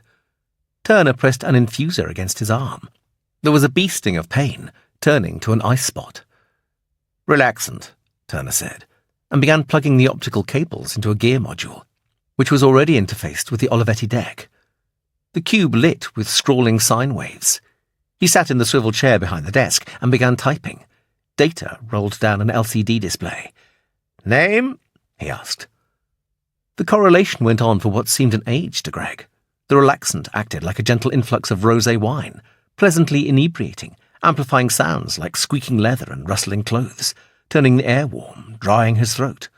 Of course, he could still concentrate, if he wanted to. They seemed to have an encyclopedic knowledge of his life stored in the Olivetti, stuff he could barely remember. Secondary school exam results, army postings, nicknames of barrack mates, neighbours at the timeshare estate. Nothing recent, though. Nothing from the last couple of years. He's ready, Turner shouted out eventually. Armstrong consulted his cyberfax. 1. Does anyone on the mainland suspect I am alive? Greg had worked out that this was a crux. To answer or not to answer. Watching Gabrielle being systematically snapped apart before him, the noise of all those cracking bones would be deafening. But they were going to die anyway. It would be very noble to confound Armstrong. Decisions, decisions. Gabrielle was silent, unhelpful as always. The relaxant's health spa glow had seeped through his entire body, levitating him. He was back in the womb again, warm, cosy, and untroubled. No, he said. Nobody knows. Leopold Armstrong's smile illuminated the whole world. Chapter 33. Aid O'Donnell had discovered that hard cash had its own special weight. Yeah, like no weight at all. He'd filled 2 Alitalia flight bags with New Sterling and Euro francs, thick, hard wads of notes, kilograms of them, stretching his arms as he walked down the stairs, but he could have carried them forever. The bags were new, clean and bright. When people saw them, their exotic foreign logo, they'd know he was for real, one shit-hot guy. The crappy top stair creaked when he put his foot on it. That was all he needed, Sashi to hear him leaving. He'd waited until late afternoon before scooting, fewer eyes seeing what he was about, and she was still sleeping off an afternoon of majestic sex. It had been one serious way of splitting. He'd been tempted to take her with him. Her compact brown body was the absolute best screw ever, like her brain was loaded with Kama Sutra software. But he was travelling light, bat out of hell time, breezing down the open road. A woman would hold him back. Worse, Sashi was into family in a big way. Brothers, parents, cousins, hundreds of them. Daft girl spent half the day on the phone. She wouldn't understand he had to get lost, out of here, like he'd never existed. Kick loose from the shit glitching his life right now. Wolf, the 2 Event Horizon bastards.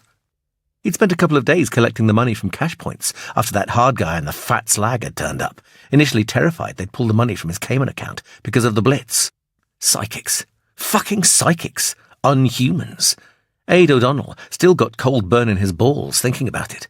His mind being torn open like a paper bag, thoughts held up to the light and examined.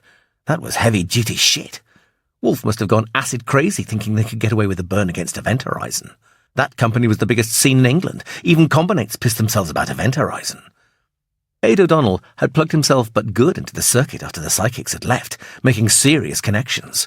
A cruise for any hardcore hot rod. Gigaconductor. New word. The circuit was ringing with it. The biggest deal in the known universe was going down, and Wolf had tried to run a spoiler. Shit! He could have been hurt bad, wasted. The little patch of red blistered skin on his belly, where the Event Horizon hardliner had zapped him with a mule kick, was still sore. A good memory. If he ever thought this was one giant curved syntho trip, that patch would set him straight. Might even be a scar. Girls like scars. Scars were macho. There was a noise down below in the darkened hall. Footsteps clicking on the tiles. Brune? Hey, Brune? That you? He'd sent Brune out after lunch to top up the BMW, gas and watts. This was going to be one long flight. Cornwall, maybe. Aid O'Donnell hadn't made plans. He'd figured just go with the flow was safest. That way no one could load a tracer on him. Brune was staying here. Brune with his leg in a tube of quickset polymer. The guy was out of hardlining for a month anyway. Even the BMW would get axed eventually. Then there'd be just him, the money, some of the Memoxes, and the Burrows terminal. That Burrows terminal was going to turn him into the circuit's sexiest hot rod. After the psychics had left, Aid O'Donnell had plugged the gate circuits into the Burrows to try and see how the fuck they'd opened it without tripping the alarms. 50 Richter disaster time. The Burrows had crashed, totally. The only thing left working was the power LED. Not even the menu showed. Whatever had been in the gate circuit was hot enough to melt through the hardware core Guardian programs Wolf had given him. That convinced him he had plugged into the biggest underclass operation running. Cancer software that was better than Wolf's. When he settled down, he was going to retro that Burrows no matter what it took. Those bytes were going to earn him mega money, like what Wolf paid was just small change. He'd go for a total reincarnation, plastique, sign on the circuit as a virgin, build a reputation from scratch. A genuine hot rod, not dependent on anyone. Pity about 10 times, mind. It was a slick kind of handle. Told the girls all they needed to know out front. Brune? There was a figure in the hall, bending over a large crumpled bundle on the tiles. It straightened up as he reached the bottom of the stairs, and something about it was mega shit wrong. The hospital had shaved Brune's head, coating the back of his skull in dermal membrane. It looked like he was wearing a Jew's skull cap from a distance. Good for a piss take. But the guy facing him was albino white, death mask face with jet black lips, a close-cropped Mohican strip of Titian hair running from the bridge of his nose over his crown and disappearing below the collar of his biker jacket. Aid O'Donnell knew the look. Tribal. The guy was from Stonygate. Stonygate wasn't somewhere Aid O'Donnell went, even in daytime, loaded with freaked-out psychos. 5 tribes protecting Leicester's synthovats from the police and from each other. That district was wound up but tight. Aid O'Donnell dropped the Alitalia bags, making a dull slap on the hall tiles. Brune?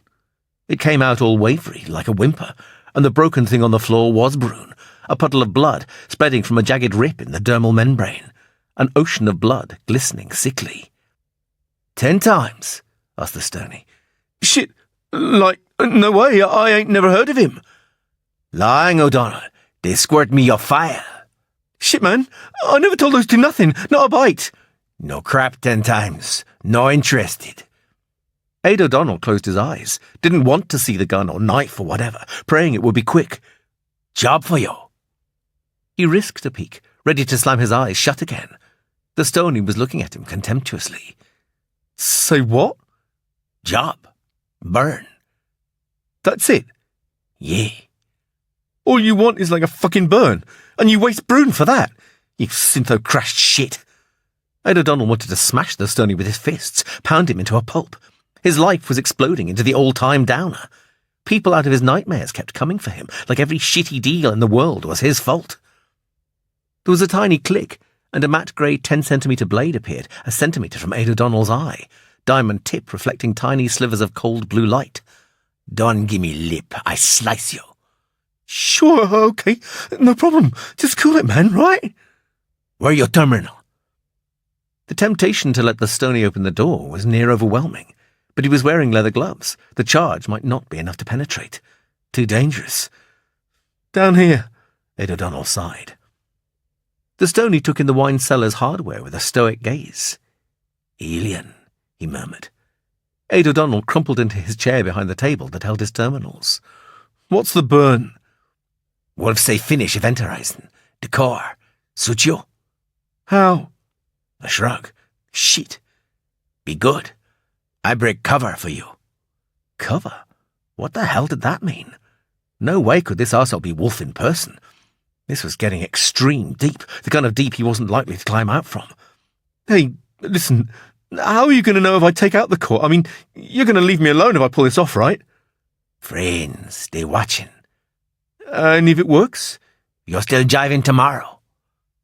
Ed O'Donnell nodded slowly, as low as he'd ever been, but the Stony needed him. If he did the burn, there was a chance. Small, though. Fucking small. Brune drowning in blood. There were only 2 terminals online. That psychic hardline bastard had screwed the Hitachi and the Akai. The supercancer from the gate had crashed the Burrows. That just left the Event Horizon and the Honeywell. And no way was he going to use the Event Horizon terminal. That name was too much bad karma right now.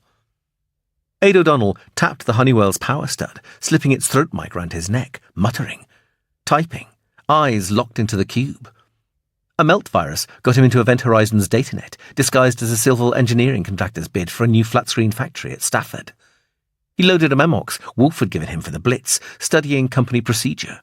Bids would be processed by the finance division, the lowest 3 forwarded to the freaky Turing Corps for a final decision. He pulled a memox from the shelves, one he'd planned on taking with him. This is like the best I've ever written, you know? He said, a sudden urge to explain, to let the Stony know he was dealing with a real pro hot rod. It scrambles databus management programs. That's the beauty of it, man. Once it's in, you can't access the system to flush it out. Total internal communication shutdown. The core will be sliced right out of the datanet, along with anything it's interfaced with. That sounds sweet. Okay. Ade O'Donnell pushed the memox into the Honeywell slot, hands quivering. The cube showed the bid's data package wrapping around the virus, geometric tentacles choking a crystalline egg. Ade O'Donnell probed the finished Trojan with tracer programs. There was no chink in the covering, nothing that hinted at the black treasure beneath the surface. Smooth, and he had made the quotes for the factory ridiculously low. The bid package would be shunted to the core, no sweat. Idiotically, pride overrode his depression. This was it. His construct, all his own, a solo hot rod burn. 10 times had made solo. O'Donnell fed the Trojan an activation code keyed to the core's dump order. It would pass clean through the finance division processors.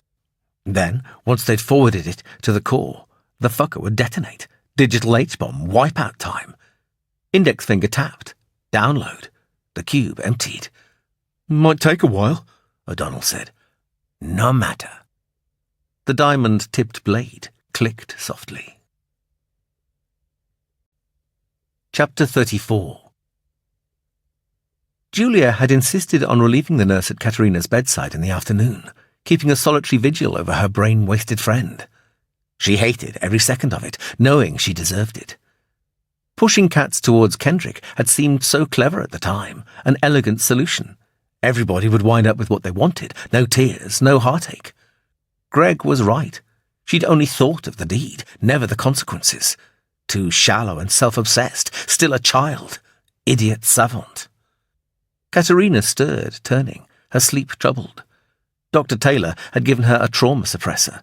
Short-term amnesiac, the woman had explained. It'll kill the craving for now, but she'd made sure Katerina was infused with tranquilizers throughout the day, only leaving a few periods of brief semi-lucidity for eating and going to the toilet. Julia had been the one spooning soup into her. Katerina had swallowed automatically, incapable of coherent speech, compounding the anguish.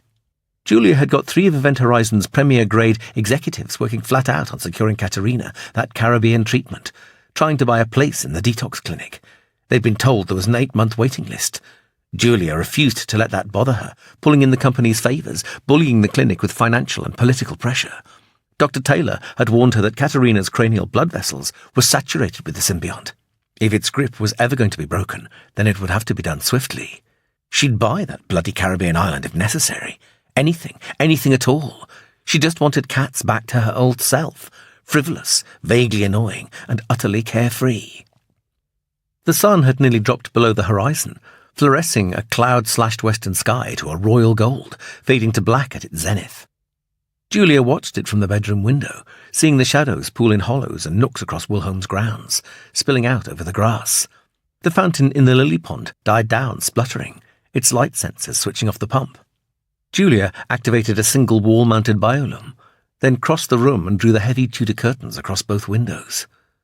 When she'd first left America and the desert, she'd been entranced by dawn and dusk in Europe. Cool blues and greens, gleaming dully under fiery skies, always different. It had been magical, the expected sadness that she'd missed the desert's beauty never materializing. Tonight, the sight left her totally unmoved. Her emotions seemed to have shut down. The climax would come tonight, she was sure of it. The game had ceased to be a game, and she was responsible, she and Grandpa. Kendrick's manoeuvrings and power ploys had been thwarted at every stage. She'd stalemated him all across the board. There was nothing left to him now but the physical. Kendrick would have no qualms about that. Strangely, even Greg had warned her about the danger. Greg, the liar. Greg, the betrayer. His name was the only one capable of piercing the wrap of numbness around her feelings. She'd believed in him like nobody before, worshipped from afar, flirted, opened her soul to him, confessed the darkest, most shameful secret. And he'd lied to her. Just like all the rest. Men must look on her as some kind of victim waiting to be abused. Except for Adrian, a bleak inner voice said. Adrian adored her female side. He was immune to her money, so far, but knowing her luck. She still couldn't believe she'd been so mistaken about Greg. He'd said she was beautiful, and she couldn't be fooled by smooth talk anymore, not after Kendrick. Then why? Why the lie? Access Blitz Culmination. So called because it brought all aspects of the case together. The homogenized data packages unfolded within her glacial mind, rotating the bedroom and Katerina 180 degrees from her cognizance. Her processor nodes marshaled it into precise channels once more, a construct that incorporated hard facts, assumptions, suspicions. She ran the logic matrix once more, the 5th time today. It produced a single diamond-hard conviction. No matter how many times she ran it, how much slackness and wishful thinking she incorporated into the matrix channels, the answer was always the same. Liar, traitor, thief, heartbreaker. Cancel Blitz Culmination. One thing it never told her was why Greg would do such a thing. She didn't understand human nature well enough to guess, and now she'd probably never know. Katerina had sunk into an innocent, dreamless sleep. Julia pulled the frilly snowdrop pattern duvet up around her shoulders. Open channel to NN core. Load other eyes. Limiter #5. She felt her grandfather snuggle into her mind, welcoming his touch. The last person on the whole planet she still trusted. And what a sad comment on her life that was. How are we doing? She asked. Greg hasn't moved for 3 hours now. I think Whiz Beach must be their nesting ground. Clever, that. So close, yet so far away. I'm not sure how they got across the Fens Basin. Too slow for a tilt fan. Possibly a hovercraft. I trusted him, Grandpa. Really trusted him. Everything he did and said was always right. He made me believe in him. I thought I was safe. I know you did, Julian. It must hurt. I'm so sorry. It doesn't hurt. I don't feel anything. I'm not human anymore. Of course you are, girl. Don't talk nonsense. You're seeing Adrian again this weekend, aren't you? What you do with him is pretty bloody human, and I approve. He's a nice boy. If I'm still around by the weekend. Hey, that's no Evans talking. Wilholm is well protected, and I'm hooked into all the security sensors. Ain't nobody gonna sneak up on you, girl. Suppose it's one of the staff. Walshaw, even. No, Julian. Not Morgan. He's been with me for 15 years, almost since you were born. Stake your life on it, huh? She let the irony filter back to him. That's my girl. Keep shining through. But don't you worry. I'm even watching Morgan. No strain on my capacity." Julia found herself looking down at the wood-panelled study, initially confused by the unusual perspective, a fly on the ceiling. Walshaw was sitting at the long table, databasing with his customised terminal. The bald patch on his crown was larger than she'd realised before. Then the incoming squirt from Event Horizon's datanet bloomed in her mind. Walshaw was reviewing the Cray memories as they were being extracted by the Security Division programming team. All the memories had been run through search and classification programs as they came out, analysed and indexed. He was running through the categories, accessing every mention of Wolf and Event Horizon, double-checking. "We've been doing that for hours," her grandfather said. "Hunting down that clue Greg was talking about. Hardly the act of a turncoat now, is it?" "I suppose. It would be nice to believe in him at least," Julia thought. But this was her life she was gambling with now, and the list of her mistakes when it came to dealing with people was a long one. Suddenly, she was inundated with a rapid motion tour of Wilhelm through the security sensors, visual, infrared, magnetic, electromagnetic, UV laser radar. Millisecond slices of Security Division hardliners patrolling the corridors, sentinels prowling the grounds, Tobias in his stables. Owls snapped in mid-flight, wings motionless, field mice twitching their tiny damp noses in the night air, deserted tracts of landscape, fields and woodland, a kaleidoscope of bright-hued luminous colours and conflicting geometries. "See, Juliet? All quiet on the Western Front." Her heart began to beat faster. Why is Walshaw bothering with the Crays? We know Kendrick has plugged in with the PSP, that the card carriers organised the blitz. "You and I know, yes, Juliet, but I don't think Morgan has put it together yet." "But it's obvious," she exclaimed. "To you." "Oh, Grandpa, what if Greg hasn't worked it out either? What if I was wrong about him? He was so tired, totally run down. He's been through hell, and it was Kendrick who had him beaten up." "Relax, girl. First thing I thought of." "What then?" "If he's innocent, why are the two of them in Wisbeach? And why didn't Gabrielle warn us about him? She's in it with him." "Oh." "Sorry, Juliet." The depression enveloped her again, its return total. She could see the world simply now, black and white, no right, no wrong. There was just survival which mattered. Instinctive self-preservation, primeval. The only complexity lay in method. The acceptance decided her. "When can you hit them?" she asked. "Every 108 minutes, starting in 72 minutes. Mark." "Do it." Her lips synchronized with her thoughts, but no sound emerged. "Okay, Juliet. Why don't you take a break? Katerina isn't going anywhere." "No, I'll stay here. It wouldn't be right leaving her. Not now." "I'll give you a status check nearer the time." "Love you, Grandee." Wipe other eyes limiter #5. Exit NN core. Julia sat down on the barrel-like Copenhagen chair beside the bed, hand automatically sliding down the side of the cushion. Her fingers touched the hard plastic casing, reassuring her. She drew out the weapon. An ash-grey cylinder, 30 centimetres long and 3 wide, a thin grooved handle at one end. It resembled a fat, long-barrelled pistol, weighing about 1.5 kilos. The discharge end was solid, with a small circular indentation, gritted with minute carbonised granules. Armscore was printed along the side in black lettering. She'd stolen it from Greg after he'd brought Katz back to the Finance Division offices, slipping it off Walshaw's desk and into her bag as soon as the desolating revelation of his betrayal had sunk in. She'd been horribly afraid of him, what he might do. When she'd got back to Wilhelm, she'd accessed the Manor Library's memory core, looking up what she'd got. A stun shot, capable of immobilizing an adult at 45 meters. 4 shots would kill.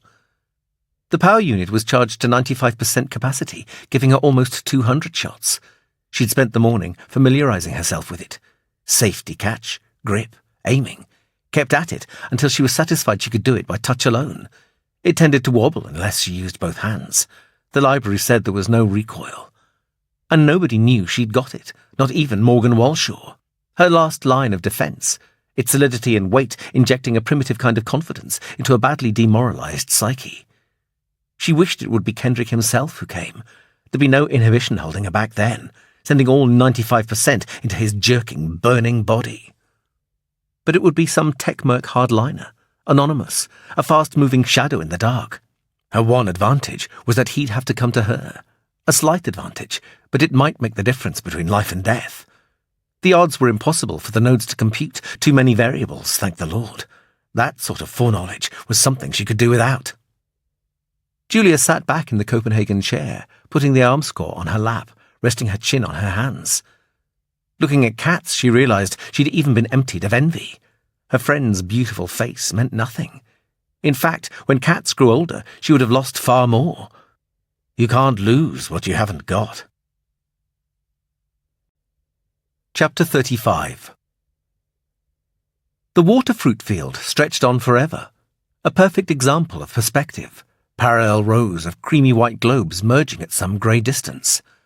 Eleanor felt around underneath the next globe and cut the thick rope root with her knife. Inky sap puffed out, lost in the reservoir's slow current. She lifted the globe and steered it slowly into the neck of her net bag. There were another 20 water fruit inside, almost full, turning back to the row. A dolphin snout pushed her hand. The knife missed the root. She looked at her hand, puzzled, tried again. 2 hard bumps on the back of her wrist, almost painful. Annoyance began to register in her sluggish thoughts. She held up her hand, palm outwards, pushing twice. Back off. It was Rusty. He didn't budge, guarding the water fruit. Dark shapes slithered effortlessly through the water behind her, churning up a small cloud of silt. When she turned, she saw another pair of dolphins had got hold of the net bag, pulling it away. Angry now, her steady rhythm had been broken. Hanging a metre off the reservoir bed, motionless, trying to outstare a dolphin. How odd. Now the monotony of harvesting was broken, she began to realise just how tired she was. Muscles whispering their protest into her cortex. Arms, legs, shoulders, back, all laced with fatigue toxins. Exactly how long had she been doing this? The soft green light was fading fast overhead, lowering visibility to less than 50 metres. A cold flash of realisation pinched her mind. She hadn't quite fallen into the trap of blue lost, but her soul had migrated, fleeing the memories of guilt and pain. Now they rushed back into her empty brain, unmitigated. Greg calling, apologetic but firm, ruled by duty. Idiot, she'd answered, trying to disguise a jumble of secret worries and heart-wrenching concern with stiff resolution. He respected toughness, both refusing to yield. He'd promised, she'd told him, promised solemnly, but he'd shaken his head, saying it wasn't like that. She'd cried herself to sleep, imagining terrible things happening on the Di Girolamo yacht. How silly it all seemed now. Words spoken, never meant. Eleanor gave Rusty a submissive thumbs up and headed for the surface, too weary to rush. A few wriggles with her flippers every couple of metres, keeping her ascent steady. Rusty orbited her, laggardly. The hire boats had all returned to the fishing lodge at Whitwell, away down the other prong of the reservoir. Even the windsurfers had packed up. The Berrybutt Estate's bonfire was sending flames shooting into the neutral sky, a spectre-like swarm of sparks lingering above the rectangular clearing in the still air. Rusty insinuated himself between her legs, and she hugged his dorsal fin gratefully. The ride back to the shore was nothing like the usual turbulent dash, a slow, smooth glide. Now why couldn't people be like dolphins? Sympathetic, gentle, perennially happy, magnificent creatures. The sun had fallen behind a pearl crescent horizon, piled high with lacy clouds when Rusty let her off. She stroked his head and bent to kiss him. Rusty would understand. He chittered wildly and sank below the surface, suddenly leaping up again 5 metres away, twisting in midair and landing with an almighty splash. She laughed. First time all day. The pebbles on the drying mud cut into her feet as she walked out of the water, her skin like soft crinkled putty after such a long immersion. It had been midday when she'd begun harvesting. Greg had sworn he'd be back by early morning. Eleanor had waited until lunchtime for him to return. Then her tolerance had snapped, and she dived into the water, sulky and furious. Duncan was fire warden this evening. He lived 2 chalets down from number 6. Eleanor stopped to say hello, letting the bonfire's ruddy furnace heat dry her puckered skin, welcoming the warmth permeating through her limbs. Duncan gave her a couple of baked potatoes out of the raw clay oven tunnel which ran through the heart of the bonfire, eyeing her chest as the flames threw liquid orange ripples across the dull sparkle nylon of her one-piece costume. She thanked him, straight-faced, and juggled the hot potatoes back to the chalet. Duncan was sweet, and his covert schoolboy glances started her thinking about how she and Greg could spend the evening making up. The duo hadn't returned. Eleanor almost dropped the potatoes. Greg had been gone for 30 hours now. No matter how big their row, he wouldn't have done that without telling her. She dumped the mirror lung and the potatoes on the porch, blipping the lock. Inside, and the snug familiarity of the little lounge offered no comfort at all. She activated the Event Horizon terminal, loading Greg's cyberfax number.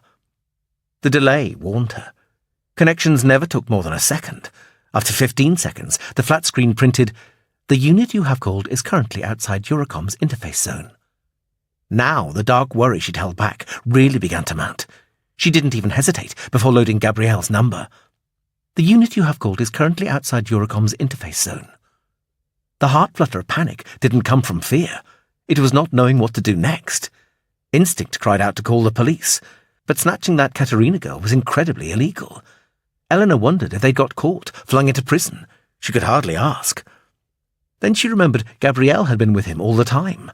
Nothing could go wrong with Gabrielle there to provide advance warning. A doddle, he'd said, a late, lame attempt to reassure her. Then why wasn't he back here? Her cold mind screamed silently. The ludicrous notion of him running off with Gabrielle intruded, dismissed instantly. She thought for a second, then raced to the bedroom and her cupboard. The Trinities would know, maybe where he was, certainly what to do next. The card Royan had given her was still in her bag. She showed it to the terminal, praying. The flat screen remained blank, but she heard scuffling sounds from the speaker. "Yeah?" The voice was male, flat and uninterested. "I want to speak to Teddy. Father." "No shit. Now!" Eleanor thought she'd blown it. There was only aching silence, cursing her brittle nerves. The screen cleared to show Teddy's face. "Eleanor, right? What's up, gal?" She let out a sob of relief. Teddy's frown grew as she explained. She wondered if she was coming over like a hysterical, jilted girl. He had to realize how important this was. "Greg didn't leave any message for you at all?" Teddy asked when she finished, and he was taking it seriously. Her confidence rose a fraction. She wasn't alone anymore. "None." "That ain't right," Teddy said. "Greg would always cover himself. Standard procedure. And Gabrielle's cyberfax is dead too." "Yes. At least, English Telecom says both of them are outside the satellite footprint." Teddy paused for a moment. "Okay. My people left them going into the Event Horizon Finance Division office. I can't believe the company would waste them. They knew they could trust Greg, and it ain't that sort of deal anyway. Besides, they let my people get clear. Thing that bothers me is Gabrielle. She's like invincible, you know?" He started typing on his terminal keyboard, looking at something off camera. Unintelligible voices stuttered in the background. "Okay, I want you to call that Morgan Walshaw guy for me. You'll get shoved around by secretaries and the like. Don't take no shit. Insist on speaking to him only. Ask him if he knows what Greg is. Then call me right back. You'll get straight through this time. I'm going to see what I can find out about Gabrielle, if she ever got back." "How?" Teddy's face melted into a fast, keen grin. "I got friends everywhere." "Oh." She felt foolish asking. "Eleanor, you did good calling me, gal. We'll get him back for you." And he was gone before she could thank him. Eleanor tugged on a silk blouse before she called Event Horizon, respectable from the waist up, twisting damp hair into a ponytail. Morgan Walshaw's number was in the terminal's memory core. The screen lit with a polite-looking young man in a neat powder-blue business suit. Eleanor swallowed. "This is Mandel Investigative Services," she said. "I'm returning Mr. Walshaw's call on a case we're covering for him." He shrugged. Friendly, she thought. "I'm sorry," he said. "We can't reach Mr. Walshaw at the moment. If you check, you'll see our company is cleared for direct access. Hey, I'm not giving you the runaround. Not someone as pretty as you. Mr. Walshaw really is out of touch." "Isn't that unusual?" "Very. There's some big glitch in our communications net right now. Really shot it up. It's headless chicken chaos around here at the moment." "I see." But she wasn't sure she believed. "Listen, if it's really urgent, why don't I call you back as soon as the glitch has been debugged? We've got Mandel Investigative Services number on file. Who shall I ask for?" "Eleanor. Eleanor Brodie." "Pleased to meet you, Eleanor. I'm Bernard Merton." "That's very kind of you to offer, Bernard. Have you any idea how long it will take to debug this glitch?" "Nope. Sorry." He smiled ingratiatingly. She wondered if he'd have enough courage to ask her out for a drink. Struck by how bizarre this all was, being chatted up by a randy assistant, while God knows what was happening to Greg. Sliding her mind back onto the problem. "This data package I've got for Walshaw is very important," she said. I don't suppose you could tell me where he is? I could hand-deliver it. Sure. No ultra-hush about that. He's with Miss Evans at her home, but you won't be able to get in. It's sealed up tight. Something to do with the communication glitch. They don't tell me anything. Thanks, Bernard. She broke the connection before he could say anything else.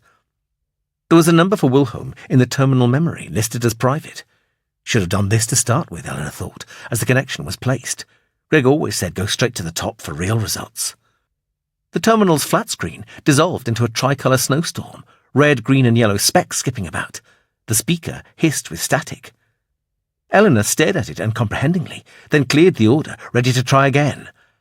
Error, flashed the flat screen as she punched up the menu. An icy dread settled on her skin, like a fast autumn morning frost, piercing clean into her heart. This was something to do with Greg. She knew it was. Greg, Event Horizon, Julia, Gabrielle, Walshaw, Katerina, all bound together in some devil's tangle. Thoroughly spooked, she punched up the menu again. Error. Error. Error. The flat screen went dead. Not even that absurd will-o'-the-wisp nebula.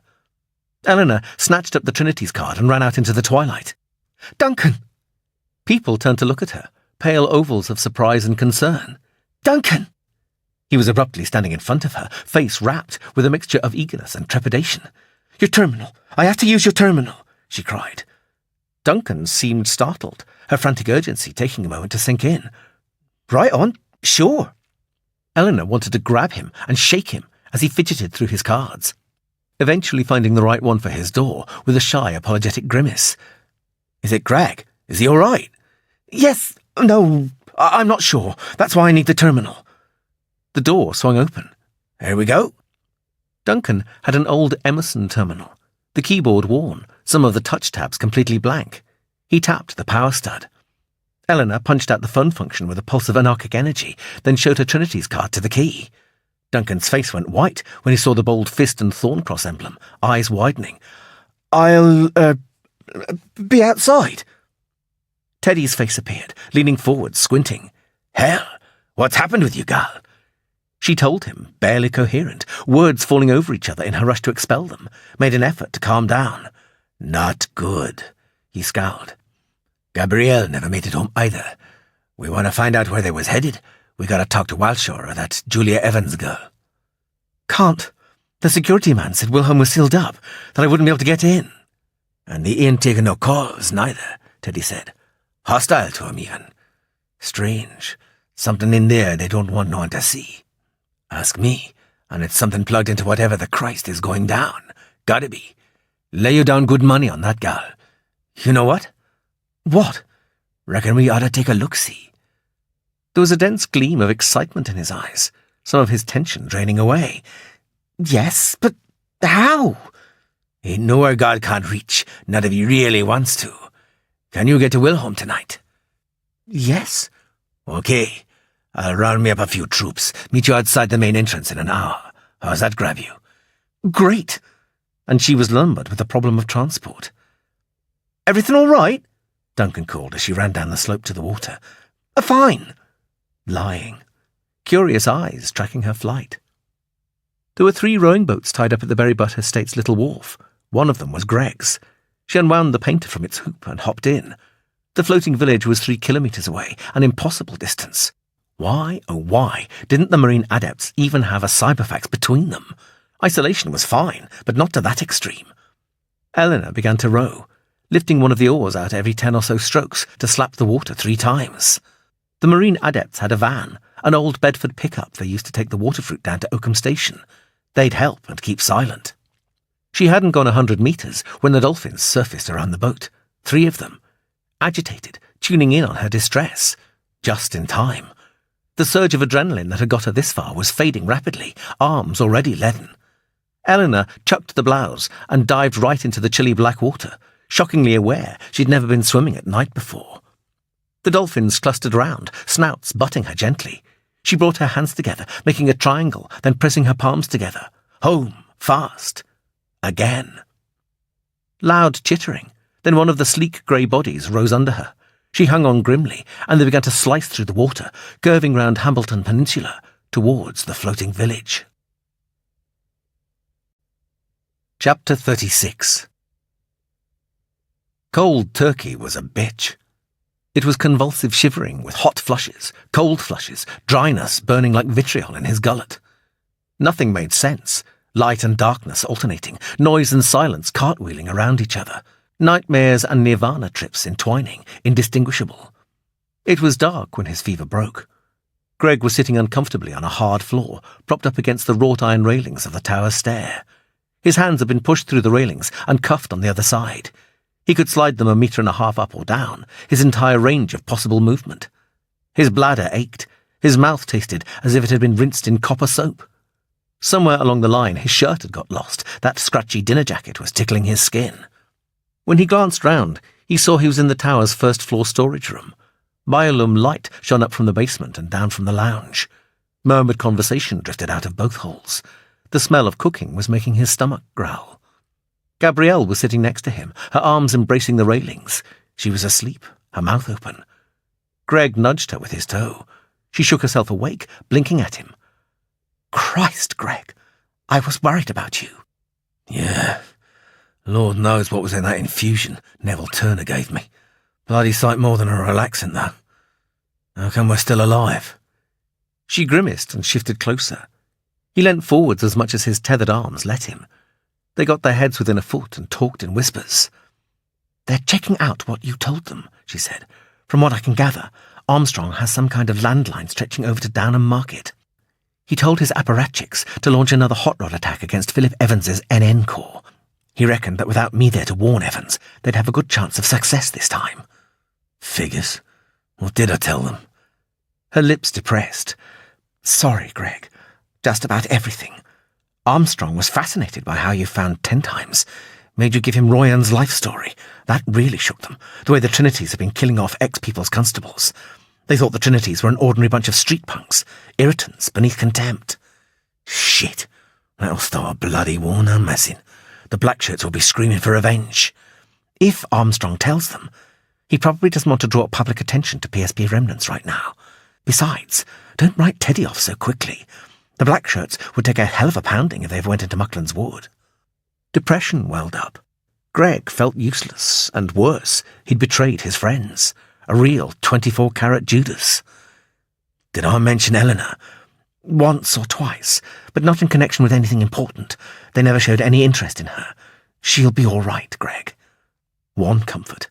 Bloody small, though. "Kendrick was right pissed off with Julia," Gabrielle said. "The way she manoeuvred him to clear Katerina from the field so she could nab Adrian for herself. Armstrong had a laugh at that. Kendrick outthought by a randy teenager with a crush. That girl isn't stupid." "Oh, I told them that." Greg was disgusted with himself. "Yes, they questioned you for over 2 hours. Don't blame yourself, Greg. Interrogations these days are like punching out a data request in a memory core. The answers pop out quick and clean. There's no way anyone can hold out. You should know that." "Sure, thanks." The only hope left now was Morgan Walshaw and anything Ellis might have left behind. "Did I tell them that Walshaw and the Event Horizon security programmers were sifting through the files in Ellis's craze?" Gabrielle screwed her face up. "I think so, yes." "Did it kick anything loose? I mean, were they worried about anything he might find?" "Not especially." "Bugger." He'd banked everything on Ellis wreaking a silent, posthumous vengeance, a folly whose magnitude was now painfully obvious. Even if Ellis had been told exactly who he was working for, he wouldn't have known about this tower hideaway in Wisbeach. Need to know was an elementary precaution, and Armstrong certainly wouldn't have overlooked anything to do with his personal security. Hindsight must surely be the most useless function of the human brain, torturing yourself over the unalterable past. Gabrielle shifted her knees. "One item which really got them stirred up was the Merlin," she said. "What about it?" "Armstrong and Kendrick weren't the ones who meddled with it." "Who did?" A smile ghosted her lips. "That's what they wanted to know. They asked you 3 times if you were sure there had been a rogue shutdown instruction squirted up to it." "I bet I was convincing." "You were. Armstrong ordered his people to confirm it had happened. Apparently, Event Horizon haven't announced the breakdown publicly yet. He said they must make an effort to find out who it was. The enemy of my enemy is my friend, all that crap. Kendrick seemed to think it could be one of the rival combinates." "Kendrick's probably right," Greg said. So when does Armstrong expect the answers to his inquiries? I guess tomorrow morning. There's nothing going on right now. If there are any queries, they'll have another session with you. If not, it'll be straight into the mud. No doubt, with Toby helping me on my way after his own fashion. Where is he now? Gabrielle inclined her head. Kendrick's mob are camped out in the basement. Lord and Lady Muck themselves are still upstairs. Maybe Armstrong's got a guest suite. Yeah, that Kendrick. I'd never have figured on him being plugged into Armstrong and the PSP. You think someone like him is going to let a little question of ideology stand in his way, when he's been offered the kind of profits which gigaconductor licensing is going to rake in? No, Greg said, but I'm wondering if Armstrong might just have let himself in for more than he's realised. In what way? Tell you, this is all down to Kendrick trying to snatch the gigaconductor patent from Julia, right? That's apart from his private psychosexual fixation on her, of course. First the Memox spoiler, now feeding Armstrong information in return for a partnership when Event Horizon is nationalised. Lucifer's alliance. But which one is old Nick? My mind is on Kendrick. Meaning? Gabrielle asked. Once Kendrick's got the patent in his hands as Event Horizon's chairman, I wouldn't like to sell Armstrong any life insurance. Even if his apparatchiks do begin running things again, and I think he's underrating the new Conservative Inquisitors there. He can never return to public life. As he's already dead in everyone's mind, there will be absolutely no comeback if Kendrick has him killed for real. Hell, the bugger of it is, Kendrick would even be a hero for doing it. You have a devious, nasty mind, Gregory, and I love you for it. If I'm so smart, then why are we here? I didn't say you were perfect. That's the truth and no messing. Gabrielle was silent for a minute, contemplative. Then, I think I've worked out why our glands aren't functioning. The twins. Oh, you know. Process of elimination. I'm quite good at that when it's something paltry. I imagine their glands produce some kind of psi-null zone. I remember something like that being mentioned a couple of times back at the brigade. Never really paid attention. Noticed that one stayed with Armstrong while we were snatched. No wonder the other Mindstar vets could never find him after the second restoration. So they won't find us now? No. Morgan Walshaw might put it together eventually, but not by tomorrow morning, and even then, there's nothing to lead him to Wisbeach. Gabrielle rested her head on the metal railings, smiling forlornly. Pity. I was getting quite used to having a human brain again. I could have lived without the gland. Surprising, really.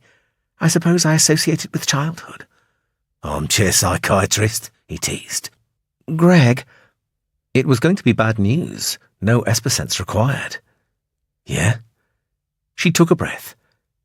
Kendrick asked you if we had identified his contact in Event Horizon. For a moment, he thought the cold turkey fever had come back to rattle his bruised brain. Oh, Jesus, he groaned. There was a mole. Yes, she said feebly. We didn't do very good, did we, Greg? No. Shit, who? We checked everybody. Everybody, goddammit. Wish I knew. He must have been the one who fingered us for Kendrick's snatch squad. Who knew we were going to the finance office? He felt like banging his head against the railing. It certainly wouldn't do any damage. There was nothing inside which bloody worked. No messing. Julia, Walshaw, that doctor who sorted Katerina out, Victor Tayo. Victor Tayo? He's a security programmer, isn't he? Convenient. And he knew you were going to visit Ellis. Somebody was bloody quick off the mark there. It can't be Victor. He dived down through a clutter of memories, trying to bring back the day he boarded the Alabama Spirit, interviewing a baby-faced man, eager at the opportunity, anxious at the responsibility. Can't be, he muttered. Who then? Even you and I aren't infallible, not the whole time. Take a look around if you don't believe me. I interviewed Victor one-on-one. Tell you, I might miss peripheral tension like he's forgotten his girl's birthday card, but that kind of treachery I can spot straight away. Whatever you say. He shifted his legs, trying to ease the stiff, aching muscles. Could we have missed someone? Unlikely. The security headquarters staff, he said, ticking them off in his mind. Both research teams, the manor staff. Christ, I even asked Julia and Walshaw. He felt an icy spike of fright penetrate his heart. Oh, Jesus, he whispered. Walshaw? Walshaw? She was openly scornful. No, he snapped. Course not. But Walshaw didn't know Kendrick had seduced Julia. Why not? What do you mean? Why should he know? Because Julia has a bodyguard with her 24 hours a day, no matter where she goes outside Wilholm. Remember, there was even one in the corridor outside Walshaw's office at the finance centre. That hard-line woman. God, what was her name? Rachel. She was at Wilholm too. A bodyguard who reports directly to Walshaw, who should have told Walshaw what happened on the Miriam. Gabrielle bowed her head. A bodyguard? Top-rank security, close to every executive decision ever made, knew Julia was going to the finance centre.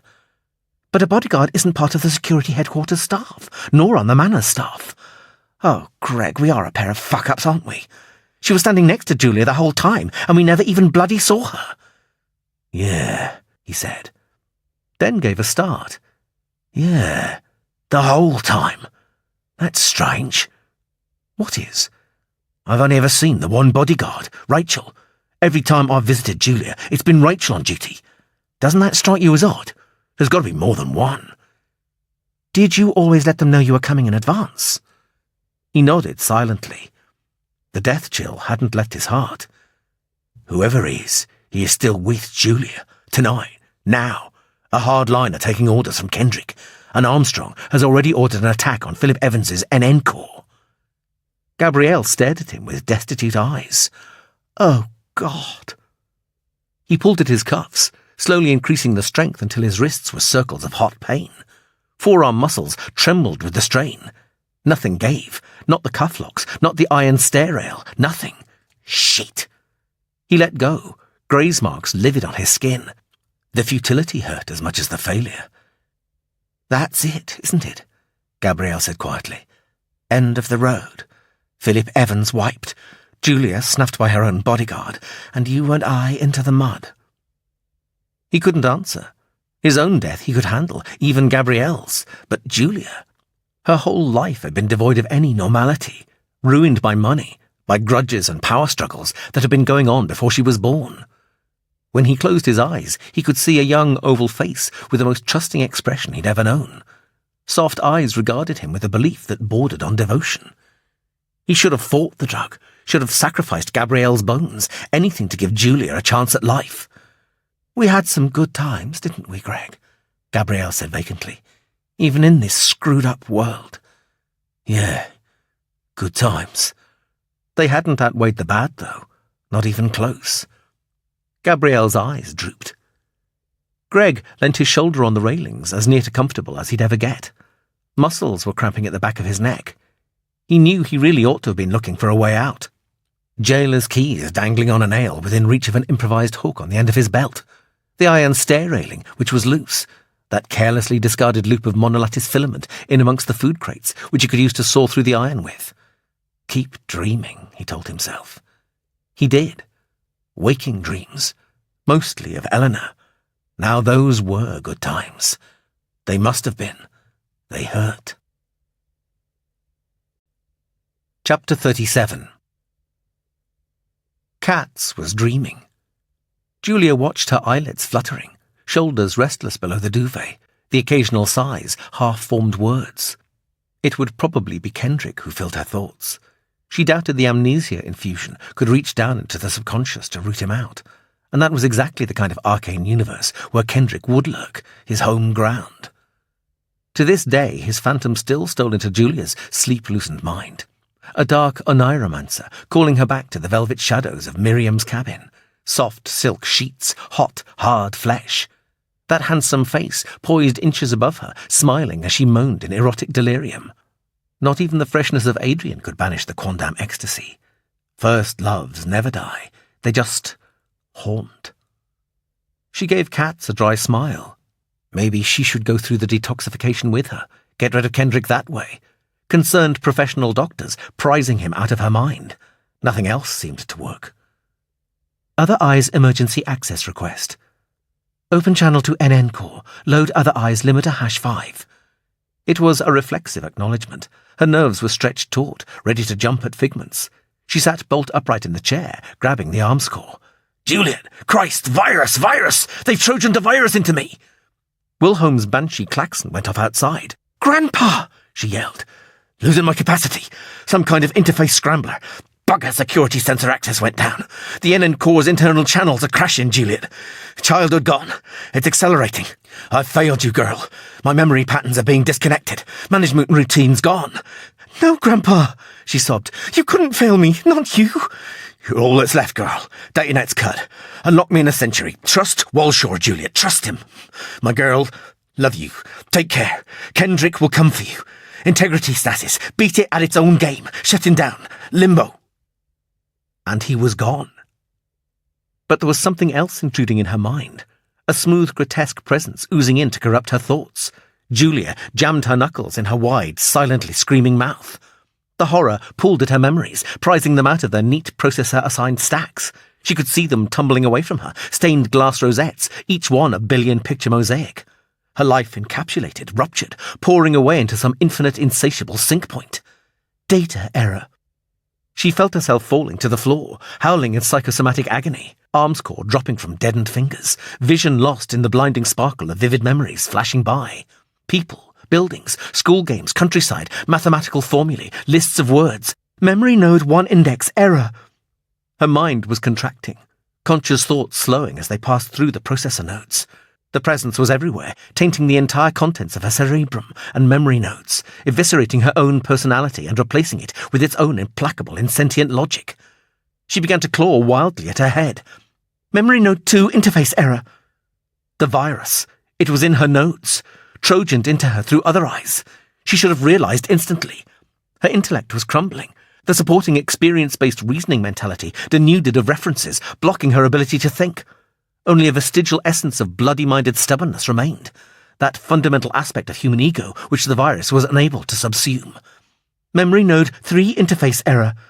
Fight back, Julia pleaded with herself. Stop it spreading. Processor node 2 format loss. Disengage memory node 1, she ordered. The command was terribly slow to formulate. Her subconscious rose ominously to fill the vacuous gulf left in the virus's wake. Wounded pictures of a world peopled by caricatures of those who walked through her natural universe. It was the alternate she lived in fear of, nightmares fully expressed. Black idolatry, so hard and bright, her remaining rationality nearly disintegrated under its impact. Disengage memory node 2. Floating without weight, seeing herself and Kendrick coupling like frenzied, rampant beasts, loving it, hating it, Grandpa watching them, frail, poised, ready to die, tears streaming down his cheeks. Disengage memory node 3. Primate Marcus offering her benediction inside a suffocating bubble of rock. Herself, supplicant, putting Event Horizon on the burnished silver collection platter for him. Dropping it, seeing it shatter into splinters of pure data, profit and loss, all important. Grandpa shook his head in dismay and died. Shut down processor nodes 1 and 2. The exorcism. Julia felt the virus withdraw, retreating into the nodes. Then the synaptic interfaces sealed, cutting her free, trapping it in isolation. There was no physical pain, only loss. All that wondrous knowledge she'd taken for granted had been snatched beyond reach. Her own thoughts and memories, once so ordered, now a tangled, seething wreckage. A sound in her gullet, struggling to place it. Ah, yes, weeping. Julia rolled onto her back, drawing breath in shallow gasps. Her dress was cold and damp from sweat. Vacant, watery eyes, set in the centre of a golden cloud of hair, blinked at her. Julie? Julia rummaged round for the name. So difficult. Surely human brains weren't this inefficient. Hi, cats, she said weakly. I want to go for a pee. Laughter and tears got dreadfully muddled in her throat. It's not funny, Katerina said in a wounded tone. I'm bursting. Sure thing, cats. Sorry. Julia was rather surprised to find her limbs doing what she told them. She managed to clamber to her feet, using the bed for support. The arms core was lying on the carpet. The sight of it jolted her slowly coalescing thoughts. The klaxon was silent now. She was sure she'd heard it going off. Tried to consult her event timer without thinking. A null request. But it could only have been seconds ago.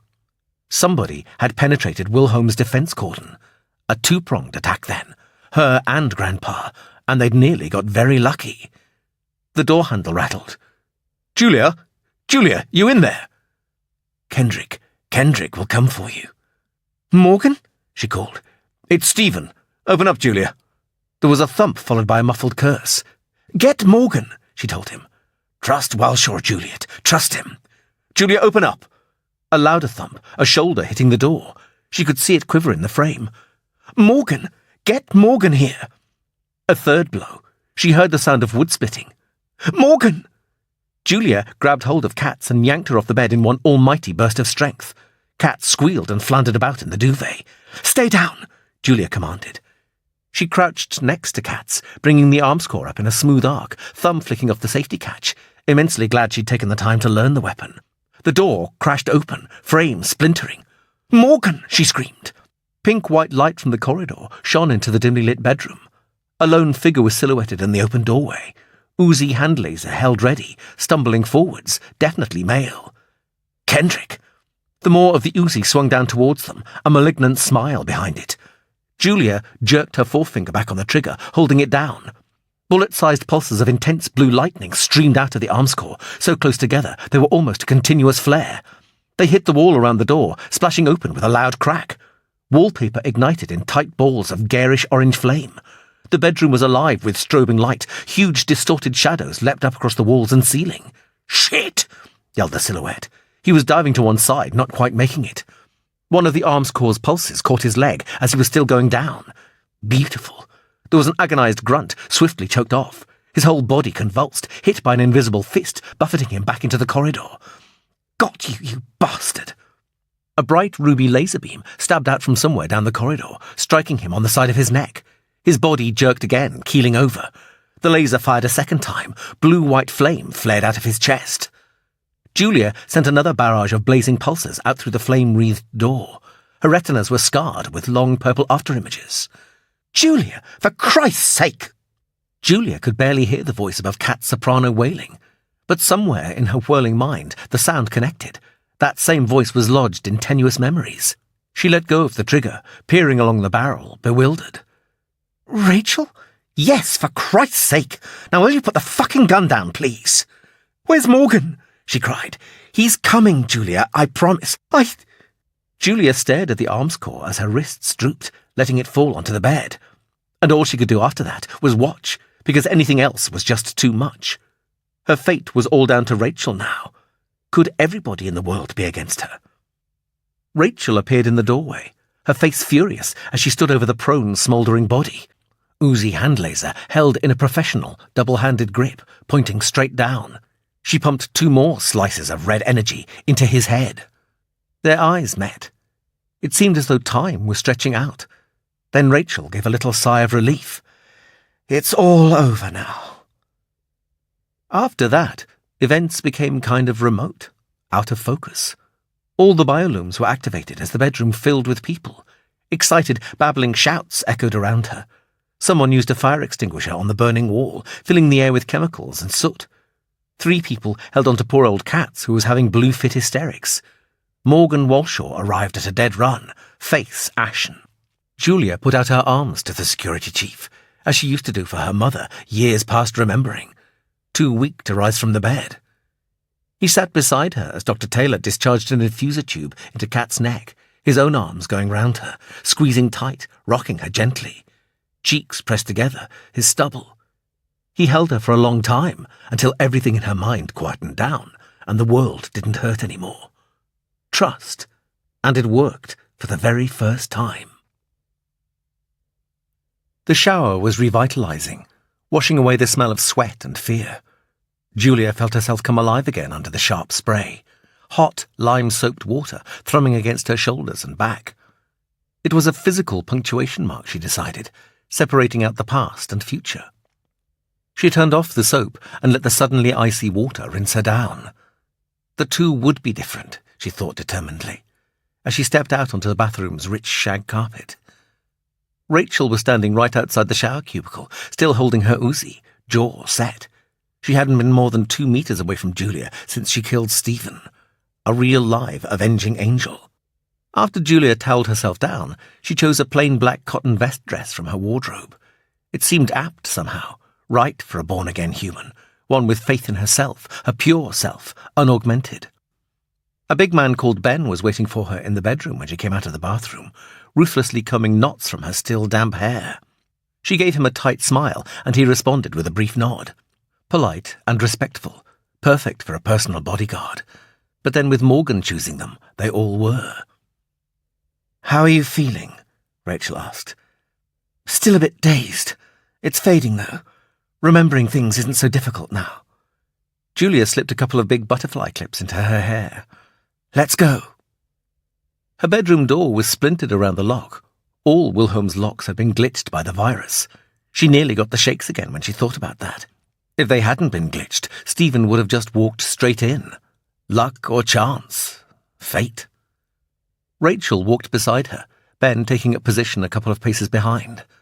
At least she didn't have to be shown the way to the study. That was too ingrained. But she simply couldn't match a name to the face of one of the manor's anxious-looking domestic staff as they walked past. It was definitely a member of staff, though. That was something. "Thank you, Rachel," she said, suddenly shy. "What for? You did all the work. Even after all you'd been through, you held it together just perfect. Most of us would have gone completely to pieces. By rights, you ought to sack the lot of us. Some bodyguard I turned out to be." "No, Stephen wasn't your fault. How could we have known?" "It's my job to be suspicious. All that sudden calling in sick every time your psychic friend Mandel turned up. I should have known." Julia frowned. That couldn't be right. Greg and Stephen were both working for Kendrick, weren't they? She requested a logic matrix. "Oh," she sighed in disappointment. The loss of the nodes was going to take some getting used to. "I don't want you to worry any more," Rachel said. "No greasy little hardline tech merc is going to get near you, not with us here." Julia could see Rachel was bottling up a core of hearty excitement, almost as if she relished the prospect of a tech merc attack. It sent little roots of doubt into Julia's mood, because it made her seem like nothing more than an excuse for the two sides to let fly at one another. They enjoyed it. "Isn't that right, Ben?" Rachel called over her shoulder. "God's honest truth, Miss Evans." Julia turned at the unexpectedly mellow voice, giving an embarrassed little grin. "That's just Julia, please." He nodded warmly. Rachel tipped her a wink as she pushed the study door open. The lock had disappeared, leaving a rough semicircle of charred wood. Morgan had been in a hurry. She walked in feeling better than she had any right to. Rachel had never spoken to her like that before. Friendly. Who'd have thought it? There were about 10 people in the study, 4 of them sitting at the paper-littered table. She could name 7, 5 in security, 2 manor staff. The buzz of conversation faded out, all heads turning to look at her. She saw concern and relief register in their faces. They cared about her. Morgan rose from his seat, and she went to his side. "Okay now?" he asked tenderly. "Yeah, thank you." She cleared her throat. "I'd like to thank all of you, actually. I'm really very grateful for your support." She sat quickly, not meeting eyes. The chair was the one next to Morgan's. She'd always sat at the head of the table before, or opposite him. No more. She sensed Rachel take up position behind her. "What happened?" "Huh, you tell me," Morgan said. "Grandpa said someone had managed to squirt a Trojan into him." Julia glanced up at the rustle of sounds, smiling faintly at the curious glances thrown at her. Her finger lined up on the NN core. Ultra Hush belonged in the past too. These were her people. They had a right to know. "His memories are in there, translocated before he died. Still are, from what I can gather. He shut himself down to stop the virus spreading. Once we write an antithesis program, we can unlock him." She stopped, pleased with herself. Gear terminology had all been node-referenced. "The NN core's still drawing power," Morgan said. "Small, but constant." "Great. What do we do in the meantime?" "Stay put, I'm afraid. We don't have a lot of choice." "What do you mean?" "Piers will tell you." Julia knew that name. Piers Ryder, one of the security division staff, technical. He was sitting on the other side of the table from her, none too happy at being the centre of attention, reflected in a slightly strained voice. "One of the assault methods we anticipated was an attempt to knock out the defence gear around the manor with a virus program, as a prelude to a hardline of physical penetration. Consequently, the gear is all designed to revert to a fully autonomous mode if such a virus is detected in the security data net. And that's exactly what has happened. For all its power, this virus is easily detectable. In fact, you can't fail to notice it. From what I've managed to ascertain, it only attacks databus management programs. The wear processes themselves are left unscathed. Basically, it's a spoiler virus. It can't do any actual damage. Really? Piers Ryder shifted at the irony in her drawl, dislodging some of the sheets of hard copy he'd covered in thin, wavery handwriting. I mean, not long-term damage. So it was aimed at the security gear rather than Grandpa's NN core? Julia asked. That's what I think. There would be no point in directing it at a BioWare core. As you've seen, the program stored inside won't actually suffer any damage. The hot rod who squirted it in must have known that. Which implies that we're going to have visitors sometime soon, Morgan Walshaw said. Then why are we still here? She asked. The finance division offices are just as secure, and they won't know I'm there if we move fast. Ryder took an awkward breath. Miss Evans, Wilholm's defences will shoot anything larger than a rabbit which moves inside the grounds, apart from the sentinels. Including us? Julia asked incredulously. If anyone were to step outside, then yes. We're perfectly safe, Morgan Walshaw said. Just can't get out, that's all. All? And no one can get in. The attack has failed, Julia. You hope. We're patrolling the manor on the inside. I got lookouts with photon amps scanning the gardens. If anyone does get past the sentinels and the defence gear, they'll be sitting ducks for our hand lasers. Oh. Julia tried to spot a flaw in his reasoning and couldn't, to her immense relief. Guess we're going to be all right then. Good girl. We'll just sit it out in here for the rest of the night. Julia realised that there was something Ryder hadn't said. How long before your team finishes the antithesis program? She asked him. There's only me here, Piers Ryder replied. I can't do anything by myself. You need a lightware cruncher to write an antithesis. Haven't they even given you an estimate? We can't talk to anyone outside, Julia, Morgan said. Why not? The virus has contaminated all the communications consoles. Your grandfather's NN core was plugged into every landline, ours and English Telecom's. Well, what about the satellite uplinks? Same problem, said Piers Ryder. Even the dish servos are glitched. So use a cyberfax. Piers Ryder looked crestfallen. He glanced at Morgan Walshaw for support. The security chief responded with an empty wave. One of the security systems protecting the manor is an all-spectrum electromagnetic jammer, said Piers Ryder. We thought a Techmerc penetration squad would have to be equipped with some kind of military-grade communication gear to coordinate their assault. A commercial cyberfax couldn't possibly break through the jamming blanket. I'm sorry.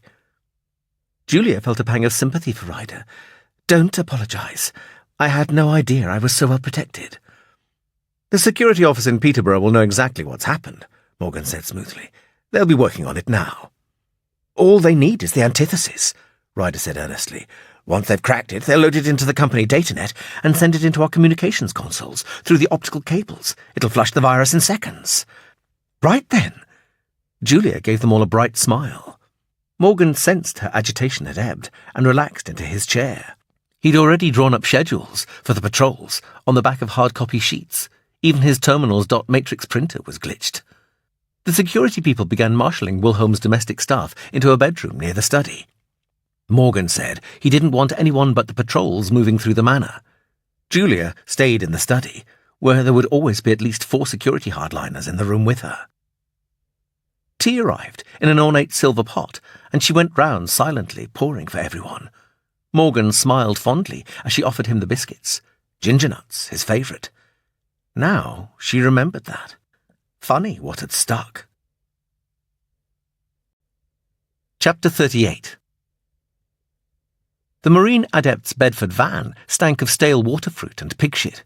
Its 30-year-old combustion engine wheezed asthmatically from the methane it was burning, a fuel it had never been designed to run on. Eleanor neither noticed nor cared about its failings. The van moved, and that was all that mattered right now. Nicole drove, hunched forward over the steering wheel, staring myopically down the weak beams its headlights threw along the narrow, uneven road. There weren't any doors. Wind whipped through the cab, frosting Eleanor's legs.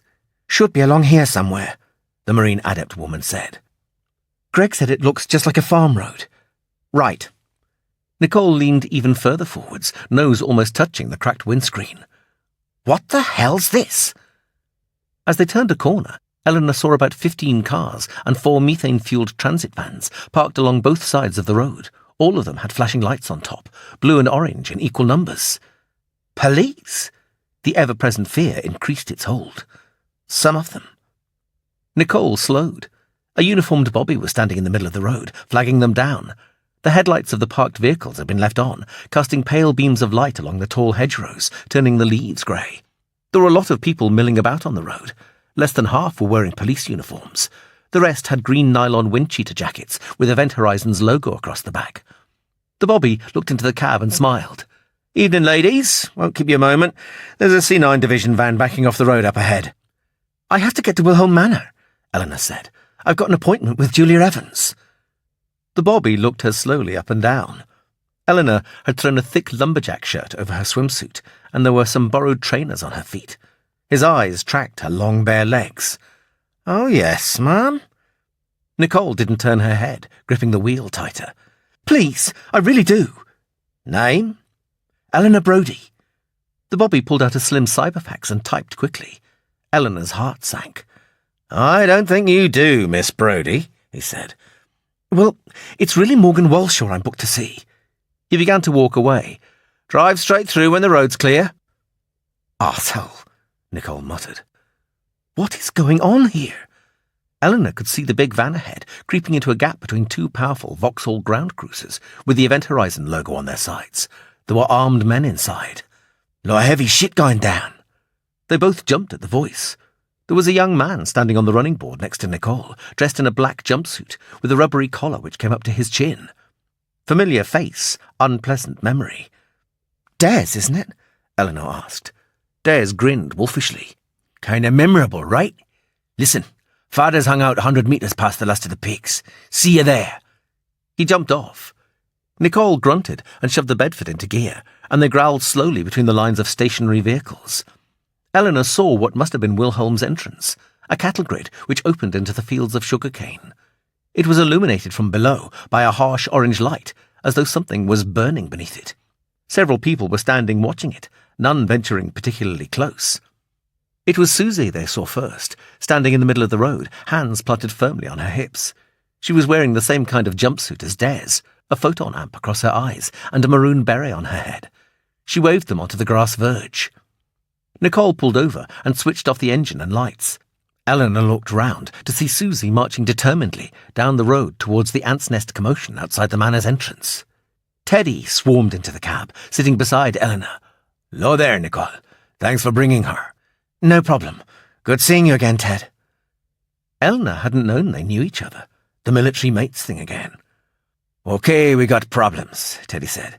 "Ryan can't access Wilholm to see what the hell's going down. The manor's wire has been burned by a virus. Event Horizon and English Telecom have both physically unplugged it from their networks. It was doing too much damage hooked in. Half of Peterborough's telephones have already been glitched by the fallout." His thumb jerked back towards the entrance. "That's why the cavalry's here." "Someone's attacked the manor's wire again?" Eleanor asked. "Yeah, 3rd time. Persistent buggers." "Why are the police waiting out here?" she asked. "Why haven't they gone in?" "Can't," said Teddy. "All the manor's defence gear is running loose. They've got to deactivate it first, which ain't gonna happen before morning. Some of that stuff is seriously hazardous. And when they do get in, the likes of you and I aren't gonna be first on the guest list." "But we've got to find out about Greg. It's been hours." Eleanor felt Nicole's restraining hand on her shoulder, sympathetic, alleviating some of the anguish. "I know, gal. Looks like we're gonna have to go in ourselves if we want some answers." "Hey, Father!" Susie calling with soft urgency. Teddy and Eleanor climbed out of the cab. Susie had a man in tow, oriental-looking with a young face, wearing one of the Event Horizon jackets. "Man here is Victor Tayo," Susie said. "Met him last night. One of Julia's security people. Captain, no less." "I know you," Eleanor said quickly. "You went up to Xanthus with Greg." Victor Tayo seemed puzzled.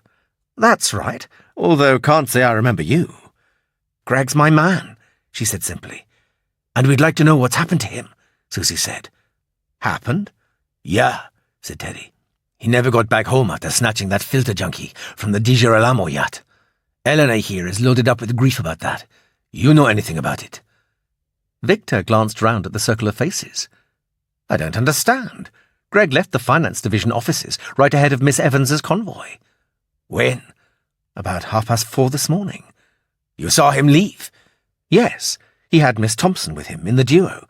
He said he'd be back later to help analyse some hollow memories we'd acquired. The craze from Ellis? Teddy asked. How did you know? Always cover yourself, Victor. Someone you trust. And don't sweat yourself, man. I ain't interested in no corporate politics. So, Greg never showed today at all, right? Not at the finance offices, no. But the programming team, assigned to crack the craze, squirted all the data they pulled out up here to the manor. I thought he must be here. Don't get it, said Susie. Nothing could happen to Greg. Not with that Lady G in tow. She's in-fucking-credible. Like nothing happens without her seeing it first. Nothing. Then why did this virus get into the manor's gear? Eleanor said. They all looked at her, faces gusted by random beams of blue and orange light from the vehicles in the distance. Gabrielle predicted the second hot rod attack against Wilhelm. Why not the third? Shit, from Susie. Okay, so strike Gabrielle, said Teddy. She and Greg have been zapped. He flinched, glanced at Eleanor, started again. Least, we don't know what's happened to him. Same time Wilhelm gets burned again. You maybe see a connection there, Victor. The security captain nodded earnestly. I'll make absolutely sure that you get to the manor right after we debug the defence gear. Teddy snorted. Eleanor was struck by just how menacing he'd become. Nothing like the directionless thuggishness of Des. He focused his energy and anger with deadly precision, and she was very glad she wasn't on the receiving end of it. Victor Tyre was wilting under his stare, unable to look away. You're not reading me right, man, Teddy said softly. The answers are in that fancy mansion your lady boss lives in, and we want them tonight, now. Victor spread his arms helplessly. We're calling in all our security programmers, but it's the middle of the night. They'll produce an antithesis, but it's going to take time. There is nothing I can do that'll get us in there any sooner. Wrong, man. We're going in now, and you're coming with us. What? Think about it. Security hardliners inside see us coming at them. It's got to be target practice time. We need you out in front to show them we ain't hostile. You're insane, Victor Tyre said. Do you have any idea what kind of hardware is guarding that manor? Teddy grinned and beckoned. There were 5 electric Honda bikes behind the hedgerow. Des was waiting with them, along with Roddy and another Trinity called Jules, all of them wearing the same black jumpsuit. Eleanor began to think it must be more than just a uniform. Teddy flipped open a cyberfax, showing it to Victor Tayo. See this? List of Wilhelm's defense gear. We know what they're loaded with, where it is, line of fire. Got our approach all figured out. We can handle the automatics. All we need now is some way of convincing the security hardliners not to shoot after we've broken through. That's you, man. Victor Tayo took the cyberfax, holding it gently as he read down the screen, dismay growing on his face. Where in Christ's name did you get this from? Every byte here is ultra-hush. Snatched right out of your security division cause, Teddy said. Now you believe we're serious? Royan, Eleanor knew.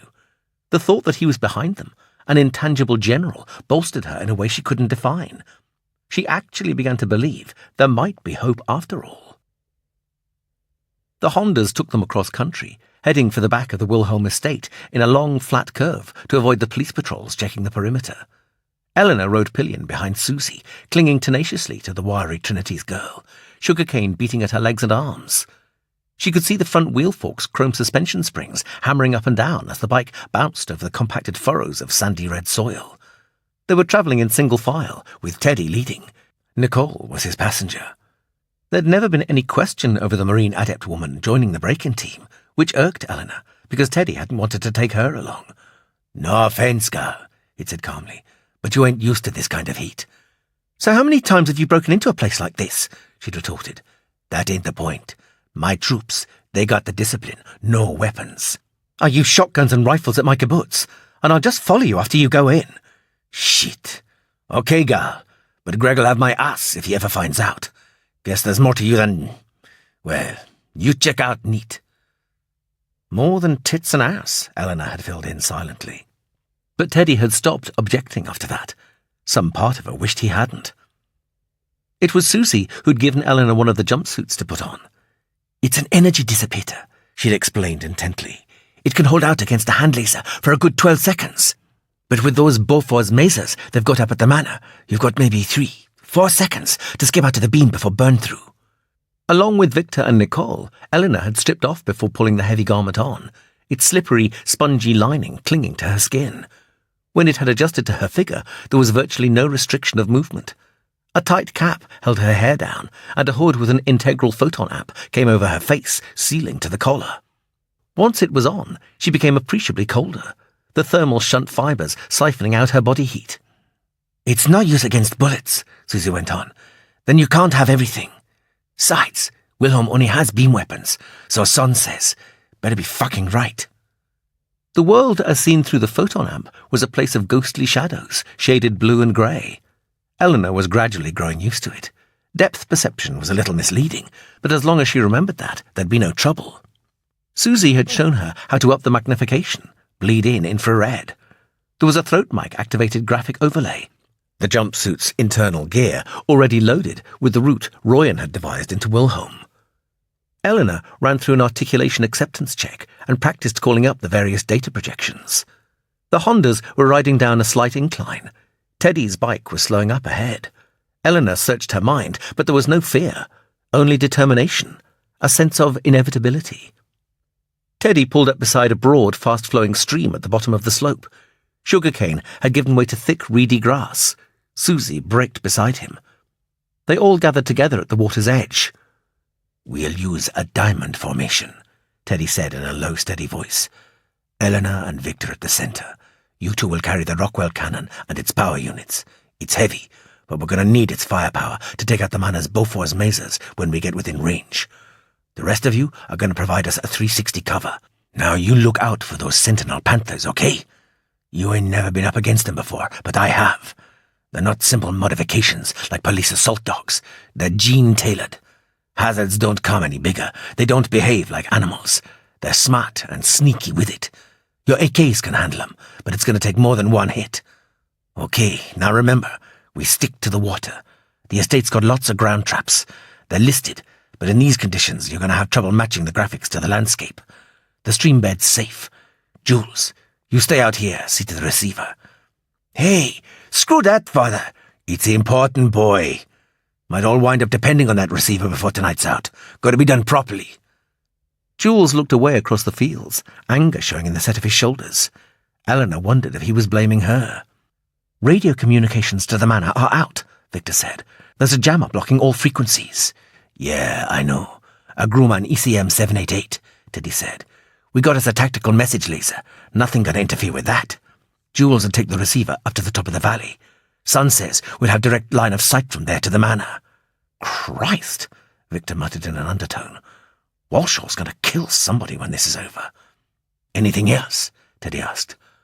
Okay, we'll ask the Lord for his blessing. The Trinities bowed their heads. Eleanor saw Victor look round in surprise. She lowered her own head. Lord, we ask for your guidance and protection in our task ahead. We're going to see if we can help our lost brother and sister, and we believe our cause is right and just. If in your wisdom you could grant us success, we will remain thankful for such mercy for the remainder of our mortal life. Amen. Amen, the Trinities whispered in chorus. Amen, Eleanor added. Okay, tool up, move out. The Rockwell was a wound monolattice filament tube, 1.5 meters long and 20 centimeters wide. It had a broad leather strap so Eleanor could carry it across her back. She lifted it up and realized just how dependent she was going to be on the Trinities for protection from the Sentinels. She was confident she could carry it to the manor, but the weight was going to slow her down. After she'd settled the cannon into place, Susie clipped a Braun laser pistol onto her belt. 25 shots, or a 5-second continuous burn, Susie said. Don't fret yourself none about getting it wet. It's waterproof. 5 power magazines were added. Eleanor felt like protesting about the extra weight, but held her tongue. Susie's normally infallible barbed humour had evaporated. The 7 of them splashed into the middle of the stream. Teddy and Susie paired at the front. Roddy took up station on Eleanor's right-hand side. On her left was Victor, who was carrying a couple of high-density power units for the Rockwell, along with a message laser. Nicole was on his left, and Des brought up the rear.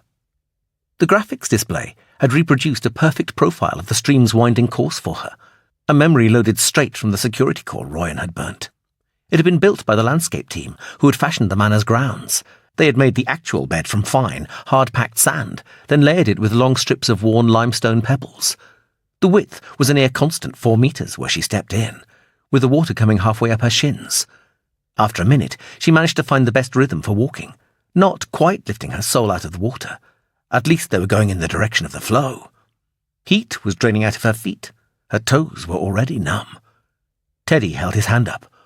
Okay, people, hoods on. Eleanor reached back and pulled it over her head. A circle of skin around her eye sockets tingled briefly. The photon amp fed its monochrome image into her retinas, suit graphics confirming the neck seal's integrity. She breathed air through the filters, dry and metallic. She took it as an offhand compliment that nobody checked to see if she'd fixed her hood properly. The stream ran through a thick braided cassia hedge 10 meters ahead, the dividing line between the sugarcane fields and a broad tract of undulating meadowland. Eleanor saw a line of posts spaced 7 or 8 meters apart had risen up in front of the hedge, 2 meters high and featureless, except for a small red light flashing away on top. The earth around them had been torn as they'd pushed their way up out of their recesses. Her photon amp picked out a band of forest about 800 meters past the hedge. She didn't like to think about lugging the Rockwell all that way. And how far was the manor beyond the forest? 300 meters, the graphics told her. Oh well. Boundary, Teddy said. His voice was muffled by his hood filters. Now is when it starts to hit the fan. Okay, Susie. Both of them brought up their AK carbines. There was a bass stutter, and the 2 posts on either side of the stream disintegrated. They switched their aim to the next pair. In the end, they took out 8 before Teddy was satisfied. His arm signalled the advance. Eleanor meshed the infrared into her image, alert for any sign of the sentinels.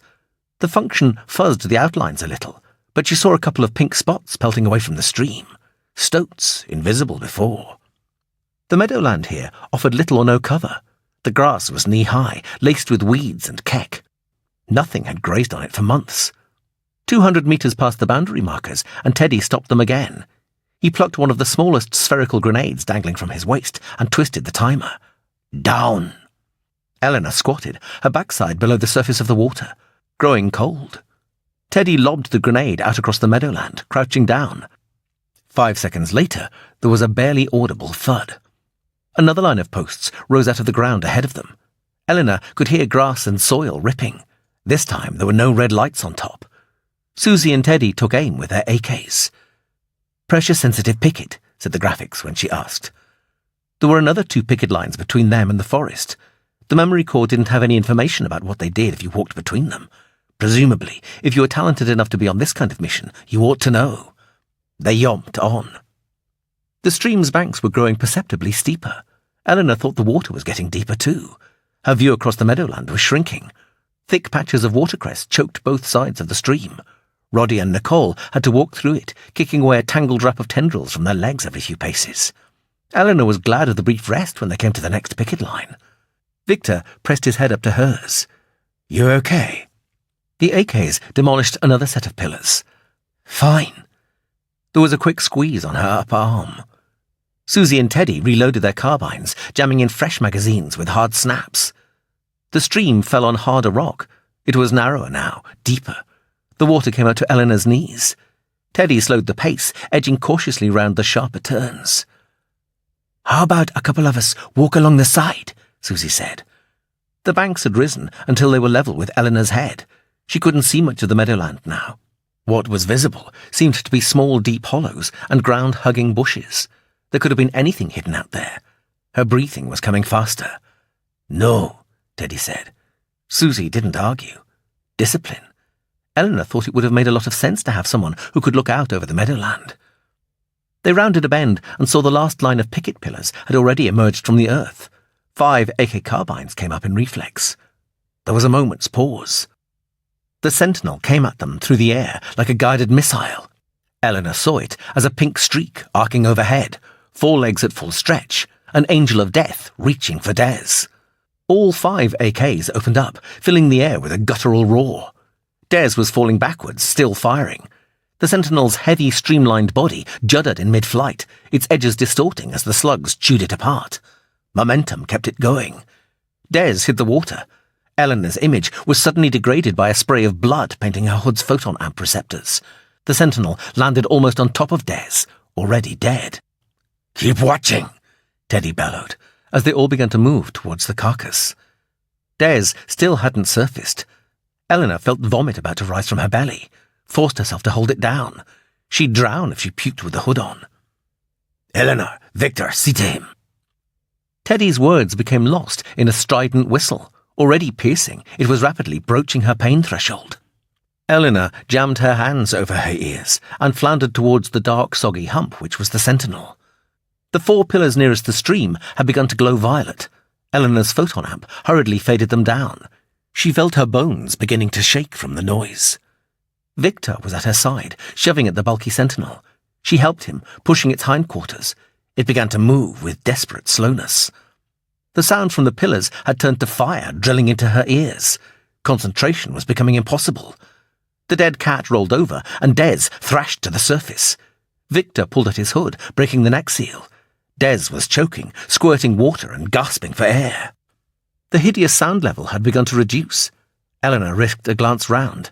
Teddy and Susie were blasting away at the brilliant pillars. Nicole and Roddy were poised in a half-crouch, AKs held ready, scanning the top of the banks. Des's desperate coughing subsided. The last violet pillar crumpled. Eleanor found she was trembling violently. Silence closed about them. Victor shook Eleanor's arm. "What?" She couldn't even hear her own voice. He was jabbing a finger at Des's arm. She saw the jumpsuit fabric was torn above the elbow, slashed by the sentinel's claws. Blood was streaming out of the wound. The sight snapped Eleanor out of her daze. She made Victor clamp his hand around the wound, reducing the flow of blood. Nicole was carrying the field first aid kit. She let Eleanor take it from her without ever breaking her vigilance. Teddy fished the Rockwell and its power units from the water while Eleanor pulled an elasticated sheath up around Des's wound. It ballooned out as she touched the inflation stud, analgesic foam setting in seconds. She helped Des to his feet. Even with the photon amp's peculiar vague shading, she could tell his face was chalk white. Teddy handed an AK to Victor and hung one of the power units on Des. He gave the second power unit to Eleanor after she'd lifted the Rockwell again, taking the message laser himself. "Come on, out of here." Eleanor knew Teddy must have shouted it, but barely heard the sound over the occlusive ringing in her ears. The weight of the weaponry was tormenting her spine. Her mind chucked out stupid irrelevances like cold feet and keeping watch across the meadowland to concentrate on the important, thrusting 1 foot at a time through the churning water. Her flesh was going through the routine, disjointed from her mind. Solitude's anguish unravelling around her. Alone with people she didn't know, walking to a place she didn't want to go to. They were 50 metres from the forest when Nicole opened fire, her AK a subliminal rumble. The sentinel was hunkered down behind a bush, a clenched shadow, coiled up, waiting to leap. It managed a short jump before the slugs bit into its skull, crashing down into the watercress. Teddy never even broke stride. Eleanor trudged past the sentinel, dimly acknowledging how stately its huge head was, humiliated by cracked bone and ripped flesh. There was no honour in death, and it wasn't even a true enemy. We malign life, she thought, suborning its grace and majesty to our own purpose, mocking it. Even the reservoir dolphins were a sin, so far from their true home, tame, unable to return. She knew water would never be a refuge for her again, not after tonight. The stream's banks dipped down as they reached the forest, but the water remained knee-high. Tall acacias and virginciana trees threw boughs right across the stream. Black heart leaves interlaced above Eleanor, blocking even the ashen phosphorescence of moonlit clouds. The trunks were knotted columns coiled by ivy and ipomoea vines. Grape clusterflower cascades dangled down, brushing against her head. A thick carpet of fleshy flowers covered the forest floor. Tiny star shapes closed against the night, light grey in her image feed. She imagined the air would be thick with their scent if she removed her hood. The forest had to be a human concoction, a designer ideal of fey woodland wilderness. Eleanor was staggered by how much it must have cost. "Okay," said Teddy, and she could hear him better this time. "So far, so good. Now, we've got a couple of lasers overlooking the stream before we reach the lake. Susie, you trailblaze, clean 'em out. The rest of you keep watching for sentinels. This here is prime ambush country. When you leave the tree cover, remember to keep yourselves below the water before you reach the lake. Means crawling. But make fucking sure you don't let more than your head show. Those Beaufort's mazes will zap anything over 50 centimeters in diameter. If you do get hit, die fast. Wind up cannibal lunch otherwise. What about the people inside Wilhelm? Victor asked. They've got to know we're here after the racket the pickets kicked up. Teddy patted the message laser. We put this on wide beam and use Morse code to rap with them. Morse code?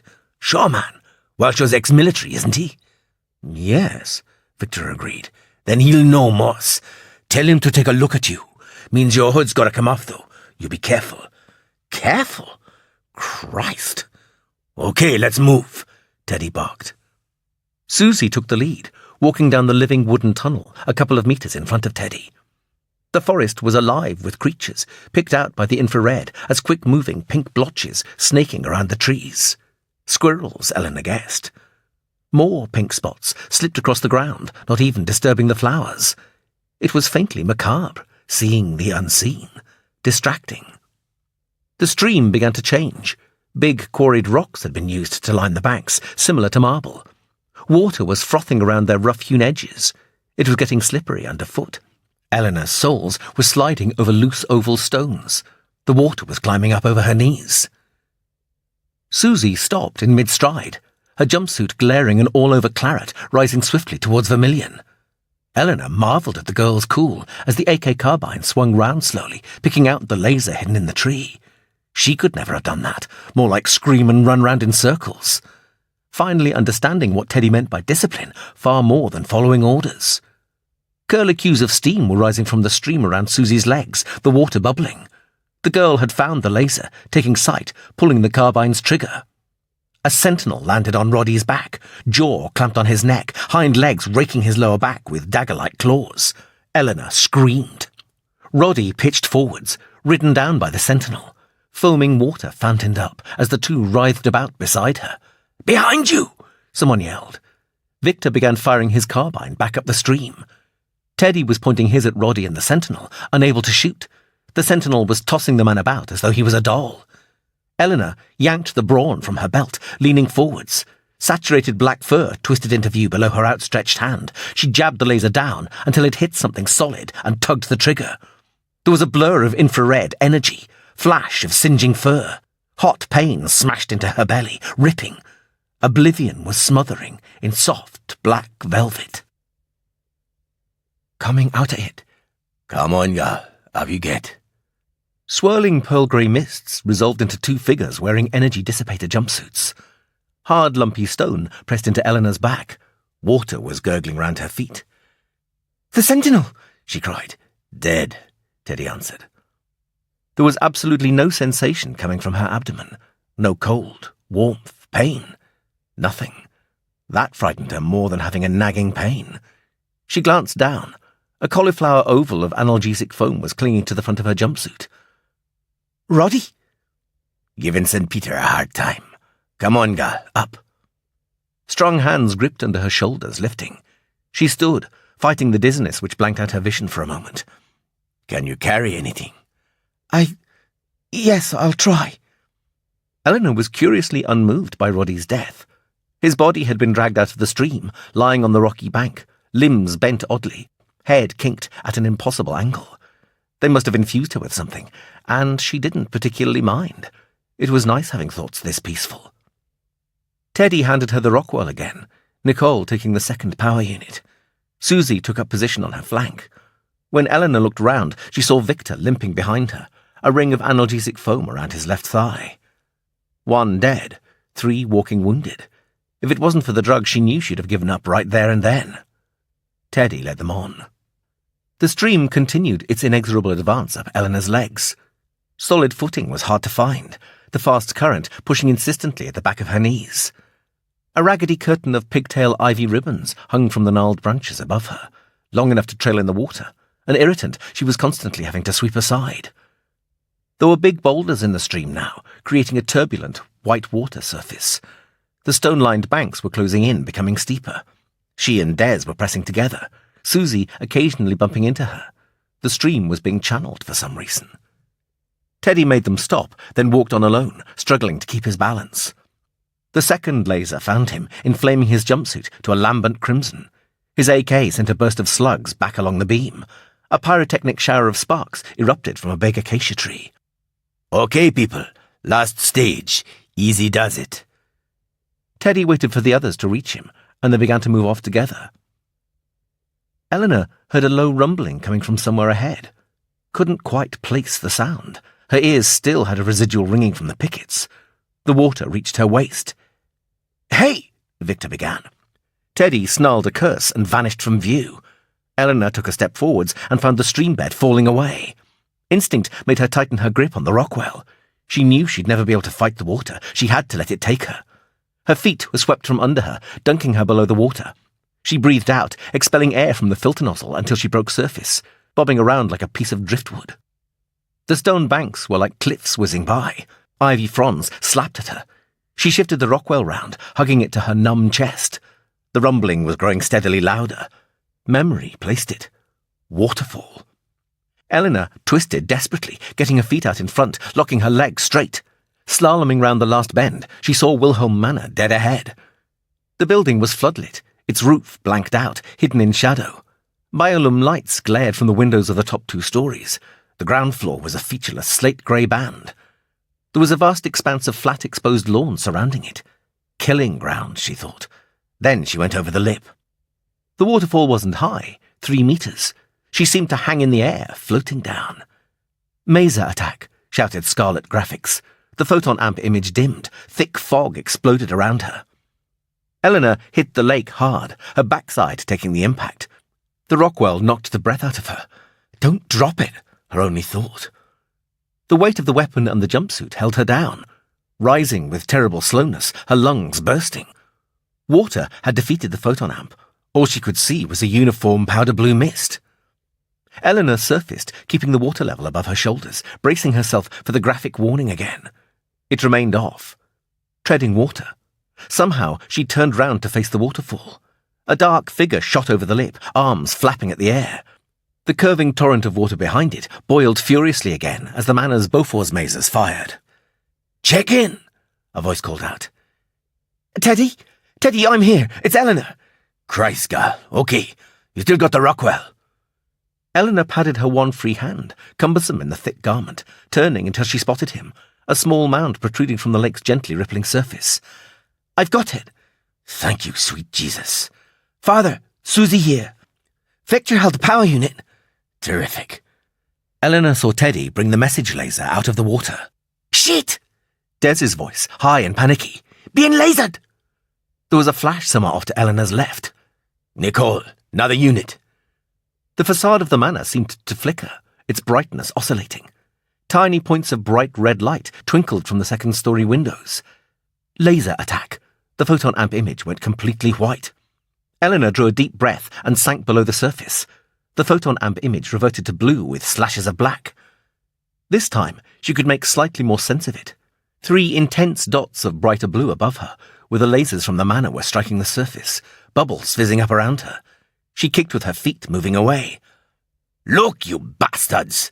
Teddy was shouting as Eleanor came up. "Christ!" He ducked below the lake. White. Laser attack. The blueness was speckled with red and green, throbbing. Her lungs burnt. Can't do this many more times. Up again.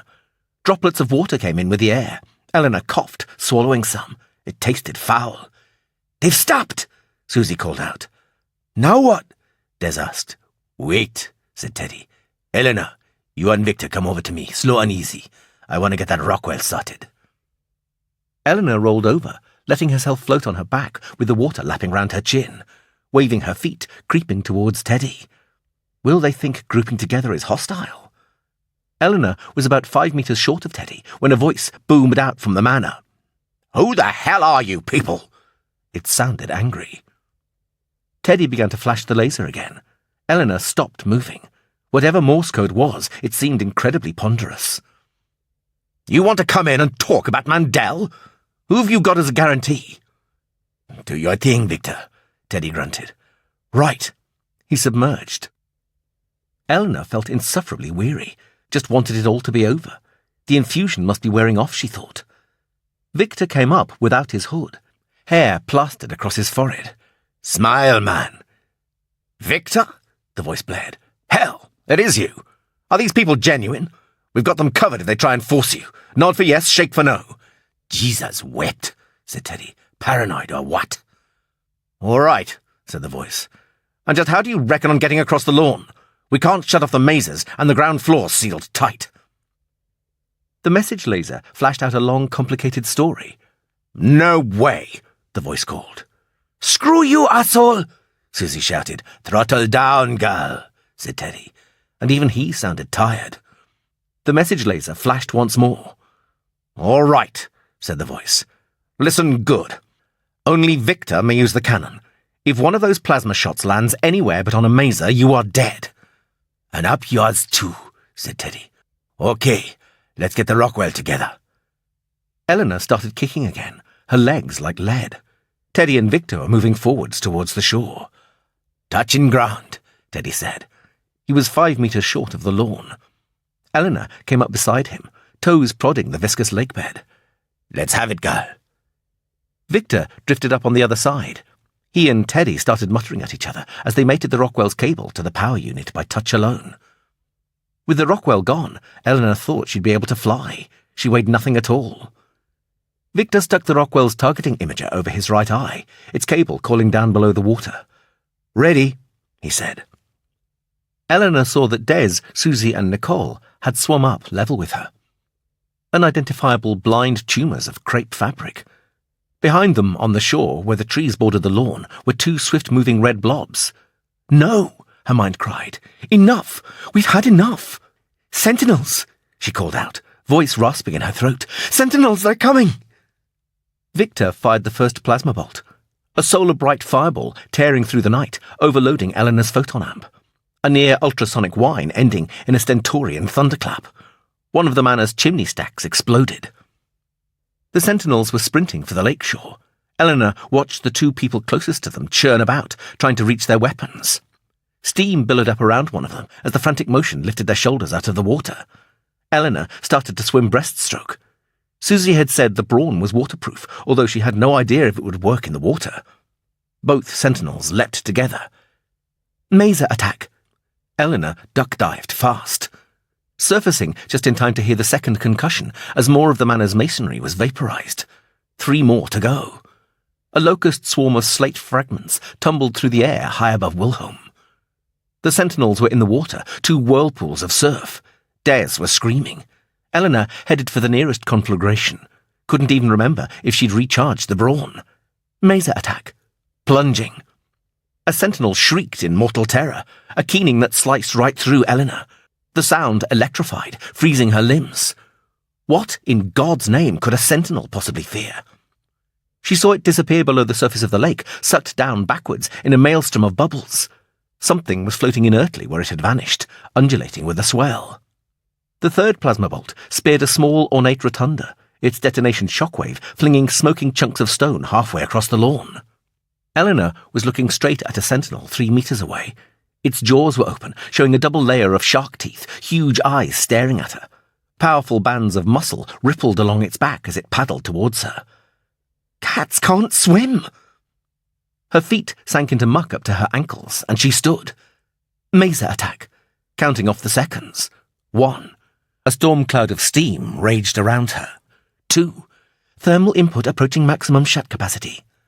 The sentinel was 1.5 meters from her when its fur ignited. It yowled in pain, skin crisping, cracking, thick fluid oozing out. 3. Eleanor could feel her skin beginning to blister as a wave of searing heat poured through the jumpsuit insulation. The sentinel gave a convulsive shudder.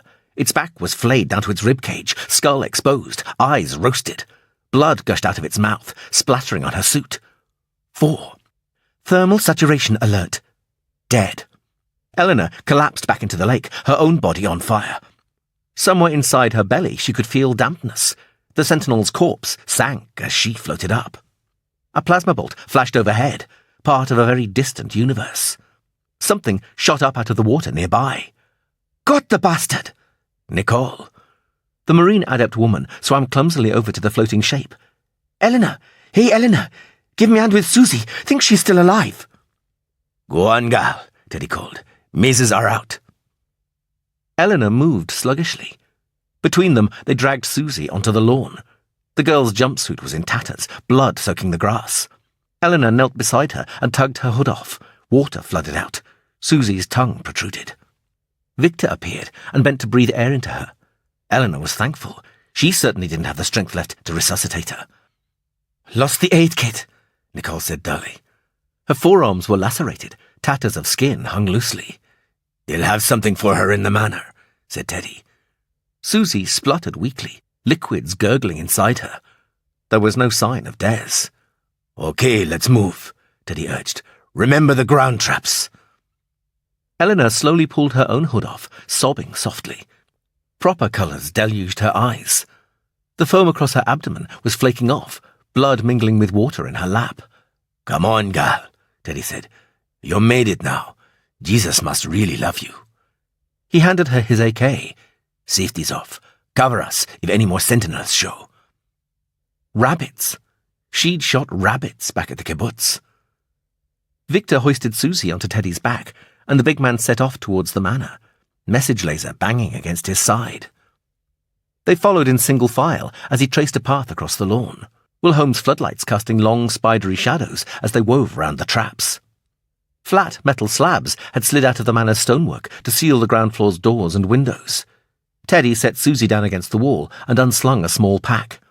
Eleanor and Victor watched the grounds, AKs held ready, as Teddy slapped a thermal sliced tape on the slab of metal covering a window. It was a thick, flexible tube which hissed as it adhered to the slab. Okay, don't look. Startlingly bright blue-white light glared out, buzzing and sizzling. Eleanor saw sparks skipping along the paving slabs around her feet. She could feel its warmth on the back of her neck. Here it comes. The light dimmed, and there was a loud resonant clang, smashing glass. A fan of milder biolume light spilled out across the grass. Eleanor kept looking over the lawn, her nerves raw-edged. She expected to see a mass charge of sentinels coming at her. They'll never let us get in, not those devils. There was grunting and shuffling from behind her. Don't touch the edge, she heard Teddy warning. He was shoving Susie through the hole. Got her? Okay, for Christ's sake, go easy. You next, Nicole. Eleanor began to back towards the window, shivering uncontrollably. You make it with that leg, Victor. Okay, I'll boost you. Silence. Eleanor knew she was alone. Sweeping the AK in wild arcs, nothing moved on the lawn. Move it, Eleanor. The jagged hole was roughly square, 1.5 meters high, its lower rim a meter off the ground. She put her leg through. All right, lady. Hands where we can see them, and moving real slow.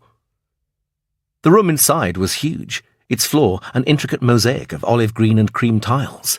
There were chandeliers hanging on gold chains, pastel frescoes of waterfowl on the walls, Regency furniture, a grand piano. Smoke layered the air. 2 people were using fire extinguishers on the window frame. Glass crunched under her foot. A small army was pointing Uzi hand lasers at her. Standing in the middle of the room was a dignified grey-haired man whose face was stiff with tension and suspicion. Had to be Walshaw. Susie was lying on the floor, chest a mass of gore, blood pooling on the shiny tiles. There was a woman kneeling beside her, working frantically. Medical gear modules were scattered round, red and amber LEDs flashing, their needle sensors jabbing through the remnants of the jumpsuit. The woman slapped a BioWare mask over Susie's face. A rubbery sack concertinaed out of it and began palpitating. Nicole was slumped motionless against a wall.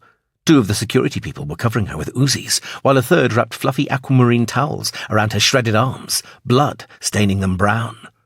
Victor was standing, hands on head, eyes red with pain. A grim-faced woman was frisking him with expert thoroughness. 3 security people surrounded Teddy. He was face down on the floor, spread-eagled, his hood thrown back, an Uzi pressed against the back of his bare neck. Right at the back of the room, Eleanor saw a tall teenage girl with a pretty oval face and long straight chestnut hair, wearing an expensive black dress. Julia Evans, shouldering her way past a big man and an imposing woman, arm rising to point a rigid accusing forefinger straight at Eleanor. "Sit!" Julia barked in a voice so commanding that Eleanor's nerves went dead. She heard a quiet sighing sound at her back and turned to see a sentinel folding onto its haunches not a meter behind her. It licked its muzzle with a long pink tongue. good girl, Julia enthused warmly. Who's a good girl, then? Eleanor's legs gave out. Chapter 39. Greg? Yeah? Monastic silence had enveloped the tower, the light diffusing into their makeshift prison, reduced to the minutest candle glimmer from above. The basement was inky black. Gabrielle's strained face was ghostly pale. Greg, we're going to die. Come on, Gabrielle. Don't give the bastards a satisfaction. Screw you, Mandel, she hissed. I'm not cracking up. I've got it back again, thank Christ. The future. It's all fuzzy, but I can see it, and it all comes to an end in about 40 minutes. Greg's cuffs clanged loudly against the rail as her words penetrated. He squirmed round to look at her, trepidation and hope heating his blood. Sigh meant crushing Armstrong's mind inside his skull, raping every thought with obscene distortions, drowning him in his own agonizing insanity, making him love his own death. Greg hadn't known he could hate someone that much, but he could do it. For Armstrong he could do it, no messing. The gland, quavering like a cardiac victim. He waited in a funk of anticipation for the tower to fade from sight, for his thoughts to levitate, liberating him from the confines of his own skull. But there was nothing, only the bitter sense of frustration. Are you sure? He hissed back testily. I still can't sense your mind. Sure, of course I'm fucking sure, Gabrielle raged. The old Gabrielle. Fabulous. But why hadn't his own ability returned? Can you see a tow line which has us escaping? Greg demanded. It's not like that. Not my usual ability. No tow lines. There's only the one vision. Christ, Greg. The whole tower's just going to blow, like an atom bomb or something. A nuke? He asked incredulously. He was picking up on the rising panic pulling at her thorax.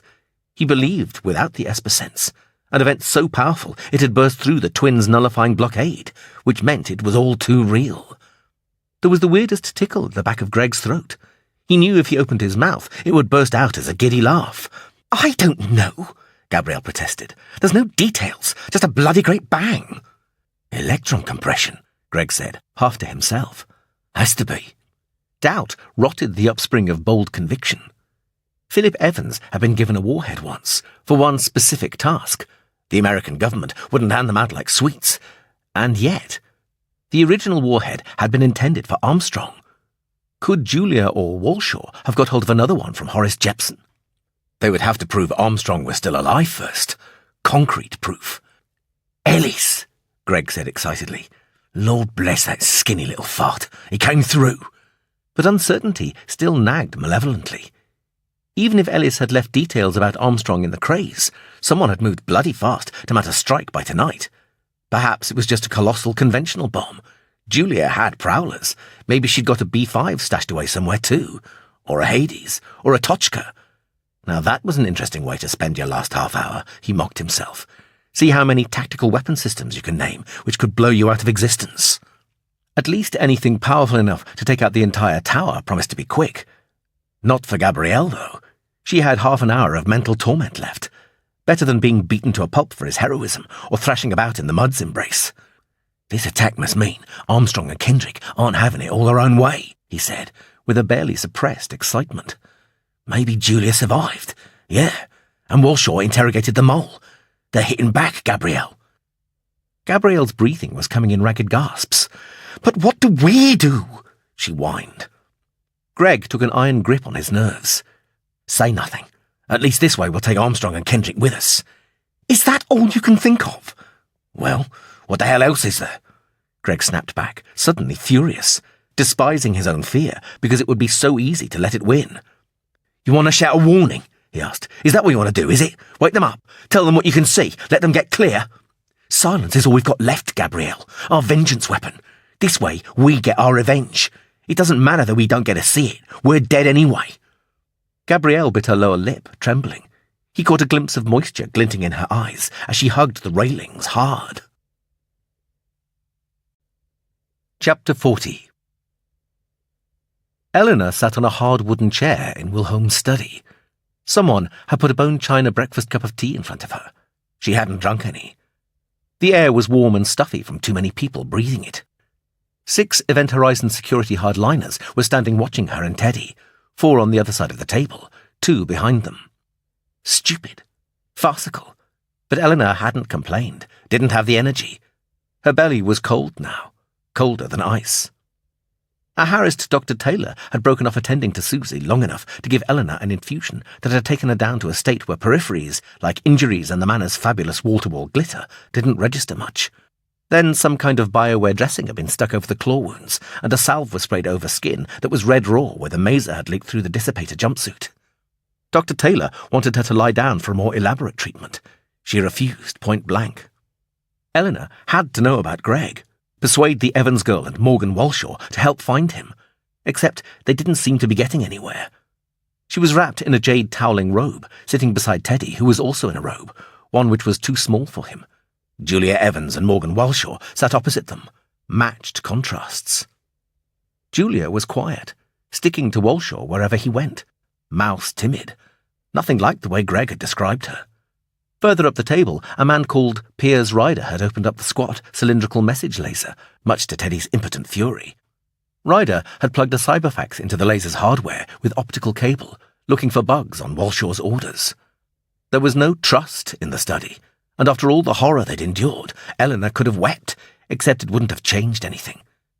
Teddy and Walshaw were doing all the talking, arguing, actually, all down to Walshaw's totally unbelievable statement that Greg had gone somewhere with Kendrick DiGirolamo. "You think Greg sold out? You're out of your ballsed-up mind," Teddy said, loud but not shouting, his anger a dangerous undercurrent.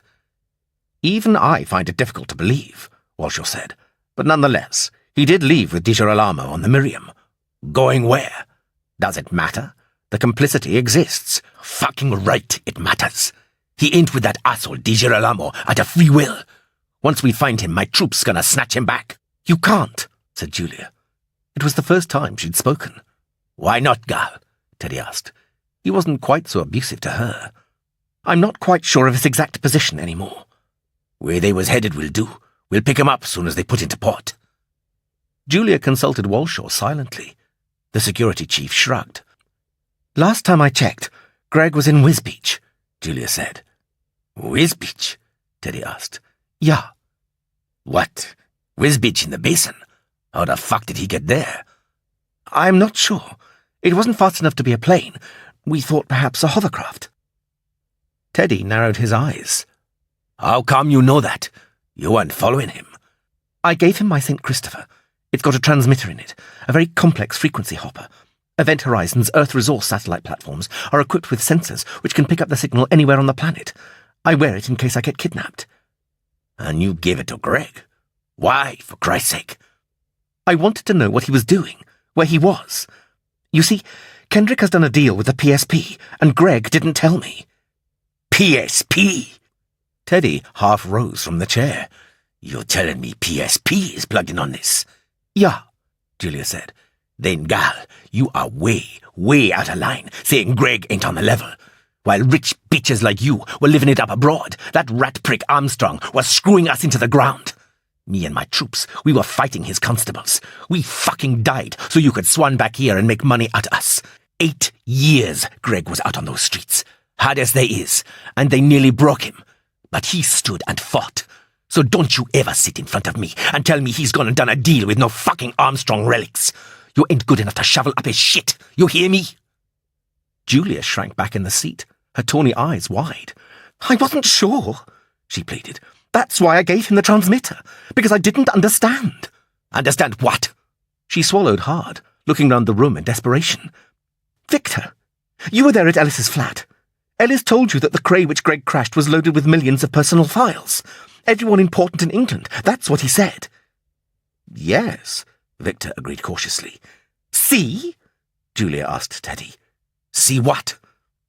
Julia covered her face in her hands, veiling the sting of misery in her eyes. "Nobody sees. It's me. Those bloody nodes. I kept looking at it until I had the answer." Her hands dropped to the table, palms down, fingers wide. Who in this whole wide world is going to compile millions of files on people living in this country?" "God damn." The anger fled from Teddy. His chair creaked as it took his full weight again. PSP. The amount of data in even one of the crays was far too much for anyone to snatch from a mainframe. The squirt would last for days. Ellis had to have direct access to the Ministry of Public Order mainframe at some time before the circuit hot rods crashed it and the PSP fell. The one explanation which fits is that he was an ex-apparatchik, and only a high ranker would have an authority code that had cleared duplication copying on that scale. And he was running a team of hackers that are disrupting the English economy. That's the oldest trick in the political book. Cause dissatisfaction with the current government, and people always turn to the opposition. It had to mean that Ellis was still actively working for the PSP. Okay, Teddy said.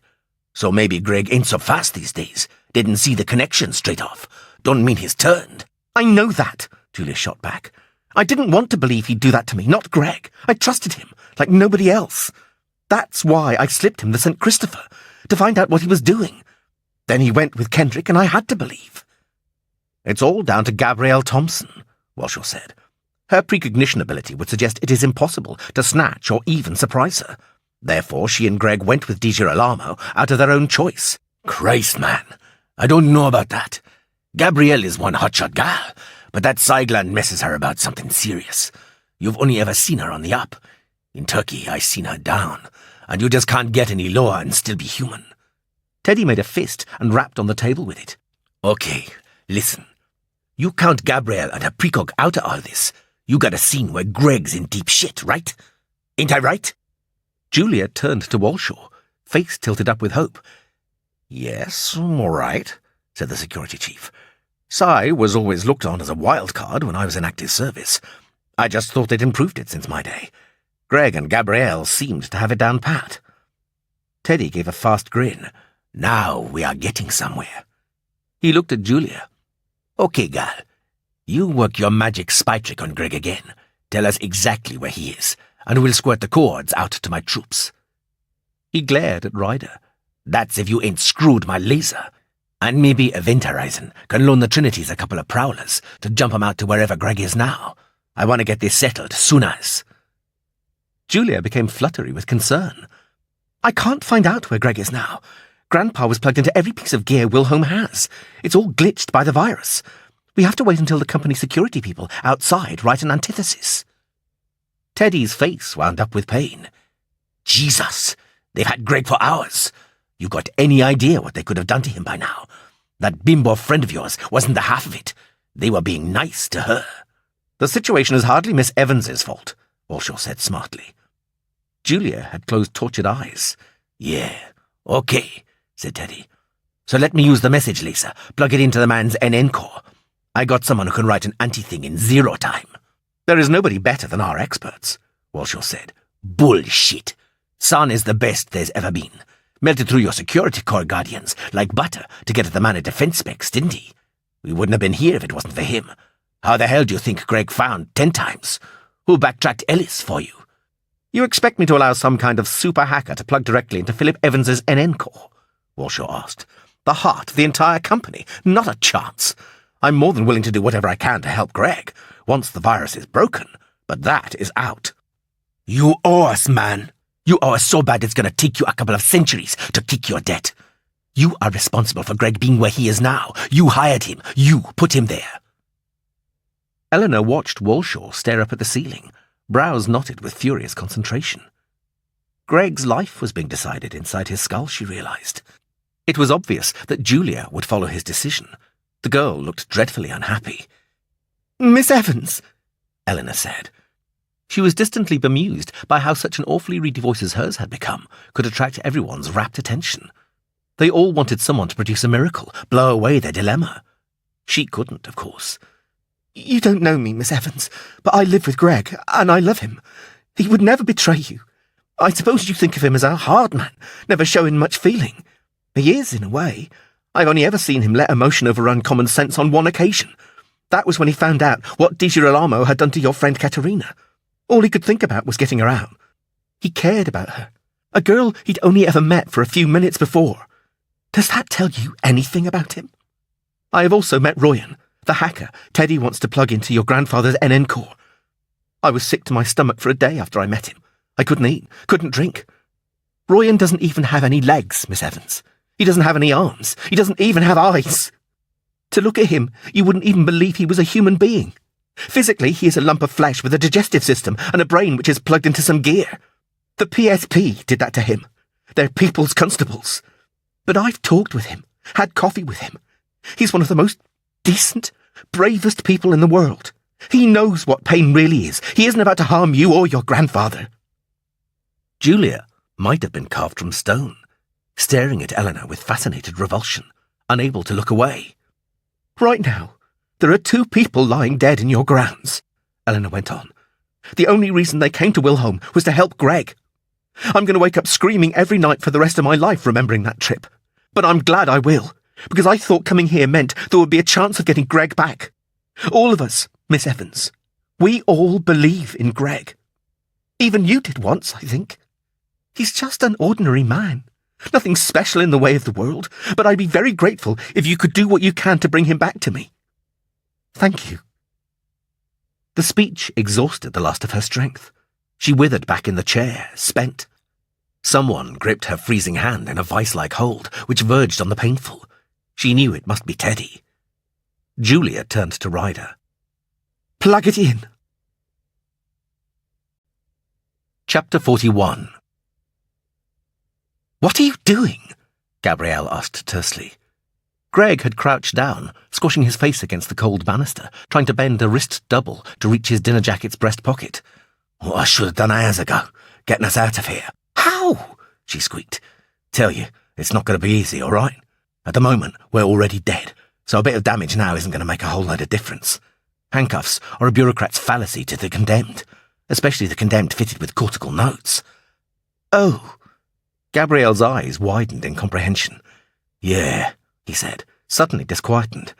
Besides, you should have thought of this too. You went to the same tactics courses as me. Tactics courses?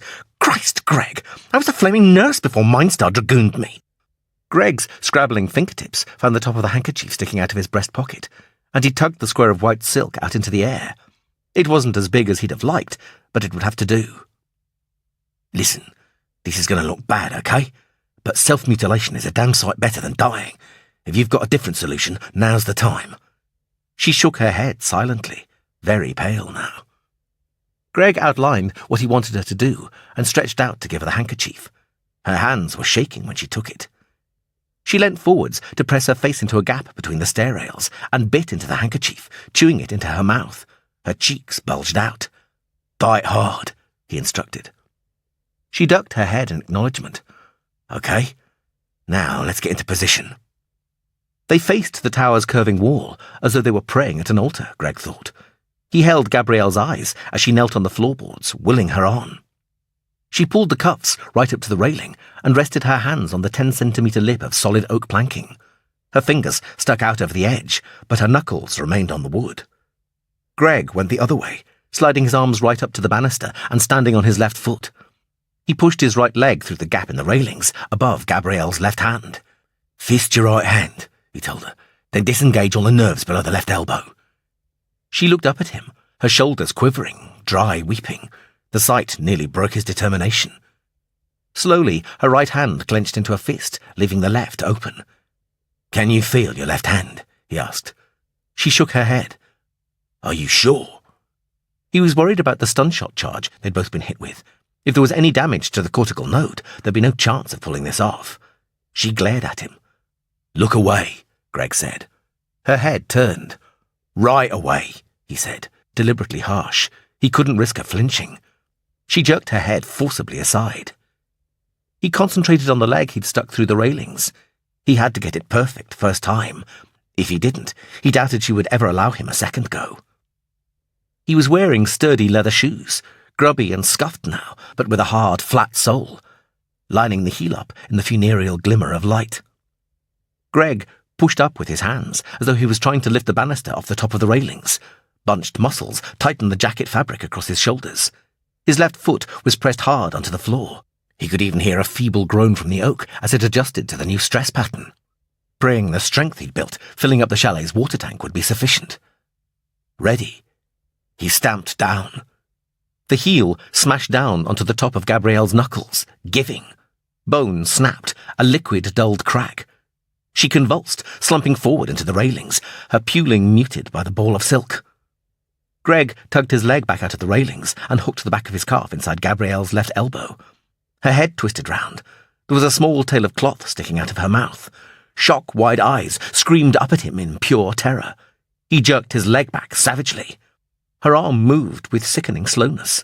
Then suddenly there was no more resistance, and Greg was swinging wildly, left foot slipping, backside coming down fast. The cuffs made an excruciatingly loud racket scraping down the railing.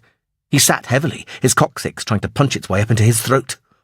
But Gabrielle was free.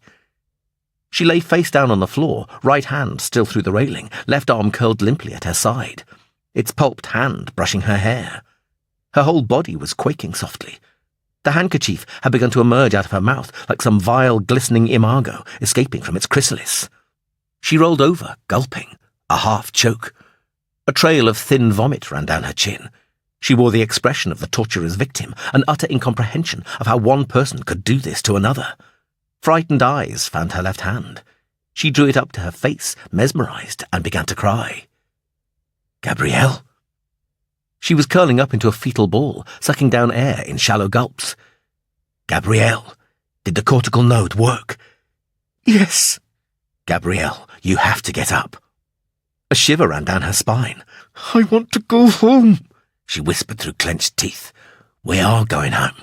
Now get up." Gabrielle rocked back onto her knees, cradling her left hand. Tears streaked her cheeks. "Oh, Christ, Greg." "I know," he said. "Now look round and find something you can use as a club." No, I can't do that. Don't make me do that. Please, Greg, please." "You can't leave me here." Greg deliberately let a note of desperation filter into his voice, bullying her with guilt. "There's only about 30 minutes left before the tower blows." She clambered to her feet in slow-motion stages, never allowing her arm to leave her side. He could see the film of sweat on her forehead and felt clammy apprehension rise. The grisly snap of cracking bone seemed to be echoing around the room. She tottered off behind him, rummaging through the stacks of food crates. He didn't look, keeping still, eyes on the ancient worn brickwork on the other side of the stairs. "Will this do?" she asked. She couldn't think for herself. Shock, numbness had set in. The length of wood she'd found was 1 metre long, 4 or 5 centimetres wide. 3 rusty screws jutted out of the middle. It ought to be heavy enough, he thought. It'll do. With grim horror, he realised that after she'd smashed his hand, he'd have to yank it free through the handcuff himself. She could never manage that. "Gabrielle, you must be hard. Swing the club real hard, no messing. Imagine it's Armstrong's hand or something. Don't do it to me twice. Promise?" "Right." He put his left hand on the ledge of wood, then instructed his cortical node to disengage the nerves of his left arm. From the elbow down, he could feel nothing, not even the dead meat coldness of anaesthetic, the buoyant release of morphine. His forearm and hand had ceased to exist. "Okay," he said, finding out just how much it had cost Gabrielle to say that. Gabrielle pushed the handkerchief into his mouth. It was disgusting, soggy, tasting of sour acidic stomach juices. Good. Focus on the revulsion, shutting out the sight of Gabrielle steadying herself on the second step, knuckles whitening as she clenched the makeshift club, her face mimicking the intense concentration he'd once seen on a golf pro's face as he lined up his putter for an albatross. Greg heard the swish of air. Shock was worse than pain in its own way. His brain seemed to expand time, letting him see the full horror of his flesh being triturated, every detail slamming into his mind. The sight flushing away the intention to pull with all his strength. It took the animal fear of impending death to twist his mind back, overriding reluctance. Greg pulled. He felt the scream rising inside him as he watched his ruined hand squeezing through a metal circle that was 2 centimetres too small. It was obscenely malleable, damp, cracking sounds marking its progress. His hand came free, and a lungful of air blasted the handkerchief from his mouth. There was nothing to stop the scream that would vent some of his anguish. He hovered on the brink for one eternal second, closed his gaping mouth, contracting the throat muscles that would have formed the blissful release of sound. Gabrielle, laughing, crying, whimpering. "We've done it," wiping tears from her face. "We've fucking done it." Greg drank down litres of fresh, clean air. His right hand was still on the other side of the railing. He turned it slowly and brought it and the cuff through the gap. His left hand was something from a butcher's stall, crushed, swelling with blood, pussy fluid leaking from the graze where the club had struck. Greg shared a long glance with Gabrielle. A love that wasn't physical, didn't need to be. They were blood siblings, a far stronger bond. "Time to go," he said. It broke the spell. She went to work on the storeroom's central biolume panel, easing it away from its clips. He started on the Harrods hampers and found a case of 3-star brandy. He clamped the first bottle between his knees and unscrewed the cap with his right hand. The aroma set up a satanic craving in his maltreated stomach. After opening 5 bottles, Greg tiptoed around the room, soaking the kelp-board cases with the liquor, taking care not to spill any on the floor with its wide cracks. "The window's behind this lot," Gabrielle whispered, poking a tall stack of cases. "It'll take an age to shift them." "Forget shifting them. Our exit isn't going to be stealthy. You got the biolume?" "Yeah." She'd cracked the back open, exposing the activation trigger. A finger-sized pewter cylinder with enough charge to activate the mote's bias. There was also enough charge to spark 2, maybe 3 times if the luck was in. He impaled a wad of paper on the screws of Gabrielle's club, sloshing brandy over it. She put it on the desk, eagerness animating her features, dulling the pain. He put his shoulders to the stack of crates, tensing, nodded. 2 idiot smiles. A minute blue spark sizzled between the cylinder electrodes and one of the screws. The paper caught at once. A bright yellow tongue of flame that left sharp purple after-images on his retinas. Gabrielle picked up her torch and thrust it against some of the cases he'd doused. Flames bloomed wherever it touched. She carried it round in a triumphal circuit. The room was becoming dazzlingly bright to Greg's gloaming acclimatized eyes, but he waited until the fire began to crackle noisily before heaving at the cases. The stack toppled with a crash which seemed deafeningly loud in the small room. Cases burst open, scattering tins of meat with Brazilian labels across the oak floorboards. Greg jumped onto the 2 remaining cases below the window, kicking out the glass. It shattered into wicked ice daggers, scything off into the galactic deep night outside. "Out!" he yelled, and used his good hand to haul Gabrielle up onto the cases. She balanced on the narrow dirt-ingrained window ledge, crouching down for the jump. There were shouts coming from the basement. The fire had really taken hold now. Greg could feel its heat on his face and his right hand. Gabrielle had already gone, and someone was pounding up the stairs. Greg flexed his knees and leapt into the cool, damp air. Chapter 42. Processor Node 1, Status. Loading Basic Management Program. Julia's head jerked up. She hadn't actually been sleeping, just allowing her rattled, abused thoughts some peace. Processor Node 2, Status. Loading Basic Management Program. "What?" asked Walshaw. Memory Node 1. File codes loaded. The huge black man, Teddy, was giving her that eagle-eyed stare again, as if he was examining her soul, finding it flawed. Memory Node 2. File codes loaded. "Lord Jesus!" She clapped her hands in excited delight. "He's done it! Royan! He's in the where?" Memory Node 3. File codes loaded. The fabric of the node's artificial mentality rose out of nowhere to fortify and enrich her own thoughts. Dictionaries, language and technical lexicons, encyclopedias, logic matrices, all returned to their warm, familiar places. Neural augmentation online. Walshaw was leaning over his terminal, hands reaching for the keyboard. The cubes were full of crazed graphics, slowly returning to equilibrium. "Hello, Juliet." "Grandpa!" Her view of the study was suddenly riddled with cracks. It fragmented and whirled away. She was looking down on Earth from a great height, but the picture was wrong. There were no half shades. The colours were all primary, an amorphous jigsaw of emerald, crimson, turquoise and rose gold oil patterns. It was overlaid by regular grid lines. "False colour thematic image," supplied the notes. There was a town at the centre of the image, one which was curiously blurred around its outskirts. "Wisbeach," Julia said intuitively. There was no sound to hear, no tactile sensation present in this flat universe which had captured her, only the image itself. She could sense her grandfather's presence by her side. They weren't alone. "Juliet, I'd like you to meet a very smart young lad. Goes by the name of Royan." "Pleased to meet you, Miss Juliet. I've never met an heiress before. Thank you for unlocking my grandpa, Royan. It was a breeze. Whoever wrote the virus was dumb. It didn't seem that way when I was on the receiving end." "I'm not surprised. You know, you ought to load some proper protection into your notes. They're terrific pieces of gear. Wish I had some. But the Guardian bites you're using leave them wide open. I used to think I had proper protection. I could write you some. I wouldn't want anything bad to happen to you. You're a friend of Greg's, and the PSP hates you. That makes you an A1 person in my book. I'd take him up on that, Juliet, if I were you. Ryan and I have been having a long chat. Boy knows what he's talking about. Long? She asked. You're operating in wear time now, Miss Juliet. Fast, fast, fast. Oh, thanks for the offer, Ryan. But I think we'd better do what we can for Greg first. Yeah, said Philip. Misjudged him in a big way. Jumping the gun. Never would have done that in the flesh. Reality shouldn't have done it now. But we can make amends soon enough. Julia concentrated on the thematic image. Her grandfather was squirting a solid stream of binary pulses up to a company Earth Resources platform through Wilhelm's one remaining uplink, a hum in the background of her consciousness.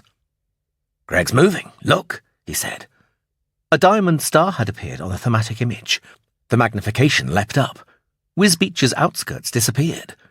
The town was slashed in two by a broad meandering band of deep turquoise, like a rain-swollen river, Julia thought, even though she knew the whole place was mudlocked. Her grandfather jumped the magnification again, then again. The star was gleaming a few hundred metres east of the turquoise band. A small dot of crimson on the edge of the turquoise band was turning a brighter scarlet. Something is warming up down there, Philip said. I think I can help, said Ryan. A crude transparent map was superimposed on the thematic image. Ordnance Survey, Ryan explained. The last one before the PSP came to power. Nothing much changed between then and the start of the warming. The map rotated slowly clockwise until the two sets of grid lines meshed. Then it swam in and out of focus, matching up the street patterns. Close as we'll get. Disused mill, Julia read. The dot had become a fluorescent ruby. Thermal emission rising sharply, said Philip. It's on fire, and Greg's moving away, dead slow.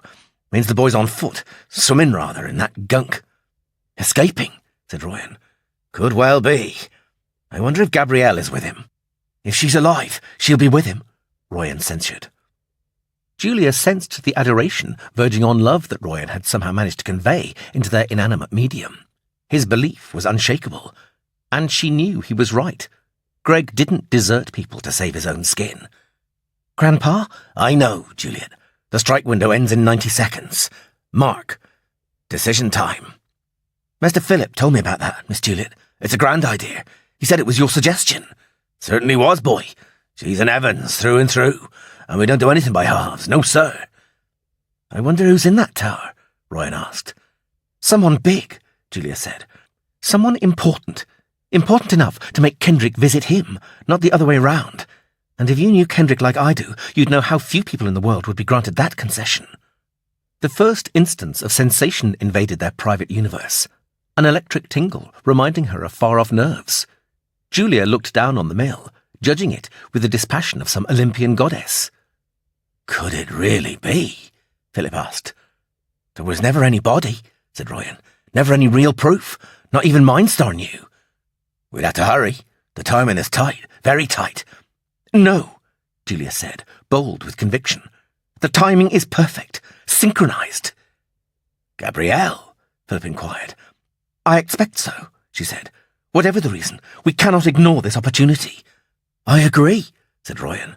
That makes it unanimous, then. Access the Ordnance Survey's memory core and download that mill's coords, my boy. Accurate as you can get. We've only got the one satellite uplink left after your friends came a-knocking.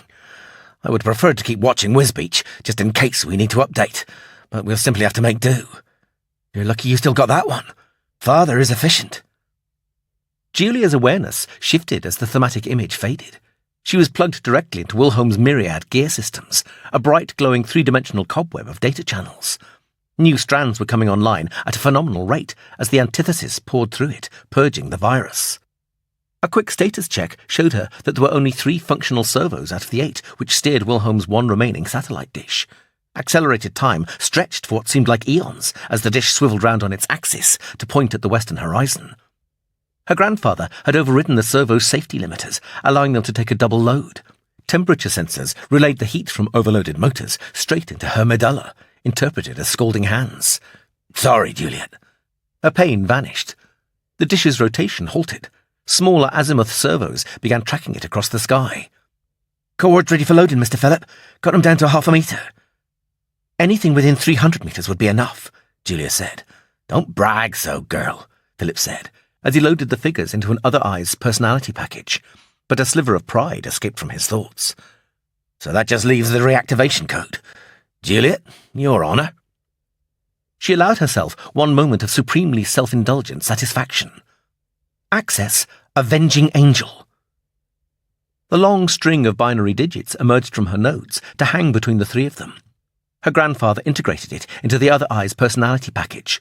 The completed data construct squirted into the dish transmitter, streaming upwards at light speed. This time, you bastard. This time I'll get you. Chapter 43. In his mind, the theory was perfect. They weren't particularly high up, and the mud around the tower shouldn't have been deep. Of course, there was no way of actually testing it in advance. Greg hit the thin coating of surface water and kept on going, his momentum only slowing when the water reached his thighs. He let his knees bend, absorbing inertia. Thick, viscous goo rose up his shins, embedding them. That was the point where his left hand thumped into the water, finally overloading his beleaguered cortical node. Greg screamed at the lancets of pain its faltering barricade let through. Brilliant starbursts of light danced across his vision. His feet were resting on something solid. He could see guttering orange light washing across a big clump of reeds about 3 metres in front of him, marking the perimeter of a low mound of rubble. A gable end was sticking up in the middle of it, inclined at 45 degrees, supported by a buttress of rafters which resembled some bizarre geometric whale skeleton. The water had come up to the bottom of his ribcage, leaving his folded legs entirely under the mud. Greg tried to straighten his knees. It took an age before even the faintest tremble of motion began. The mud refused to let go. Panic churned his gut. He had absolutely nothing to grip, nothing he could use to drag himself out. His leg muscles had to do all the work, and any second now, Kendrick's crewmen would be storming out of the tower. "Where are you, Greg?" Gabrielle called. "I'm coming." Was he rising fractionally faster? The pain from his left hand had been suppressed again, making it easier to concentrate. He could feel the mud sliding down his thighs. "Get into the reeds. Go on, move." His buttocks left the mud behind, and he stood up. There was water up to the top of his legs. The mud still incarcerated his knees. Greg brought his left foot out of the mud's suction clutch, standing stalk-style, then fell forwards, windmilling his arms. The strain on his right knee was incredible. His body weight was trying to bend it in exactly the opposite direction to which it was designed to hinge. He grabbed at the reeds with his right hand, pulling himself along towards the cover of the mound. The mud relinquished its hold on his right leg with extreme reluctance. A chorus of wild shouting broke out behind him. Mark's voice rose above the others, bawling to bring some lights. Greg grasped at another clump of reeds. His progress was a combination of swimming, slithering, and crawling, all at a snail's pace. He was completely hampered by his desperation to avoid any commotion. Thankfully, the reeds began to get thicker and higher. He heard a long, erratic stutter of muffled thuds from behind him and guessed at food cans rupturing in the fire. A quick glance round let him see the tower, a black phallic monolith probing a cloud-smeared night sky. The first floor's broken window was a glaring yellow rectangle, while others glowed with Biolum's softer pink-white radiance. Sketchy shadows were moving about inside. Several people were dashing about on the grass ring around the tower's base. 3 were splashing through the shallows, but not venturing far. If they wanted to get across to the reeds, they'd have to get down on their bellies and squirm. It was the only way. They didn't have the motivation. A couple of intense torch beams stabbed out, scouring the reeds. Greg rolled back onto his stomach and began his serpent wriggle again. 30 seconds later, there was hard ground under his elbows, reeds competing with stiff blades of grass. He was using his knees as well as his elbows now, scuttling towards the gable end and cover. He knew exactly what Kendrick and Armstrong would do next. Flinty pebbles and rapier grass lacerated his skin. Somewhere over to his left, another heavy body was burrowing through the vegetation. An electromagnetic rifle opened up, warbling loudly. Bullets thudded into the mound, pinged against the brickwork, ricocheted off, whining. Greg kept going. "Get over there!" That was Kendrick's unmistakably enraged voice. Murmurs of argument followed. The white torchlight trimmed the tips of the reeds around Greg. Tiny reddish-brown ovate flowers glowed lambently. Midges formed a silver galaxy overhead. The light passed on. The electromagnetic rifle had fallen silent. Greg reached the sloping brickwork. Gabrielle was ahead of him, panting heavily at the end of a streaky mud trail. God, the smell! She exclaimed. What smell? Some people. He climbed gingerly to his feet. The island they were on was about 20 metres at its widest. Greg had cherished a half notion that the mounds would all be connected, but the next one was a good 40 metres away. Algae-curdled water sloshed like crude oil between the two. It didn't look as though there was much of it on top of the mud. Clothes off, Greg said, then flinched as the electromagnetic rifle poured another fusillade of bullets into the gable end. Do what? Gabrielle asked. She was cradling her left hand again. Her face was haggard, totally lethargic. We've got a lot of swimming to do. Clothes are going to drag us under. Swim where? Clear of the tower, remember? Kilometre at least. How long have we got? Gabrielle closed her eyes. About 20 minutes, maybe less. Do we survive? Some of us do, some of us don't. She sounded completely disinterested. Greg ducked his head round the side of the bricks, bringing it back fast. Bugger! Now what? They put the fire out. I was hoping it would be a beacon to the ships on the Nene. Somebody might report it. That brought a half-hysterical giggle from Gabrielle, ending in a gurgling cough. Don't you worry, Greg. Lots of people are going to see your tower before tonight's out. You betcha. Oh, yeah. He felt stupid. Let's go. He started shrugging out of the dinner jacket, clenching his teeth as his left hand dragged through the arm. It had swollen badly, skin stretched taut, pulling open the grazes. Trousers followed, and the discovery that buckles are tricky one-handed. More shouting had broken out from the tower.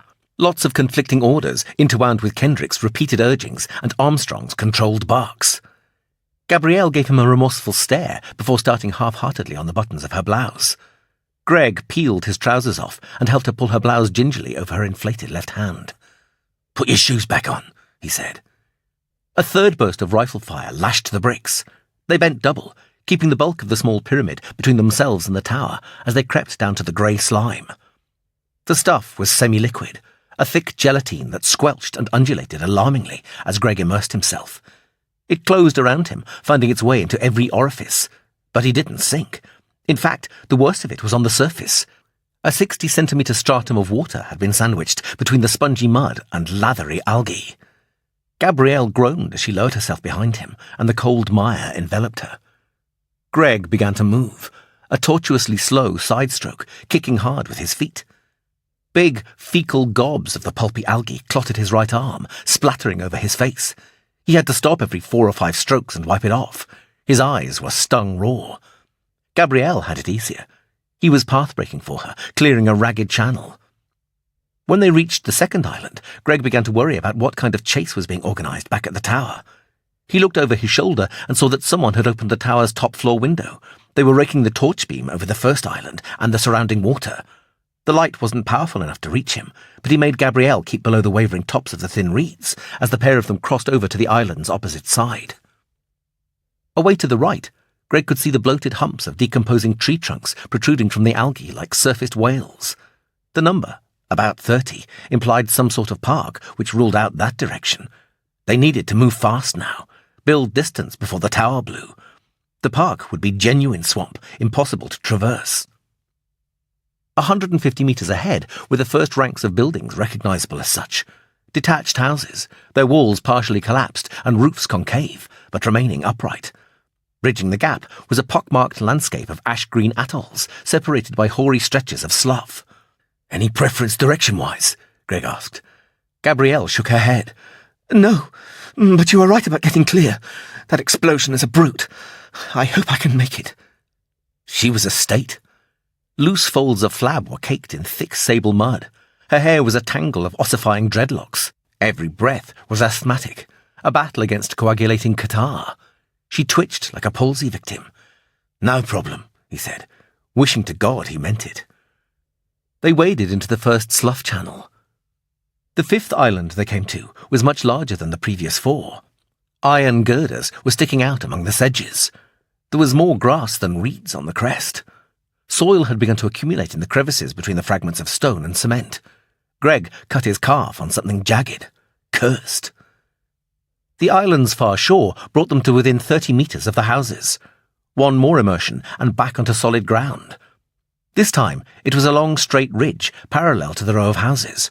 It was cluttered with twisted, drooping chimney stacks and buckled rafter apexes gnarled with scabby lichens.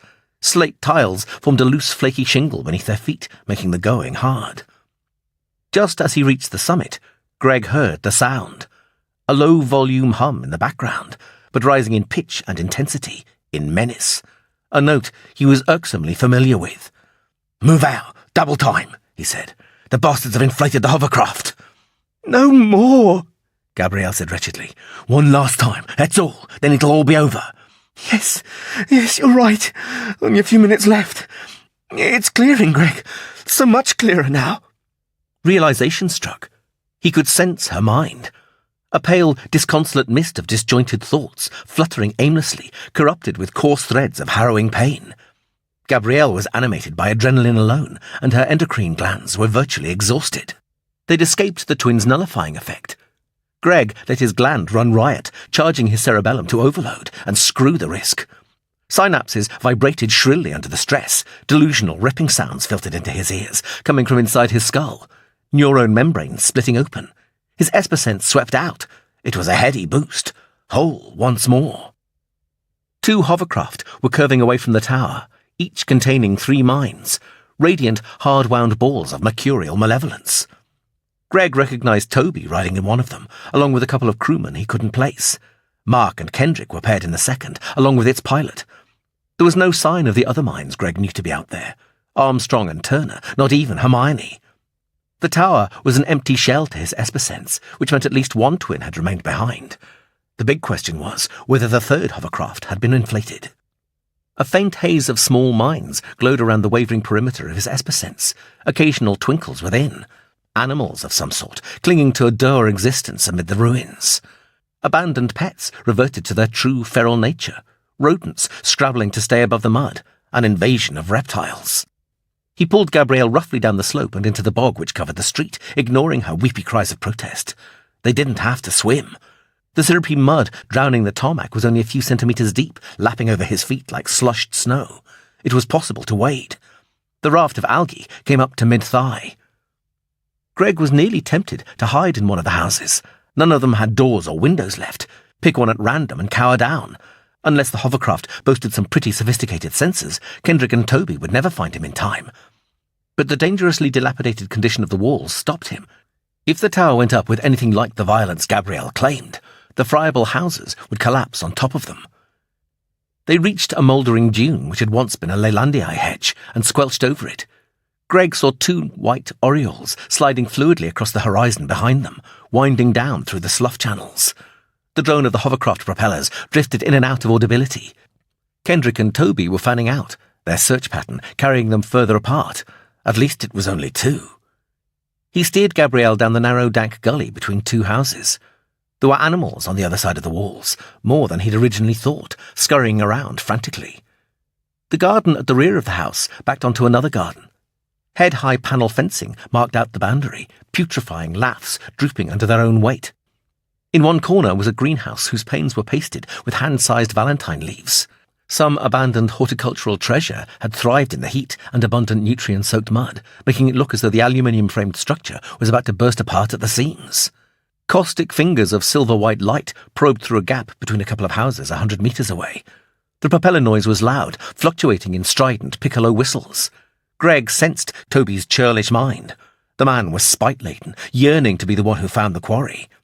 Instinct chafed at him. He knew Greg was nearby, a nature-ordained hunter. The bulk of the houses blocked off the light as the hovercraft glided down the street.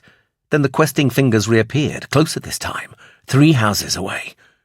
Greg urged Gabrielle behind the greenhouse and waited until the searchlight fluoresced the verdant avocado-green leaves. The green corona died as the hovercraft moved on, but Greg knew that knot of determination in Toby's mind. He'd order the pilot to take the hovercraft down the gardens once he reached the end of the street.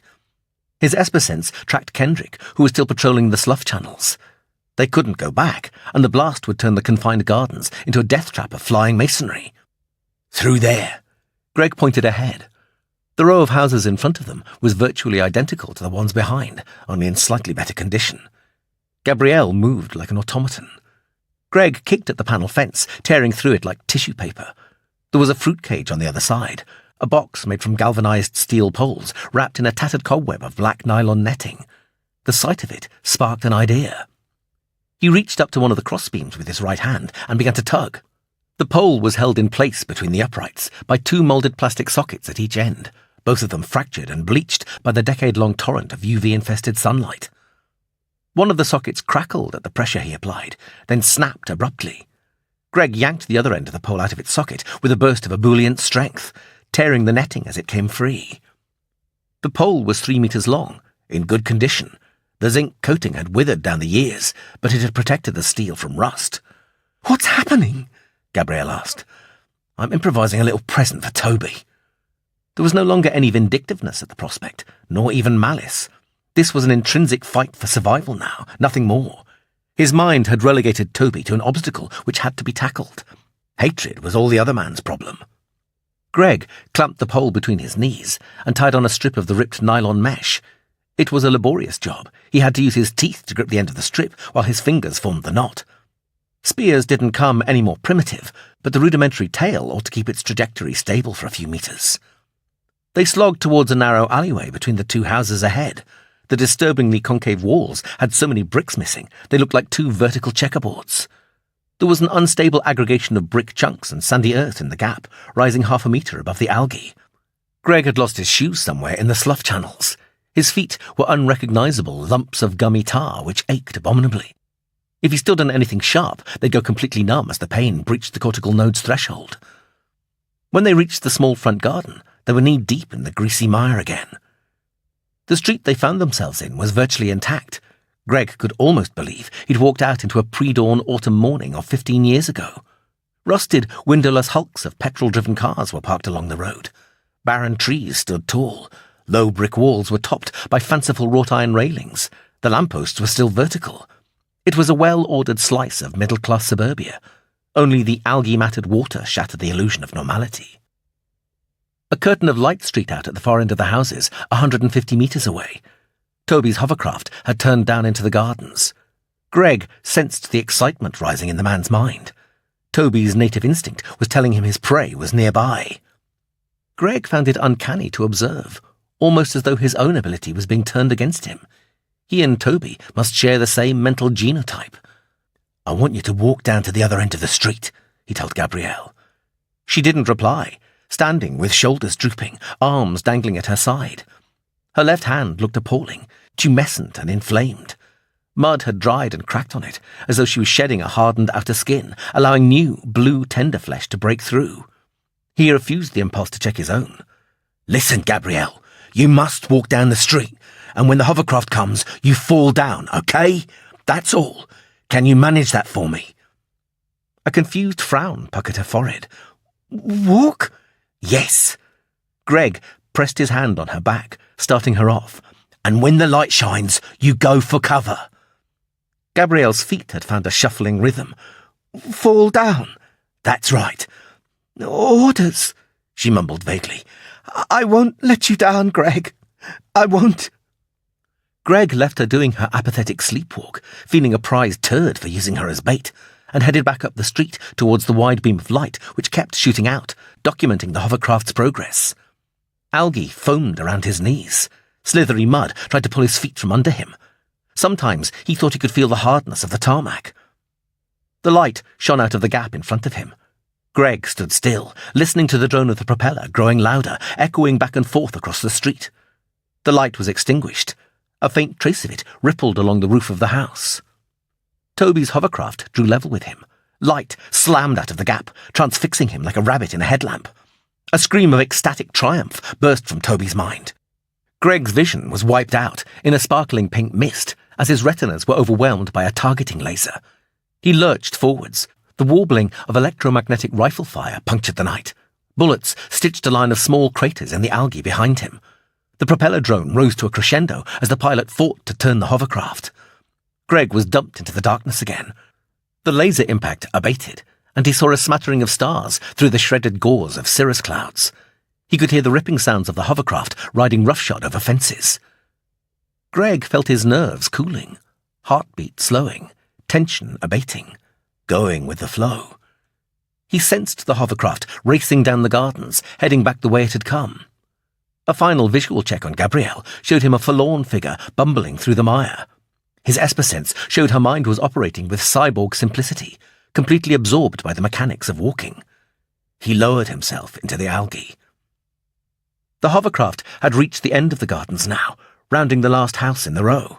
Greg caught a glimpse of its insect-eye array of lights sliding into view as he dropped below the surface. Esper sense revealed all he needed. Real and hypersense universes entwining smoothly. Toby leaning against the prow, fists clenched, eyes bugging, slipstream plucking at him. The merciless lights finding Gabrielle, her legs buckling, sending her toppling forwards, Toby's howl of revenge consummation. Greg could hear a throbbing sound transmitted through the filthy water getting louder. Toby's mind was a lurid spew-point of animus thoughts zooming towards him. Greg pressed his feet down hard as the hovercraft rumbled directly overhead. He broke surface, bringing a clawing cone of algae with him. A blast of desert air wind escaping from beneath the hovercraft's skirt ablated the mucus from his face. He kept rising like a shabby 10th-rate Neptune, galvanized spear in his hand, already drawn back for the throw, aiming, the pole steady, and fling! It shot through the wide mesh of the protective carbon fibre grille at the rear of the hovercraft, hitting the spinning propeller full on. The trajectory bent then, as the tip was chopped by the blade's leading edge, tugging it down and round. That, by itself, wasn't disastrous. The blade edge was designed to handle bird impacts, but the length of the pole meant it was deflected right into the mounting. The propeller's axle bearing sheared off instantly under the terrible impact stress, and a 2-metre diameter, 500 RPM buzzsaw exploded out of the grille to digest the rear of the pneumatic hovercraft. There was a thunderclap blowout, and the prow of the hovercraft bucked up into the air, losing rigidity, light beams strafing the sky. 3 bodies and pieces of loose equipment were catapulted in a short arc.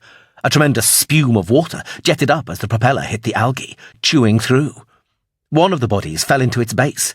The shredded hovercraft hull flopped back down. The lights went out, and the spume died. It began to rain gobs of mud and algae, pattering down over a wide area. One mind had survived, the body which housed it writhing feebly. Another body was face down in the water. Toby. Of the third, there was no sign. Greg waded forward. It was easy going. A vast patch of the street had been stripped of its covering of algae. Gabrielle was floating on her back, half submerged. Greg got his hand under her head and lifted her. She coughed weakly. I did it, didn't I, Greg? Just like you wanted.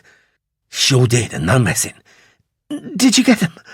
Yeah, they aren't going to hazard anyone again. 4 light beams pinioned him. Kendrick's hovercraft was turning down into the street. He froze into place, too exhausted to run. Besides, he could never have left Gabrielle. The hovercraft approached at a cautious, unhurried pace. Greg shielded his eyes against the glare. Kendrick was standing in the prow, in front of the Perspex windscreen, the epitome of the great white hunter, electromagnetic rifle cradled in a light grip, 1 foot on the gunwale. Greg saw it coming, reading it straight from Gabrielle's mind. Genuine telepathy. His mouth gaped, and he pointed high into the western sky. Kendrick's mind registered sublime contempt that Greg would try such a pathetic stunt. Then vacillation set in, precisely because it was so unlikely. He looked round to follow the direction of Greg's accusing finger, just in time to see a frigid saffron dawn expand across the sky above Wisbeach. The light source was directly above them, a cold, dazzling star which crawled through the genuine constellations at an infinitesimal pace. Its radiance was throwing shadows as sharp-edged as daylight. Greg could see wisps of flurry cloud gusting high overhead. They must have been kilometres away. Gabrielle began to laugh. The false star was as intense as noonday sunlight, then brighter. It began to elongate. Brick walls glared scarlet. Dew-mottled algae sparkled like a diamante ice flow. Intuition whispered into Greg's brain. He knew. The Merlin. Then his far-flung esper sense delivered the final shock. A single band of incendiary thought originating from the space probe's BioWare nodes. Philip Evans's unholy vengeance glee as he hurtled inexorably towards Leopold Armstrong. The Merlin descended at orbital velocity, boring a vacuum tunnel through the lower atmosphere. a purple-white plasma comet with a rigid incandescent tail of superionized air, stabbing down like some monstrously overpowered strategic defense laser. Greg flung his arms desperately over his face, trying to save his eyes. There was carmine bloodlight, then sable blackness. The blast wave was a white-noised tsunami. It plucked Greg out of the mire and sent him spinning through space. He could see the street's houses disintegrating, slates taking flight, bricks avalanching. The air had become a blizzard of giant splinters and powdery fragments. He saw the tower, rather, where the tower had been. A thick column of fusion hot air fantoning up into the darkening sky. Its flickering vermilion fluorescence was sheathed by ragged braids of ebony soot clouds. Garish blue-green static webs discharged around its mushrooming crown. For a liquid, the water was incredibly hard. Chapter 44. Greg woke to peace, body and mind. Blissful. He could feel his entire body except for his left hand, and nothing hurt. Nothing felt abused. There was just warmth and softness. Makes a bloody change. He opened his eyes. Even the light was gentle, pale pearl. Rapid blinking resolved the blurred shapes around him. He was lying on his back, looking up at an ivory-coloured ceiling with inset biolume strips. A young man in a white medical-style coat was removing an electrode hoop from his forehead. "Welcome back, Mr. Mandel," he said. That humourless tone, his intent professionalism, he had to belong to Event Horizon. "There is no need to worry," the doctor assured Greg. "You are a patient in Event Horizon's Litzen Clinic. That's in Austria." "Who's worrying?" The doctor nodded earnestly. "Ah, good. Sometimes there is disorientation following a prolonged somnolence induction." "What do you call prolonged?" 8 days. In addition to your physical injuries, you are suffering from advanced cerebral stress due to an overdose of neurohormones. I've loaded a prohibition order into your cortical node, preventing any gland secretions. Come back in 3 months and I'll wipe the order. Or you might consider having the gland itself extracted. His nose twitched. I don't approve of them personally. "Thank you, Doctor." Julia's cut crystal voice chopped off any further admonishments. "That will be all." The doctor sighed resignedly and backed away. Greg turned his head. He was in a small, tidy room with plenty of medical gear modules stacked beside the bed. A picture window looked out over sunny parkland dotted with grazing llamas. The bed was elevating him smoothly into a sitting position. His arms lay outside the ochre blankets. A chalky-coloured BioWare bladder had been inflated around his left hand, trailing scores of fine fibre optic cables to the gear modules, its nutrient-fluid veins pulsing rhythmically. Just as well, he didn't particularly fancy looking at the hand. Julia was wearing a crinkled navy blue sundress. The skirt was shorter than her usual, its hem hovering well above her knees. She was watching him with silent diligence. "The hair's nice," Greg told her. Tiny corkscrew curls had fluffed it out into a candy floss cloud. A chain of minute blue flowers formed a delicate tiara above her brow. Given a posy of primroses, she would have made a good bridesmaid, he thought. "Oh, do you think so?" A dainty long-fingered hand lifted to pat a few of the more wayward strands. "Adrian likes it this way." "Lucky old Adrian." The door closed behind the doctor. Julia's face fell, giving him a woeful stare. "I'm so sorry, Greg. Really I am. None of this need have happened. It's all my fault." "Don't be silly." "But it is." Greg listened as she launched into an explanation about the Cray files, her mistrust, the St. Christopher. There was no energy in him to power any strong feelings about it, one way or the other, anger or despair. The issue seemed an abstract. It was over. All it could ever be now was an exercise in what if. The whole bloody great cock-up was down to his over-reliance on mystic intuition, treating it as infallible, giving logical thought the big elbow, his own stupid fault. He let out a long, dispirited sigh and said, "Forgiven. Besides, you were right. I should have seen Ellis's connection with the PSP, and I missed Stephen as well. That's got to make us quits." "Really? Did you really mean you forgive me?" She was studying his face, trepidation lurking in her expressive tawny eyes. Julia wanted absolution, so he smiled and said, "Yeah, I really do. No messing." He'd sought it for himself often enough. He could hardly deny her. She flashed him a 100-watt grin and sat on the edge of the bed. "I've been terrified of you waking up all week. You were the last loose end. I've made my peace with everyone else." Everyone? His thoughts moved slowly. Hey, what about Gabrielle? "She's all right. Everyone is all right now. Treating you all at the clinic was the least I could do." Her lips came together pensively. "They took Gabrielle's gland out 2 days ago. She insisted, said it was part of her deal." That would take a while to sink in, Greg knew. Gabrielle without her gland would be interesting. Maybe she'd even get back into shape, take part in life. Nice idea. "How did you get us out?" Greg asked. "Oh, Teddy and Morgan Walshaw jumped a prowler over to Wisbeach about 20 minutes after the blast. I wanted to go." Her face hardened slightly at the memory. "They both said no. Only thing those two ever did agree on." "Teddy? How do you know Teddy?" Julia's smile was taunting. "You've got a bit of catching up to do. I'll let Eleanor explain. I pulled rank to be here when they woke you, but I'd better not stay much longer or she'll be bashing the door down to get at you. She's good at that." The smile turned devilish. "I might have known you'd prefer the buxom type. And you're lucky to have her, Greg. We've spent a lot of time talking this last week. I've got to know her quite well. She's a smashing girl." "You think I don't know?" Julia nodded in satisfaction. "Good. You'll be quite all right to have children, by the way. The Merlin's isotopes were left in orbit. There was no radioactive fallout." "You did it. You shut it down." "Yeah. It was all I had, Greg. I told you. I knew it was Kendrick who was behind the blitz. Somehow, somewhere along the line, he'd be there. I didn't know who to trust. The Merlin was the one global-range weapon which was totally under my direct control. I didn't have to go through anyone, ask anyone's permission. My executive code gave me unlimited access to the Astronautics Institute's memory cores. I pulled the Merlin's command codes and used them to put it into stasis. I was going to kill Kendrick with it, when he was out at sea on the Miriam, where no one else could get hurt. The Merlin can fly 12 million kilometres and find a rock 200 metres across. Dropping it 3,500 kilometres onto a 60-metre target is no problem. All I'd need to do was place a satellite call to Kendrick, and I'd have Miriam's position down to a metre, constantly updated. Not that I needed a direct hit. Even with its isotopes and 90% of its fuel dumped, the Merlin still masses over a ton. And, well, you saw how big a kinetic punch it packed, travelling at that velocity. "Yeah, I saw. What did happen to Kendrick? I survived." Julia glanced out at the grassland beyond the window, expression neutral. "They only brought you and Gabrielle back. I didn't ask. You can if you want."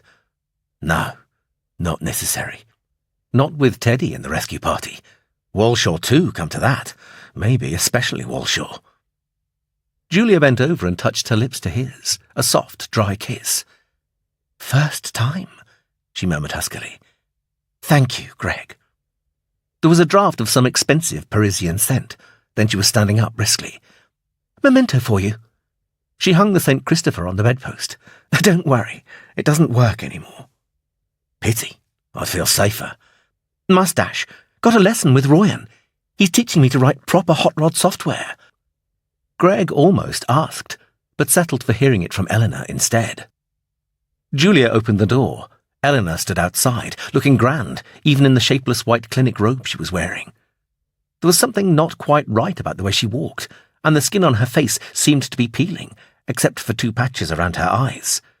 The 2 girls exchanged a glance as they passed, smiled knowingly. "All yours," said Julia. Thank you for listening to this audio production of Mindstar Rising by Peter F. Hamilton, read by Peter Kenny. Text copyright, Rutland Horizon Limited, 1993. Recording copyright, Macmillan Publishers International Limited, 2025. Published by Macmillan, an imprint of Pan Macmillan, a division of Macmillan Publishers International Limited. The right of Peter F. Hamilton to be identified as the author of this work has been asserted in accordance with the Copyright Designs and Patents Act, 1988. The publisher does not authorize the use or reproduction of any part of this book, recording, or voices for the purpose of training artificial intelligence technologies or systems.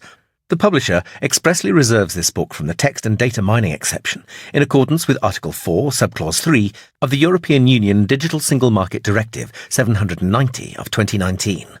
All rights reserved. Directed by Niall Hegarty, David Smith and Luke Smithhurst, and recorded at Audio Always, Manchester. Post-production by Paul Stevenson and Audio Always.